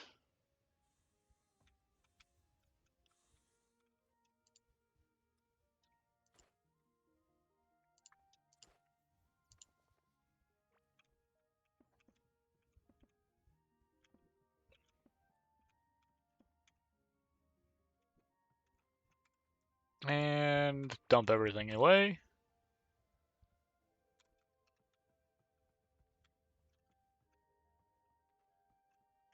Okay, we've got the broken handle again. So we'll have one broken handle that's just for display and the other one that will become Rune Song.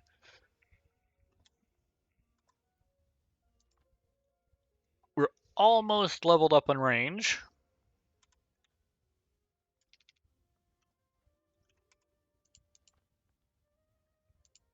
If we can max out mining,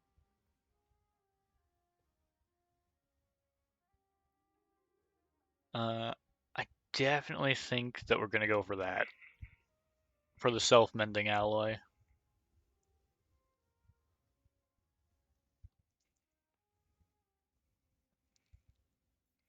Because that could actually be pretty big for durability on things like sledgehammers.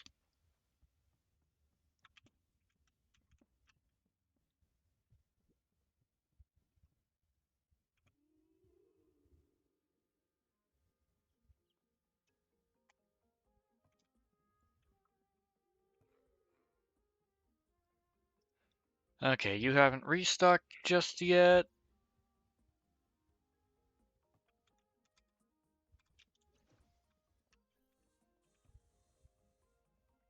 We just need the blade. Let's see. There is still some stuff that we need from Azios Wilderness, it seems.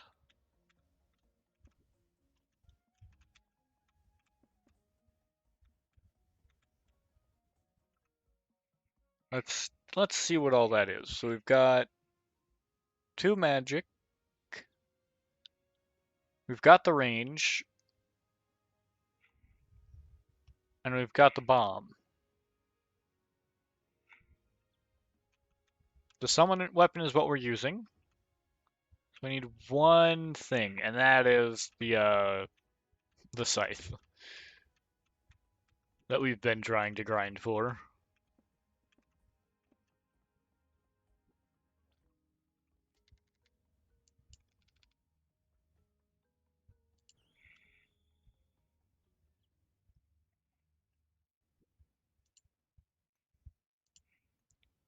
Let's see if we can find ourselves the Chipped Blade Temple.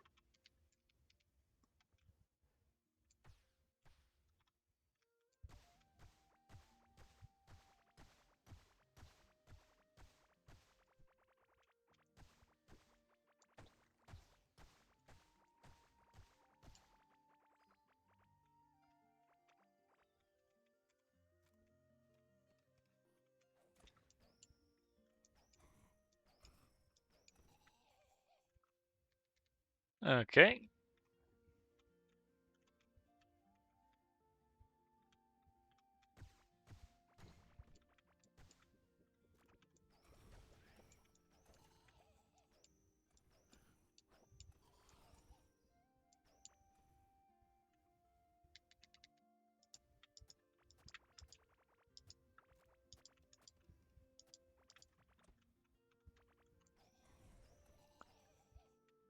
Alright.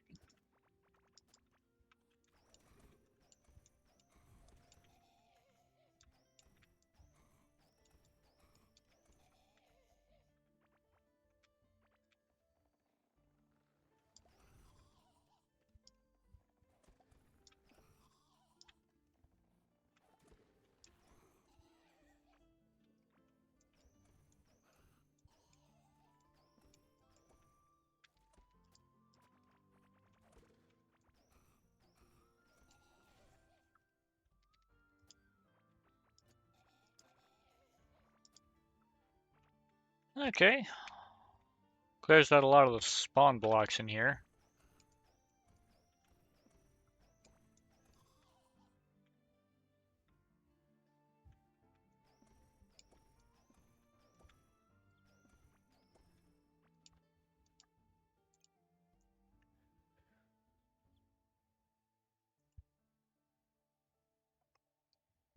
Alright, so we'll have a 10% chance for range shots.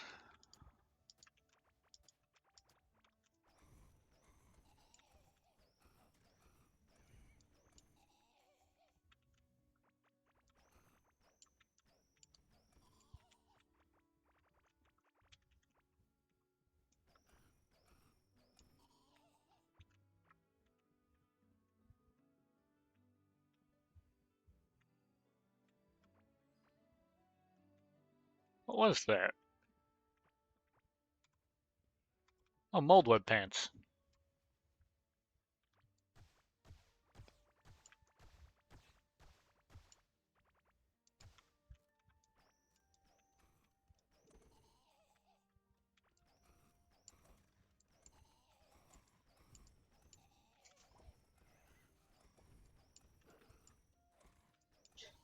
There we go.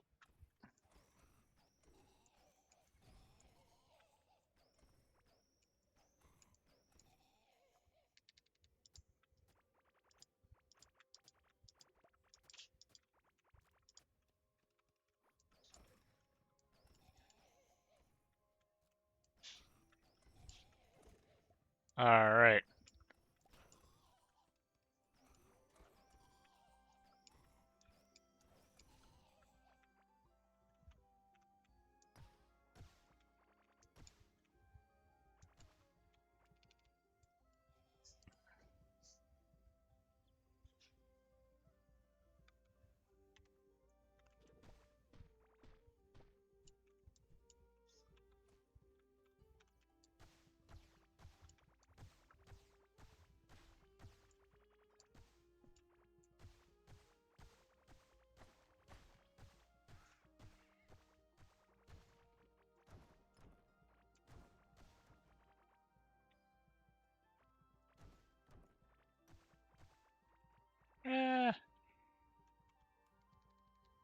Okay, well, it doesn't seem to be in here.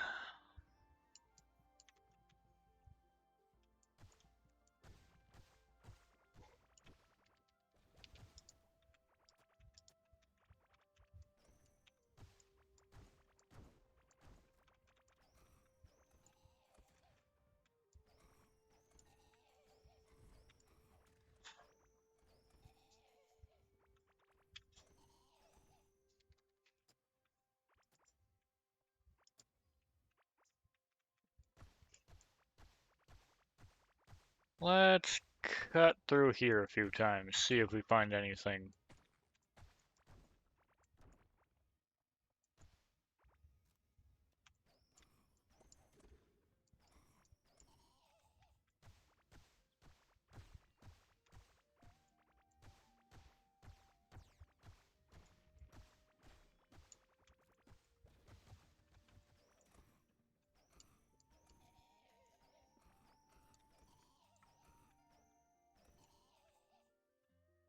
Ooh,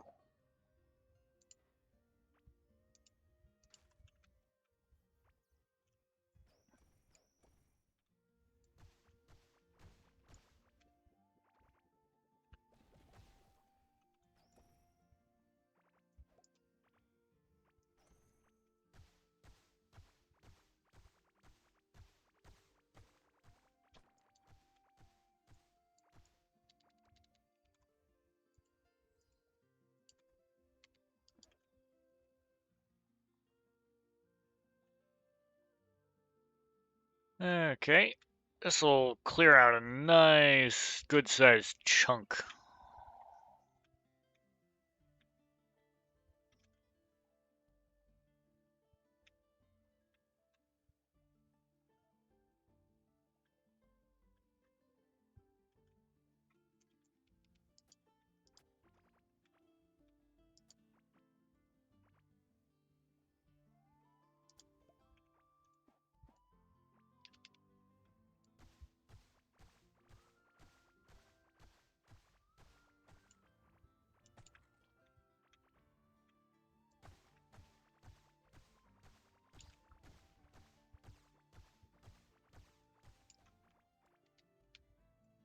Okay.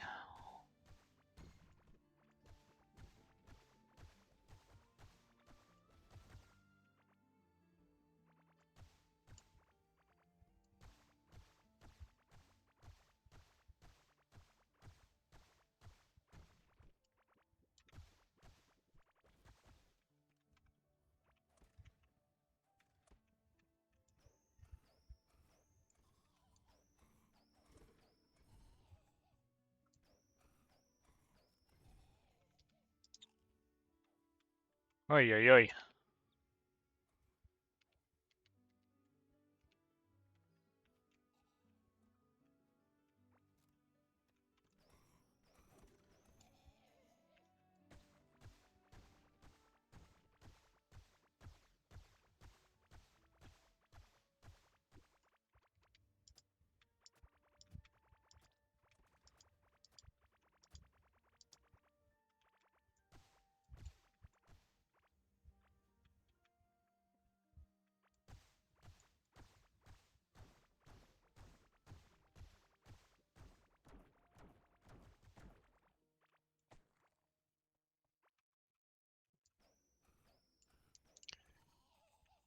Yeah, we don't need anything from the mold dungeon, I don't think.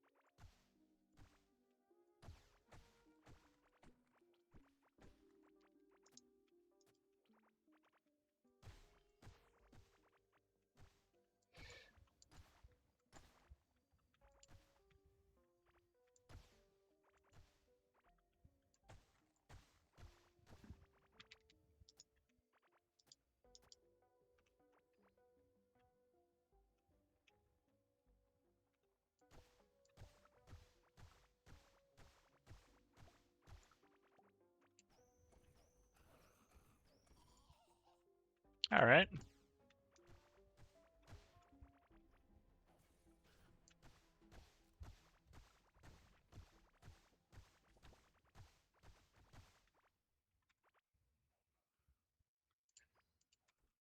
Well, I'll definitely take those.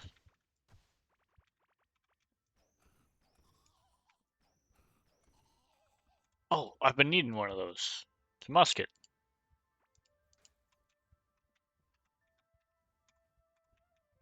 And that's a helmet I've already got.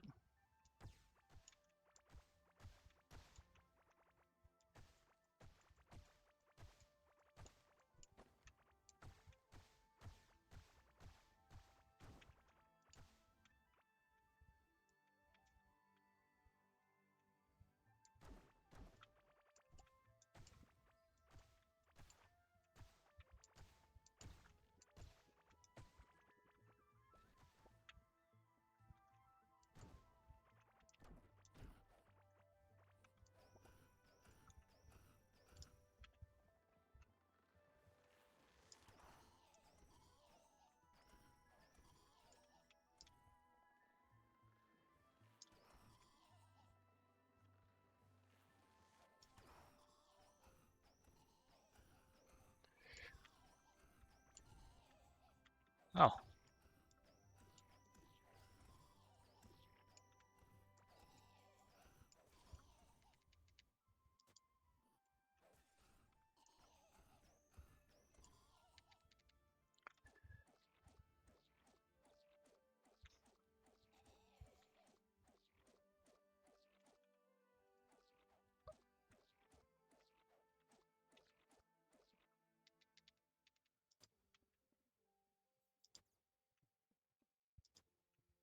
there we go.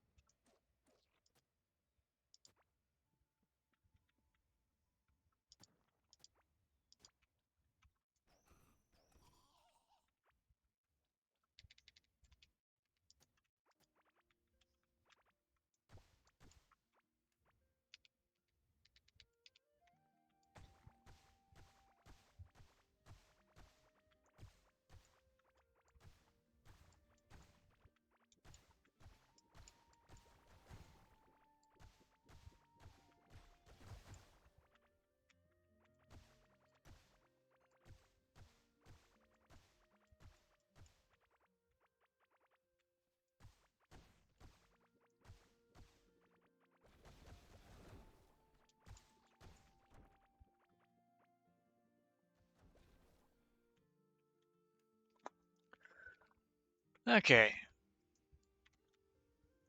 so that's a mold dungeon.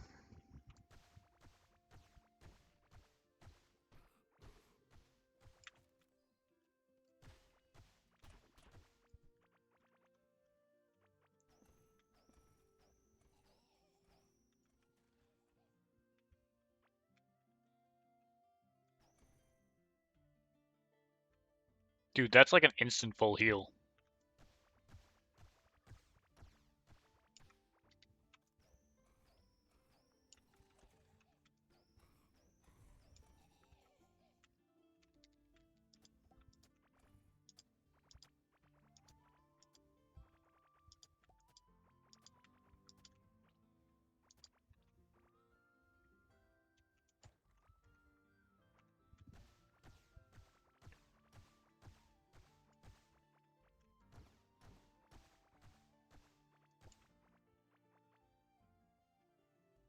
Alright.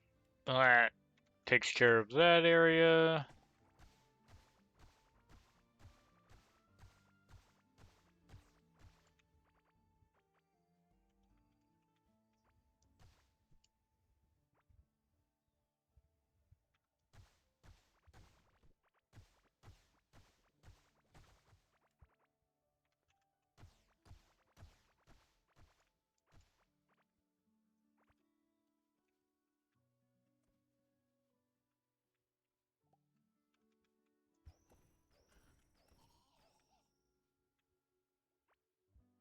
And nothing really over here either.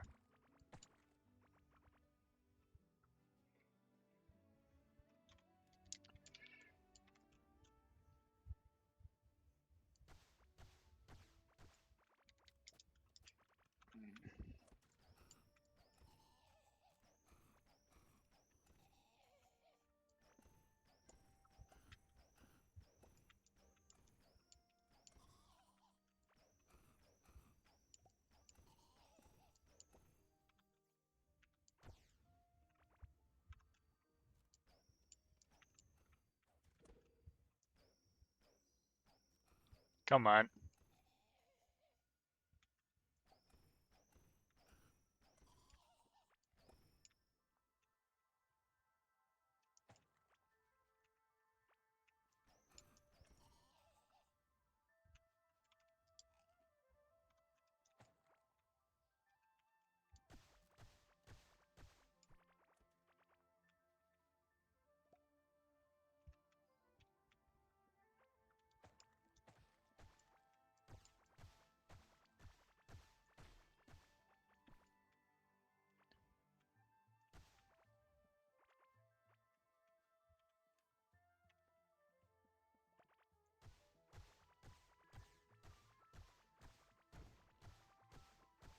Eh.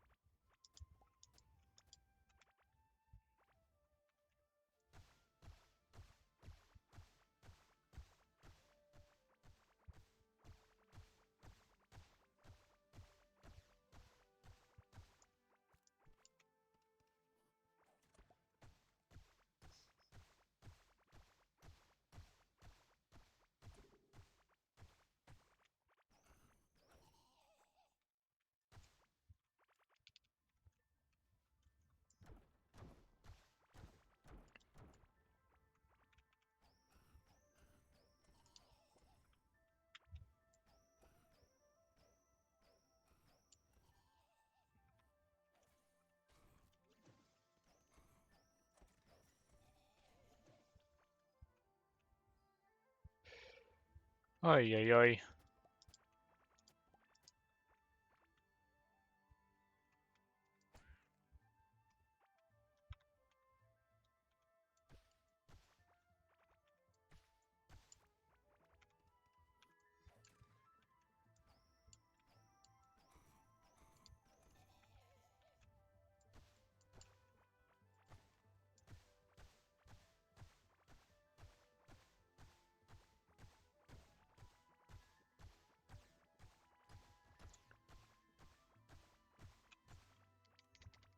Oh dear, this goes so much farther than I was thinking.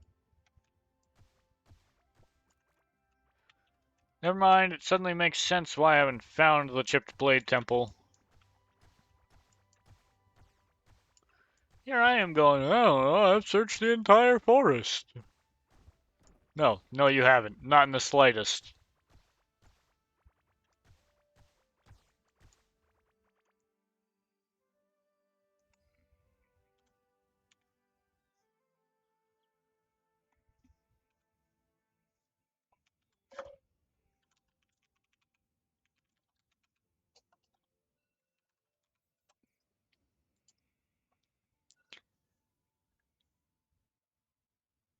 Alright.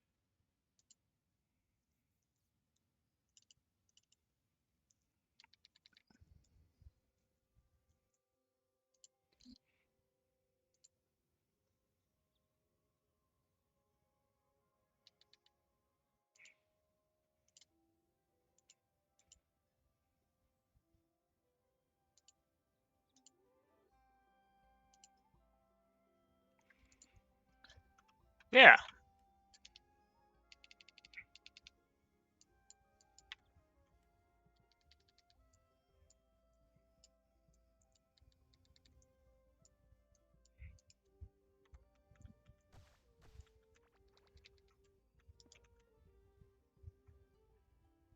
Alright.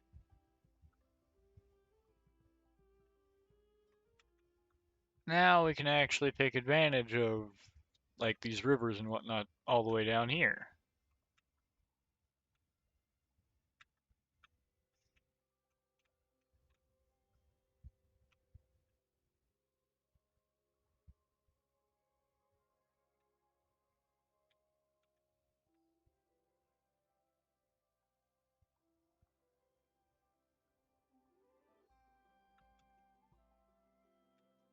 And I don't think the Chipped Blade Temple spawns at like a certain distance. I think it just exists in the biome somewhere,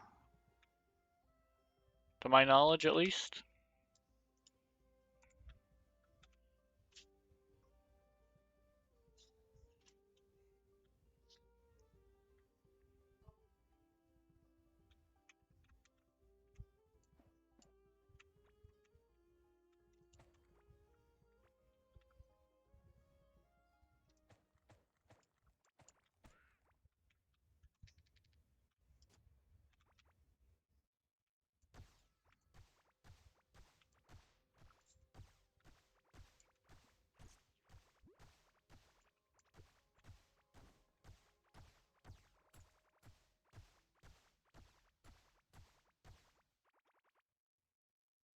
All right.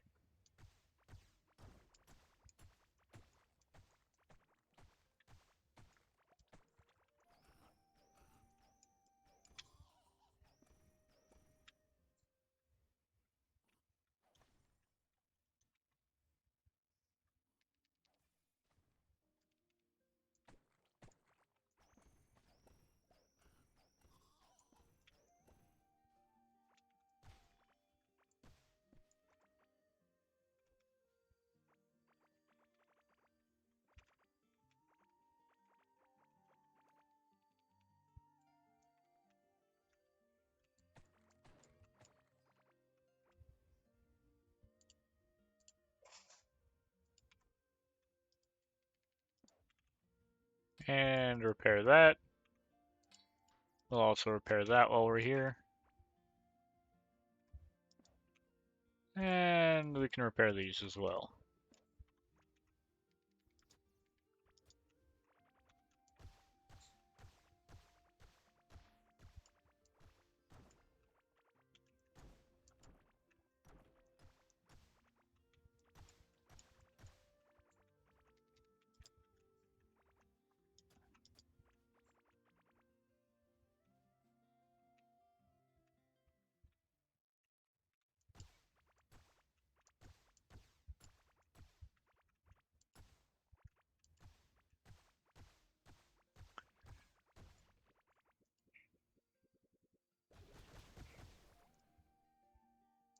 Ah, well, that hurt.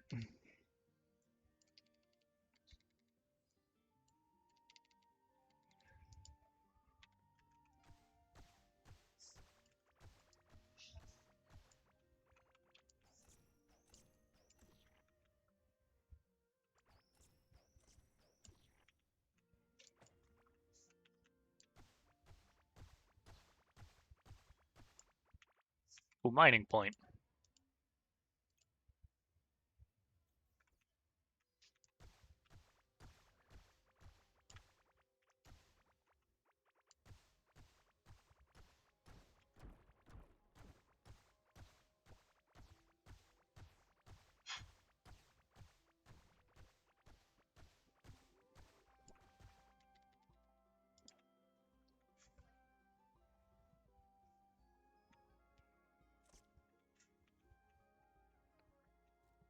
Do do do do.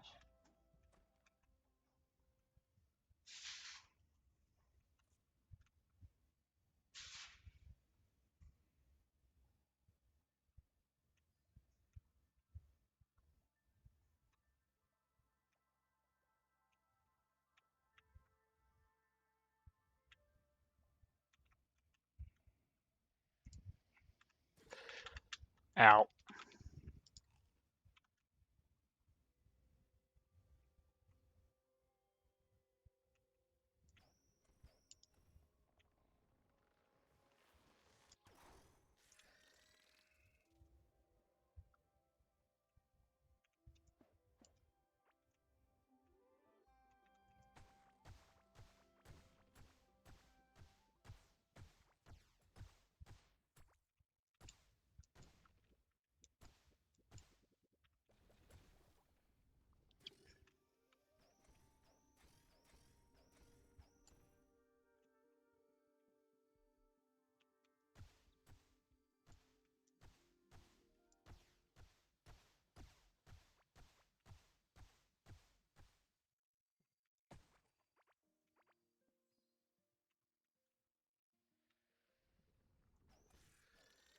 There we go.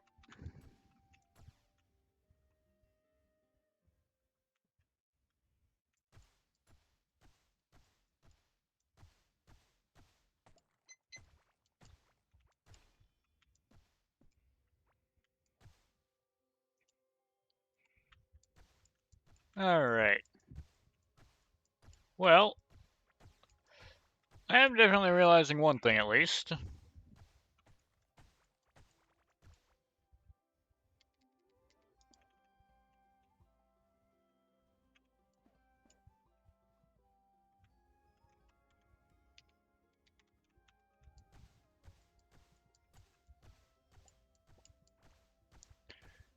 That the forest is going significantly farther than I was thinking.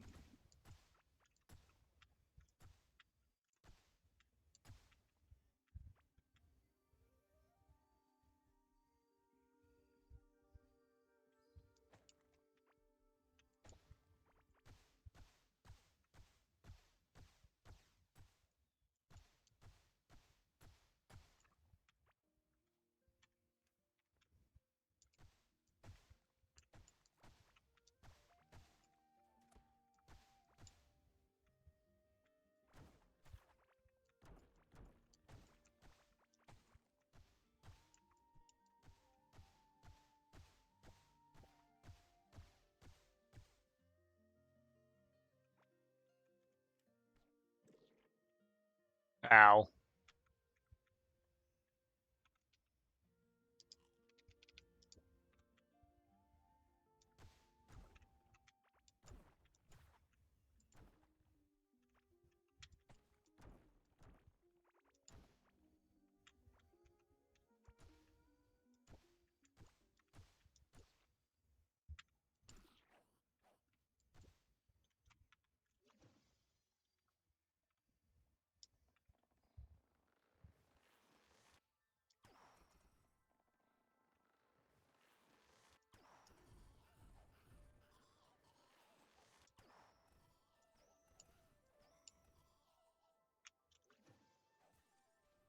I think that's a molded egg.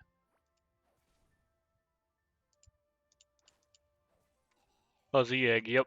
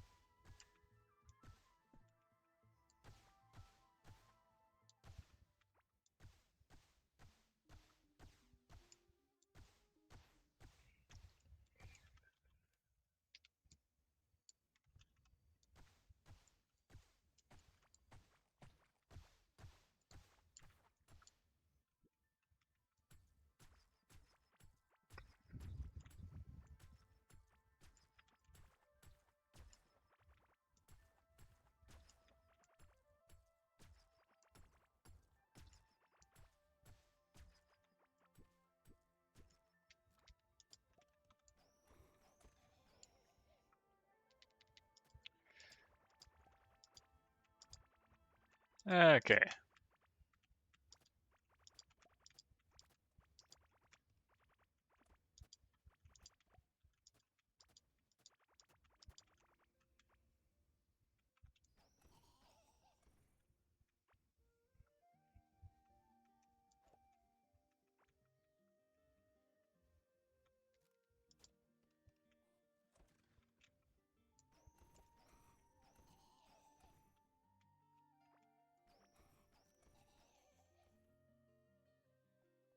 There we go.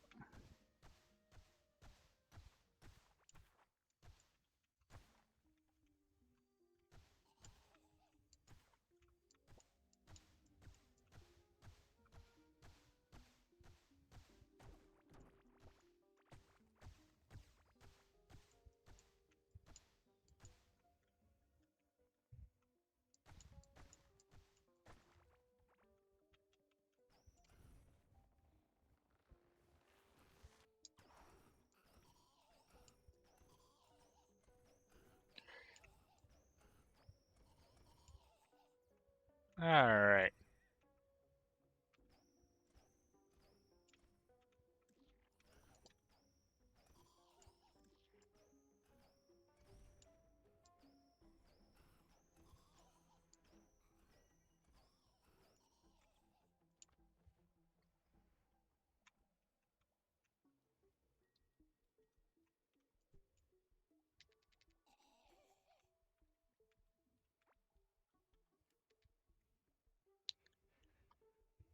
Oi, oi, oi. So that's just another mold dungeon in there. I suppose that's good to note. The more mold dungeons I find, the less space I have to search, so I won't complain too much about finding those.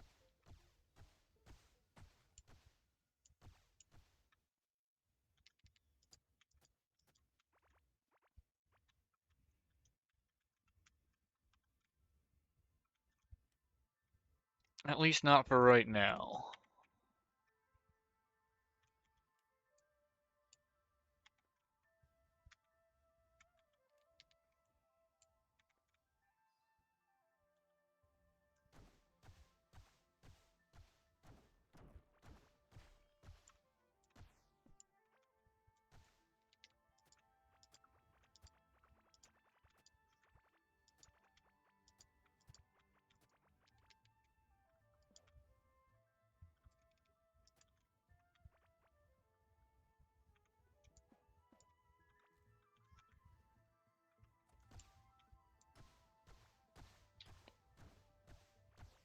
Alright, let's head this direction.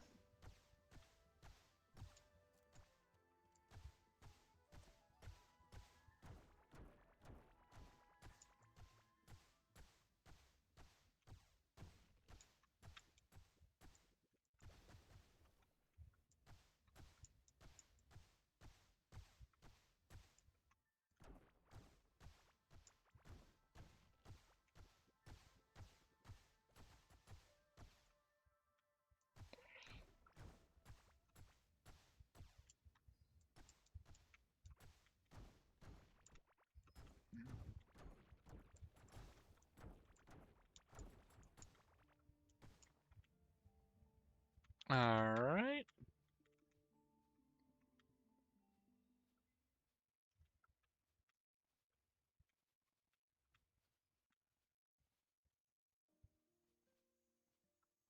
I mean, this feels like a scene generation. Maybe, kind of?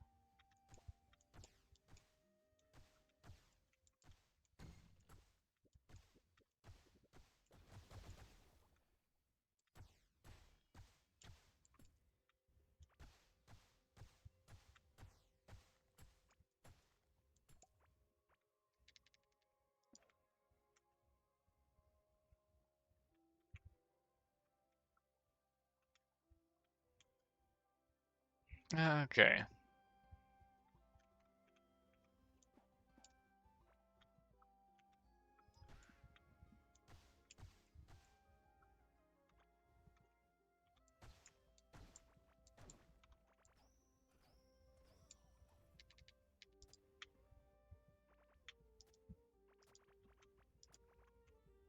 There we go.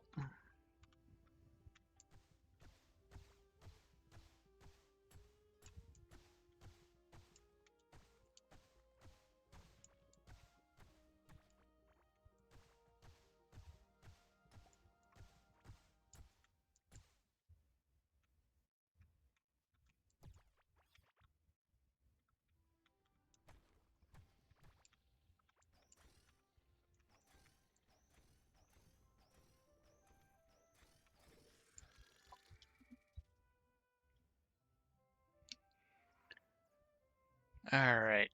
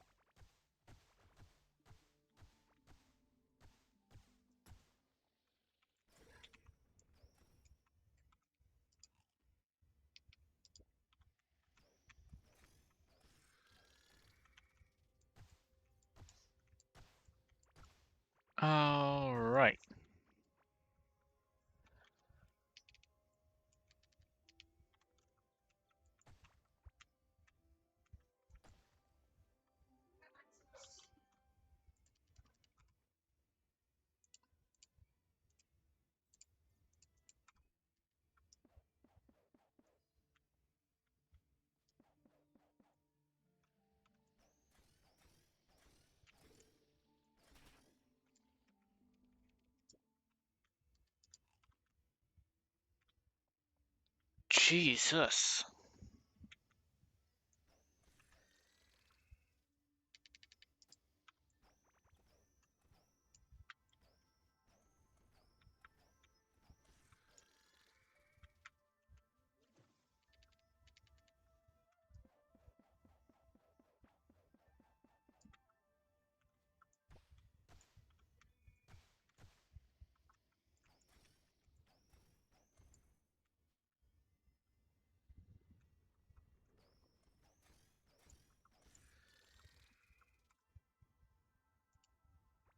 What's this? Ninja.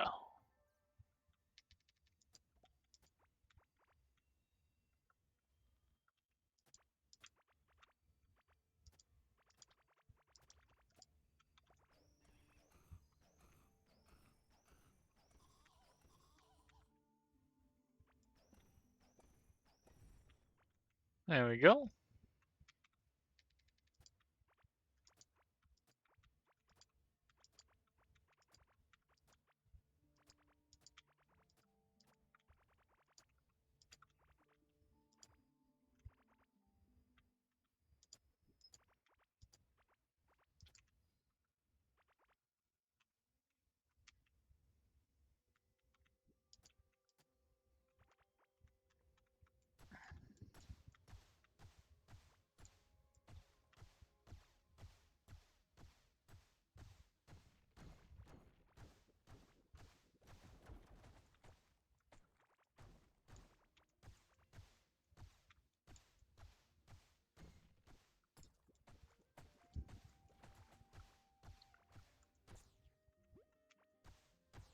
Alright.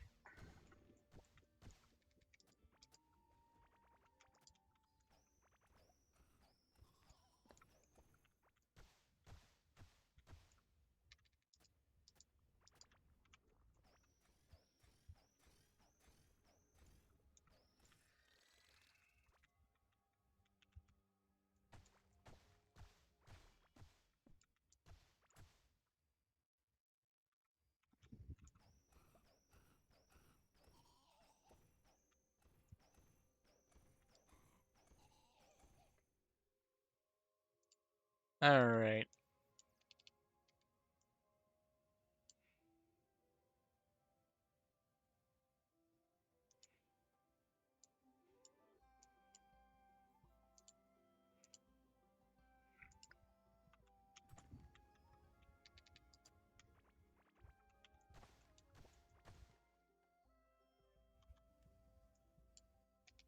So it's like right there.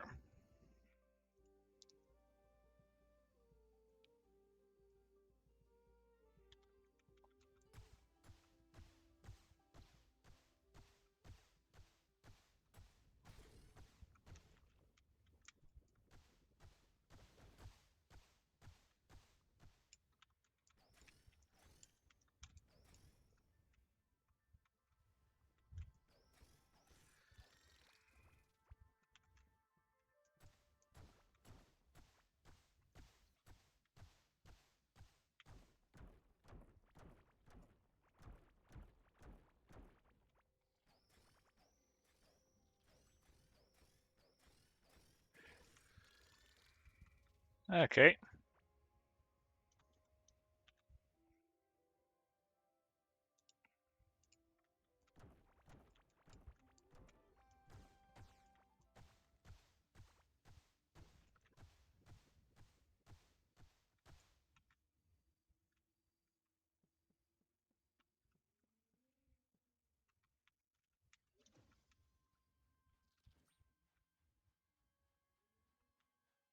Ooh.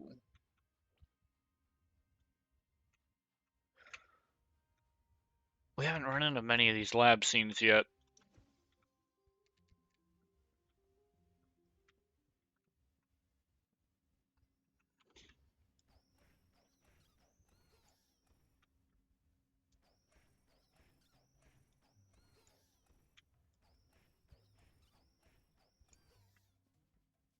Oh, we actually got the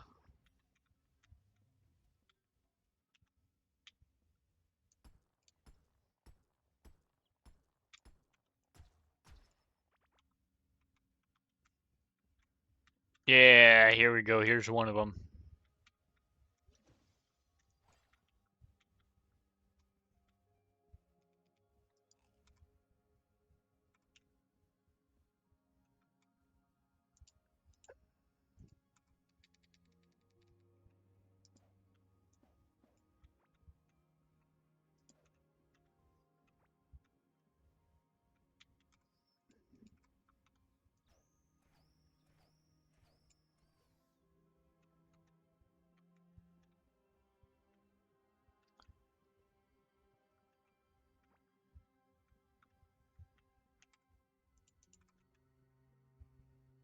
Cannot sleep while enemies are nearby.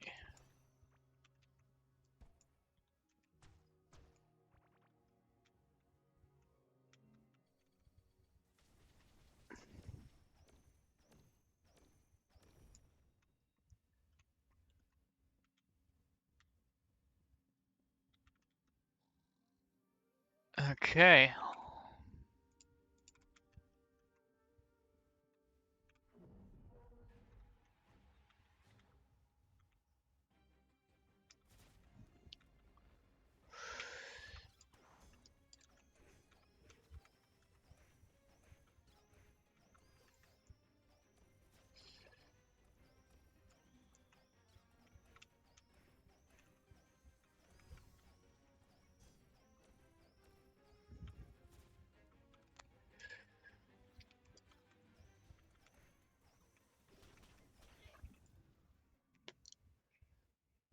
And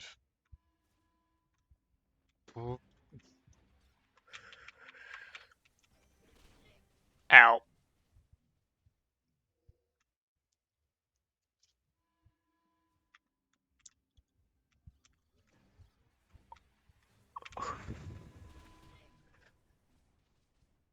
Oh boy.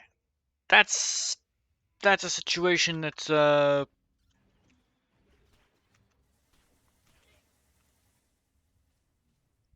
something.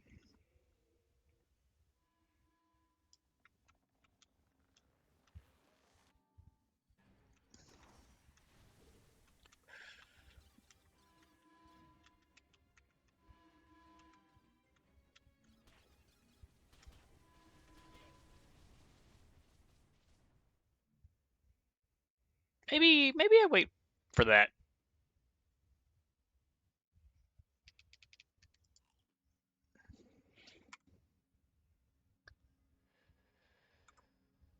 Yeah, I think I'm gonna wait for that to go down.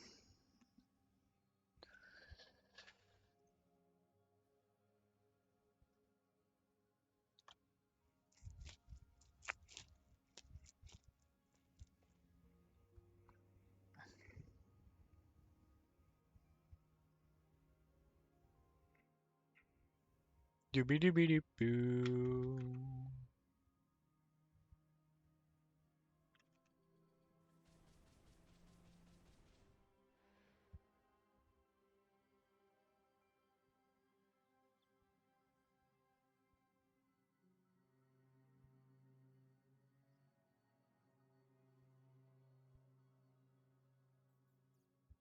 Hmm.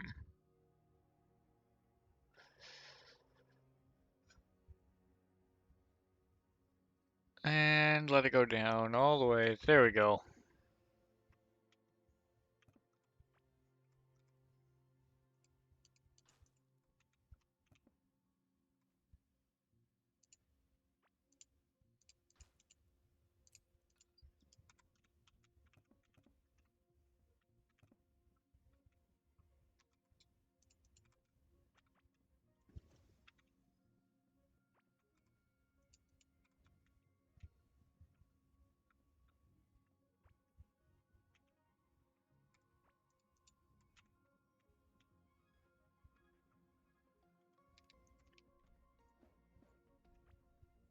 Yeah, I gotta figure out something better for that.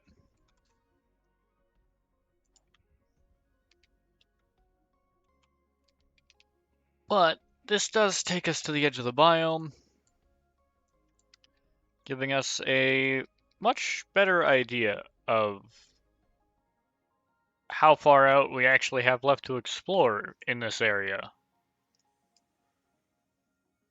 There's a good chunk that we still need to check through if we want to find that chipped blade.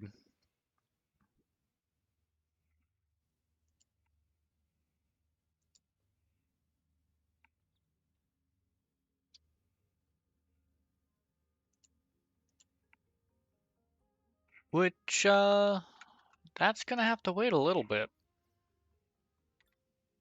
Because we are about out of time for today.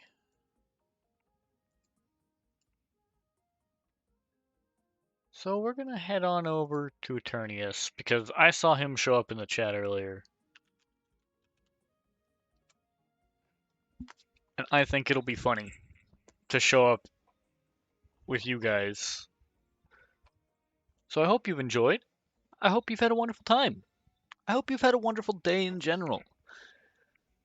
I hope you have a wonderful evening, a wonderful day, whatever it may be for you, and a wonderful time in general. Hopefully I'll see you all tomorrow. Until next time. Bye-bye.